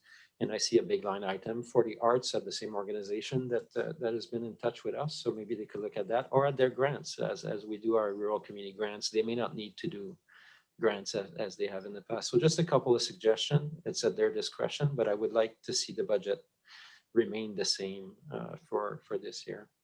Thank you. Thank you. I don't see other questions. On receipt then, for the Hornby Island Economic Development Function, is anyone opposed?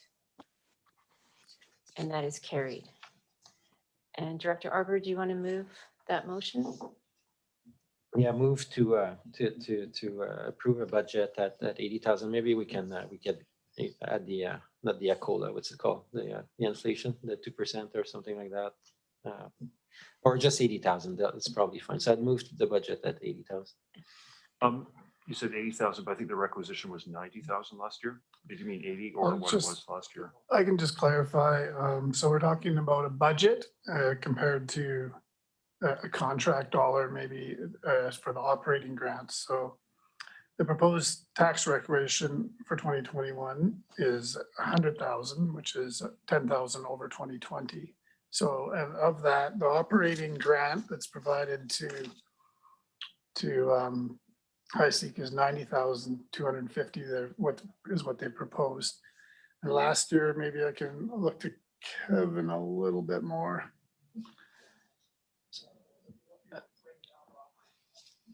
$10,000, and it's one or the other, I guess, is the specifics. Thanks, CEO, and this what might take me on a sidebar if you'll allow. But one thing that was yeah, so I would go for the same requisition as last year and the same budget as last year. And second, I would like to point out that something that was quite stunning for me in the CVED's budget in the past is that, you know, the share of the regional district take on HiSeq has been 10,000 on 80 or 90,000, whereas CVED's, I think we've levered about 15,000 on about $1 million contract, and that was such a big disparity to me. I guess it just represents staff time, but on an order of magnitude, that was something that I thought was steep. But nonetheless, yeah, thanks to the CEO. I think I'm just voting for keeping the same requisition and budget as last year. Or I'm motioning to. Yes. Yeah. So if everyone understands, the motion is to keep the levels of requisition to the 2020 levels. Do we have a seconder? I will second that. Is anyone opposed? Hearing none, that is carried. Thanks for that good discussion. And we still have electoral areas, arts and culture grant service function 615. Move it. Moved and seconded. And over to staff. Back to Doug. Thank you through the charter directors. As introduced, this electoral areas, arts and culture 615. It's important to know a little bit on the history of this service. Was really about the electoral areas providing a service into some of those foundational groups and buildings that aren't necessarily housed in the electoral areas, but are some of the main providers that provide arts and culture services in the valley. So as we go through that, we'll look at some of the board strategic priorities and how they align. Maybe.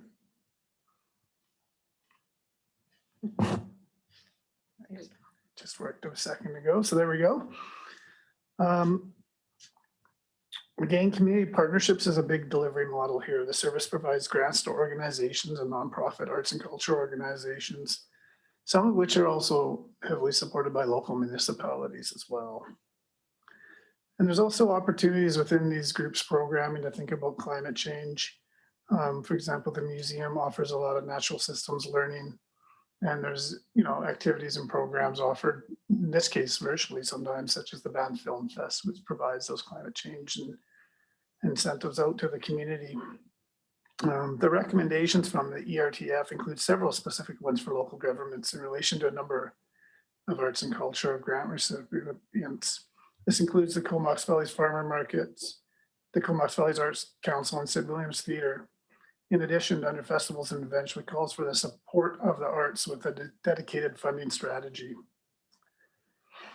So at the time, this budget proposed a $15,000 towards that strategy for regional arts, and it's further suggested that this funding will be put in reserves for 2021, and the process will probably commence in 2022, and this is in consultation with the city of Courtenay and their timing. So I think it's good that we're all on the same page, and it'd be good timing, hopefully once COVID's over, to really dive into this a little deeper.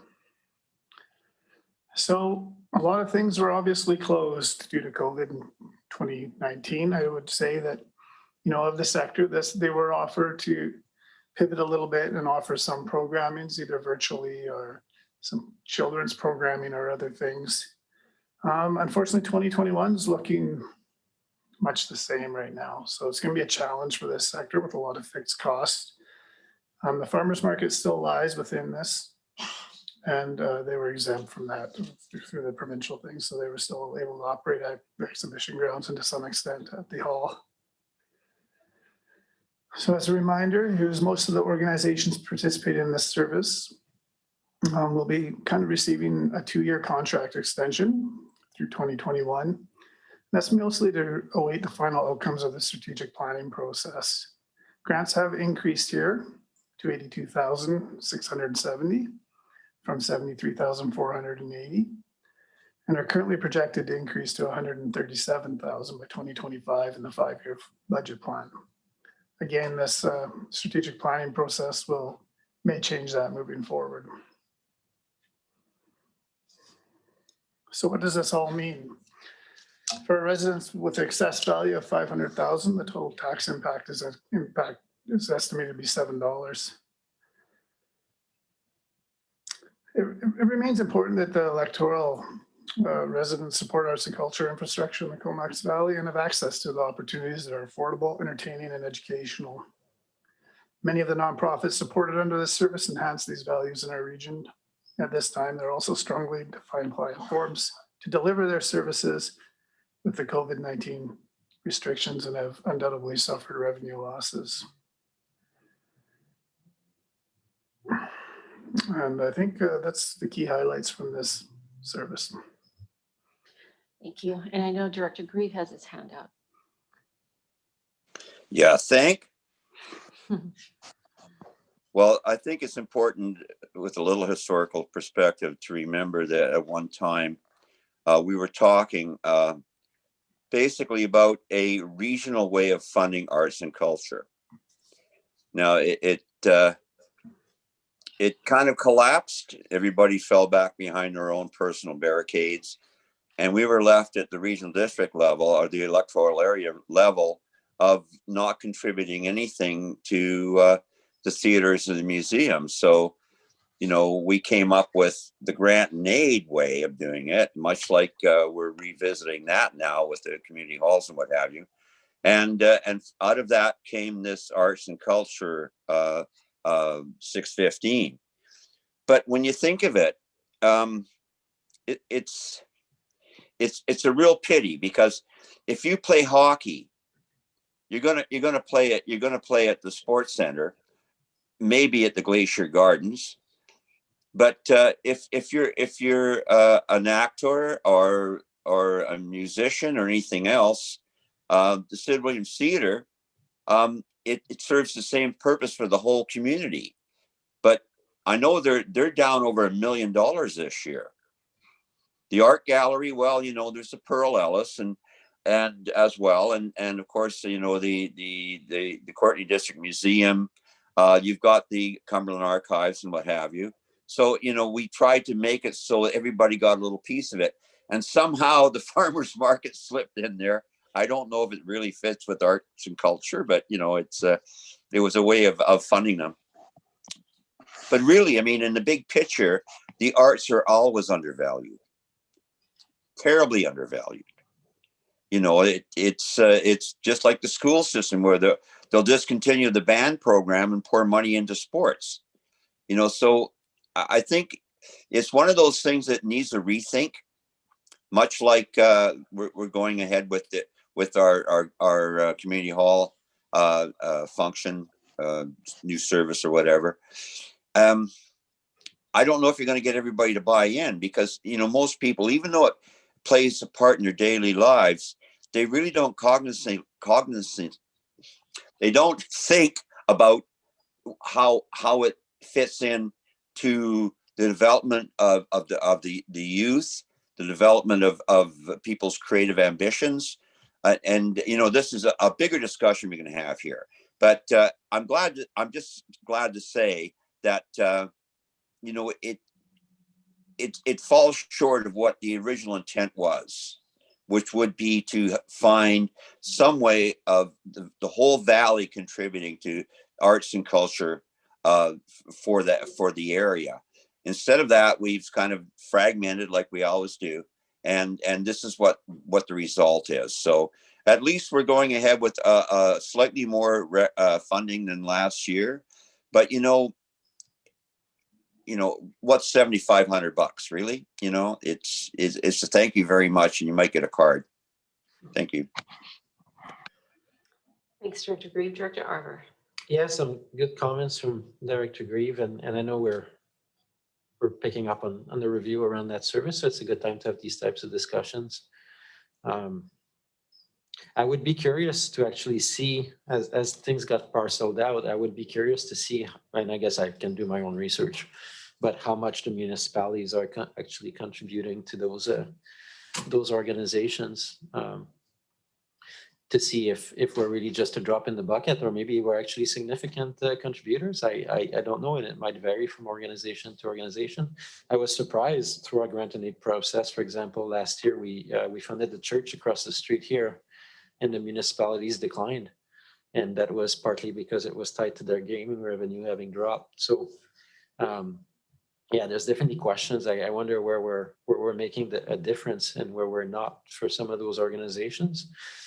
And of course, you know me from Area A, I always look for the value back. I realize I agree with Dr. Grieve. A lot of people do use the facilities and the services in the municipalities, obviously, but it struck my mind as a new person, not having the history that Dr. Grieve has, that, you know, we're funding the Cumberland Museum, but we're not funding the Union Bay Museum, right? And that's just odd, because Area A is basically sending money to and we're not even funding our own.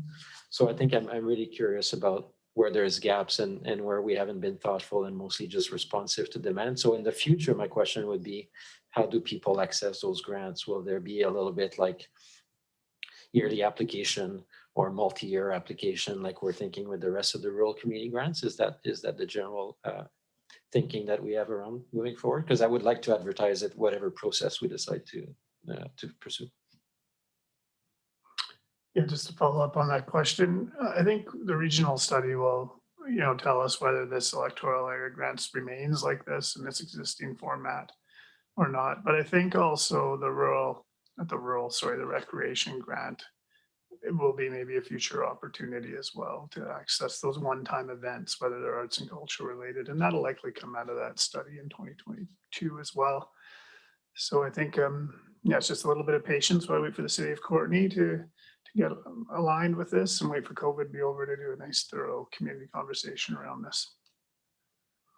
Thanks. I'll just say ditto for what my fellow directors have just said. I appreciate that in the past, this was a service that funded sort of, bricks and mortar sites. But I'm really pleased to see that we have funding. It's moving towards the councils, the arts councils, to provide some of that maybe more strategic funding out into the community. I will actually speak to the farmers market as being a cultural site. Let's not forget, like during non-COVID times, every week there's a different artist that is highlighted at that site. So it's a great venue, I think, for Comox Valley musicians. So I can see why we probably fit that function in here, although it's a small amount. I mean, $4,000 is pretty tiny too. So supporting also that strategic, those dollars that are going into strategic planning and the hope is always that it's sooner than later. 2022 still seems quite far off, but I understand if we're trying to bring us in alignment with Courtenay, it's better to do it all together than for us to do it separately. So that's my comments. I don't see anybody else. So on receipt, anyone opposed? And that is carried. And we've got a couple of recommendations. Recommendation 1 is moved. Second. And seconded that the financial plan for the Arts and Culture Grant Service Function 615 be approved. Anyone opposed? And that's carried. And there's recommendation 2, moved. And I can second that $15,000 originally proposed for the Regional Arts Partnership Study in 2021 be changed to reserve contribution. Anyone opposed? And that is carried. Great, thank you. Now we are moving on to Hornby Island Comfort Stations, function 688. Moved. Second. And seconded. And over to staff. Thank you. Through the chair to the directors. I promise this will only take a minute. How many times have you heard that at a comfort station? Anyway, long story short, again, I'm here to present the Hornby Island Comfort Stations. It really looks at the board's strategic priorities through the community partnerships with HERA and their subcommittee mostly oversee this. And from climate crisis and environmental stewardship, probably more on the environmental stewardship side, it prevents the introduction of human waste into environmentally sensitive areas. So that's important.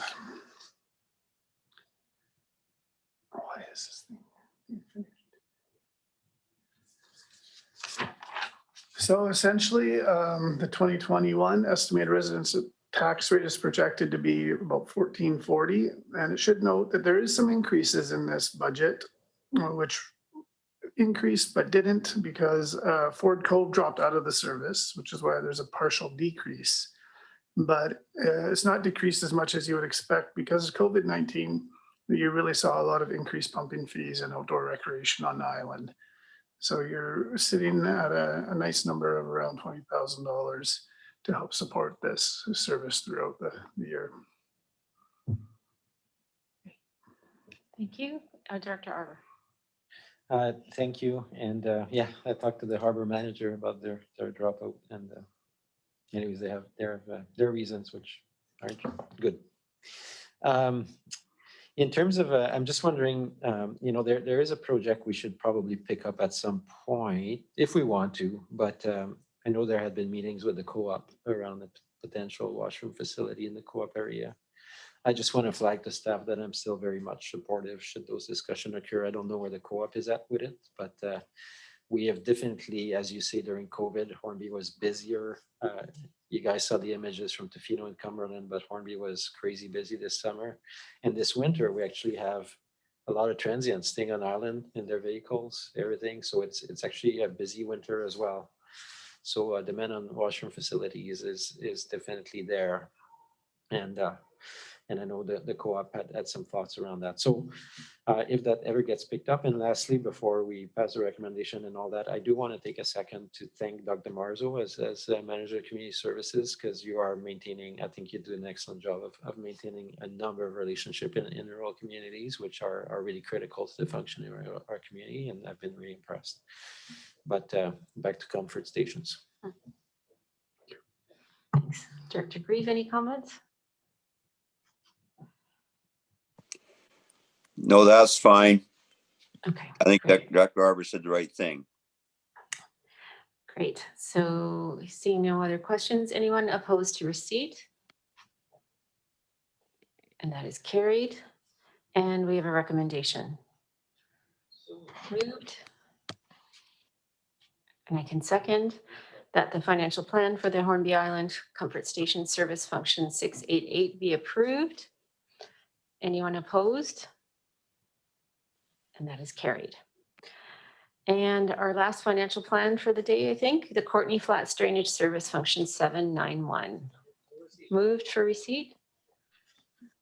I can second. Oh, go ahead. Thank you very much. And Gary Monteith is here.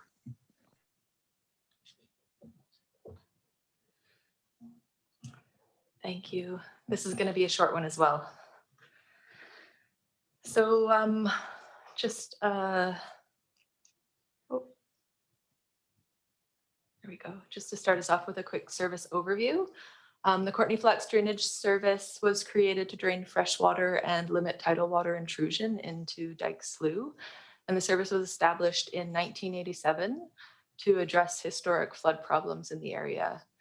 The existing infrastructure consists of 3 tidal gates, flood boxes, and stop logs, and was financed through MFA, and service area debt was fully repaid in 2009. So the service is now completely funded by parcel tax collected from each of the 15 participating properties for operations and maintenance, as well as a contribution to reserves. The parcel tax rate is $47.90 per hectare, with no changes to the current rate included in the 2021 to 2025 financial plan. The service area covers approximately 153 hectares in total, for a total annual revenue of $7,329. Sorry. And there's no CVRD staff time directly allocated under this service, but instead management is provided by the liquid waste planning function 340, which is compensated $1,000 in management fees by this service. So the operating budget for 2021 remains consistent with the 2020 budgeted value, with just a moderate increase in liability insurance. Key expenditures for 2021 include contract services for minor maintenance activities and a contribution to reserves. The 2020 reserve contributions are a bit higher than the proposed 2021 contributions due to a prior year surplus. And there is currently a combined capital works and future expenditure reserve balance of $121,095 in this service. So replacement of the tidal gates is currently planned for 2024 and will be funded by reserves. And there will be consultation with residents, producers, agency and environmental stakeholders, and the KFN that will be required in advance of replacement to discuss the best way to manage the tidal gate system into the future. And climate change will, of course, have a significant impact on the service in the future, and so will be also a key consideration in planning for infrastructure renewal. And with that, I welcome any questions. Great. Jerry, I had a question. Do we have any idea how much that tidal gate replacement is going to cost? And would it all be through tax requisition that we'd be paying out of reserves? We're proposing, yeah, to pay it out of reserves at this point. The last budget estimate we had is quite old now, and it was around $50,000. So I'd expect that to be significantly increased. So there's no potential community works dollars that would have to go into supplement, or is that a potential if we get a new estimate? Potentially, I think the work that we're going to do with stakeholders is really to identify what we're going to replace the structure with. So that'll ultimately determine the costs. But at this point, we're planning to fund the renewal through reserves. Great, thank you. Any other comments? Okay, seeing none, on receipt, anyone opposed? And that is carried. And on the recommendation, moved. Second. Seconded that the Courtney Flats Drainage Service Function 791 be approved. Anyone opposed? And that is carried. And we are now in new business. So the first item is fireworks regulation for receipt. It's been moved. And I will second it.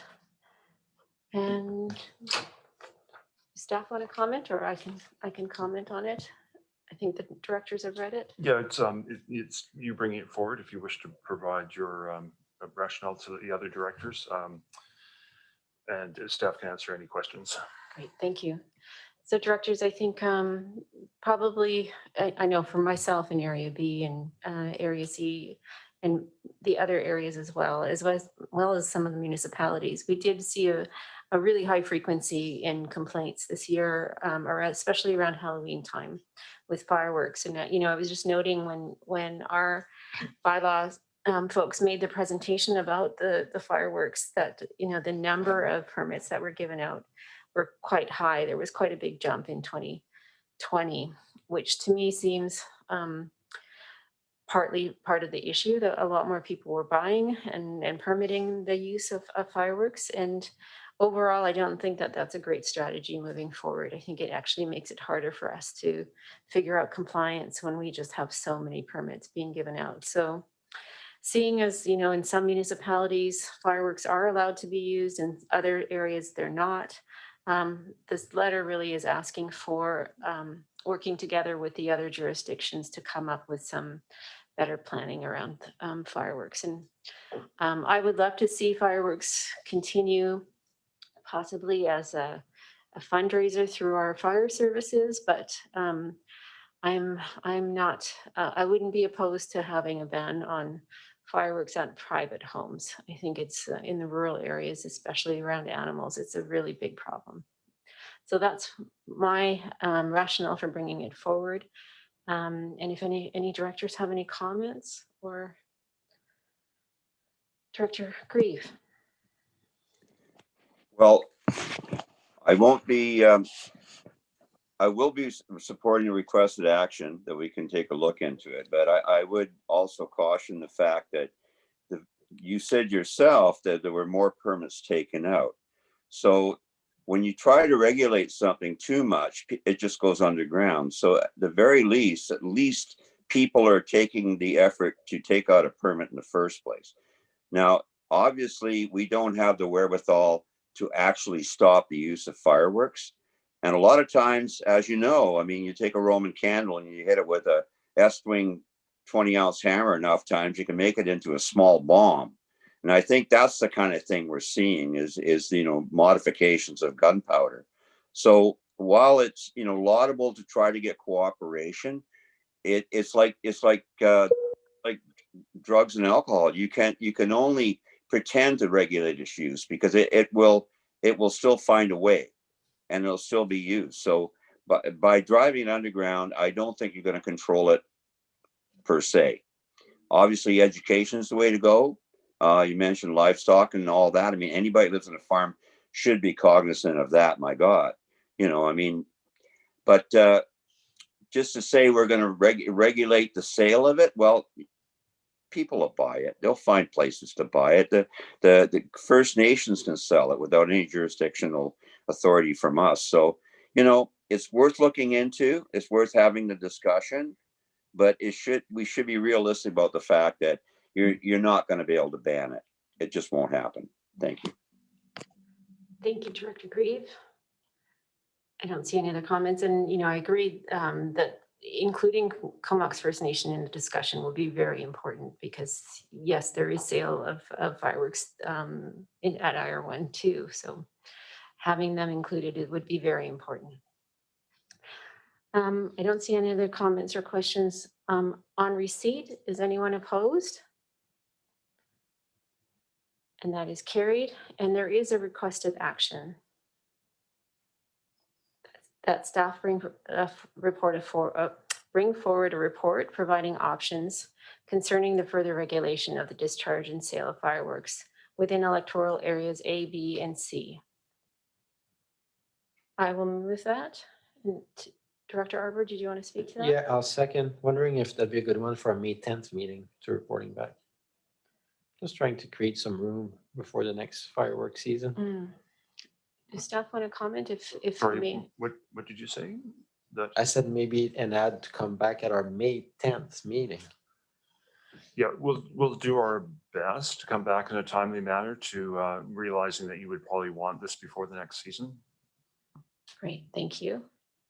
Any other comments? Okay, that requested action has been moved and seconded. Is anyone opposed? And that is carried. Now, we do have another item of new business from our first delegation. I believe we need to vote on that in order to bring it to new business. Yes, and that would be to consider the 3,000 contribution to the homelessness, but I suggest that I think there was 2 items to the request, a letter of support. I think a letter of support would be a natural thing to support at the same meeting, but you might just want staff to come back with respect to a financial contribution so that we can get more information from the applicant as well as to what their needs are and when. okay, sounds good. So I'll move that we write a letter of support to the veterans. Second. Right. And staff will come back with that, the options for the funding. Great. Would anyone, Director Grieve, did you want to speak to it? Well, unless I misheard our manager of financial services there, or Kevin, we have 5,800 left in our grant and aids for this year. So there's money in there. Good to get staff to look into it, but in the short term, I would encourage the Bill Webb to just write a letter requesting an early release of grant and aid to the sum of $3,000 if that gets the ball rolling. Is that something staff need included in the recommendation? I think if you just ask staff to come back with a report, we will work with them and find out what their needs are. And then if it's necessary that they provide a letter or something to back their request, we'll bring that to you as well. Okay. Are we okay with that recommendation? Yes, Director Grieve. Anyone opposed to the recommendation of the letter of support and staff coming back with our funding options? All right. And Lisa, you got that, the motion down? Anyone opposed? Right, and that is carried. And do we have any addendum? Any other? No addendum. And we have a motion to go on camera under the community charter 91E and 91F, 91G, 91K. Moved, and I will second. Would anyone be opposed? And that is carried, and we will be moving in camera.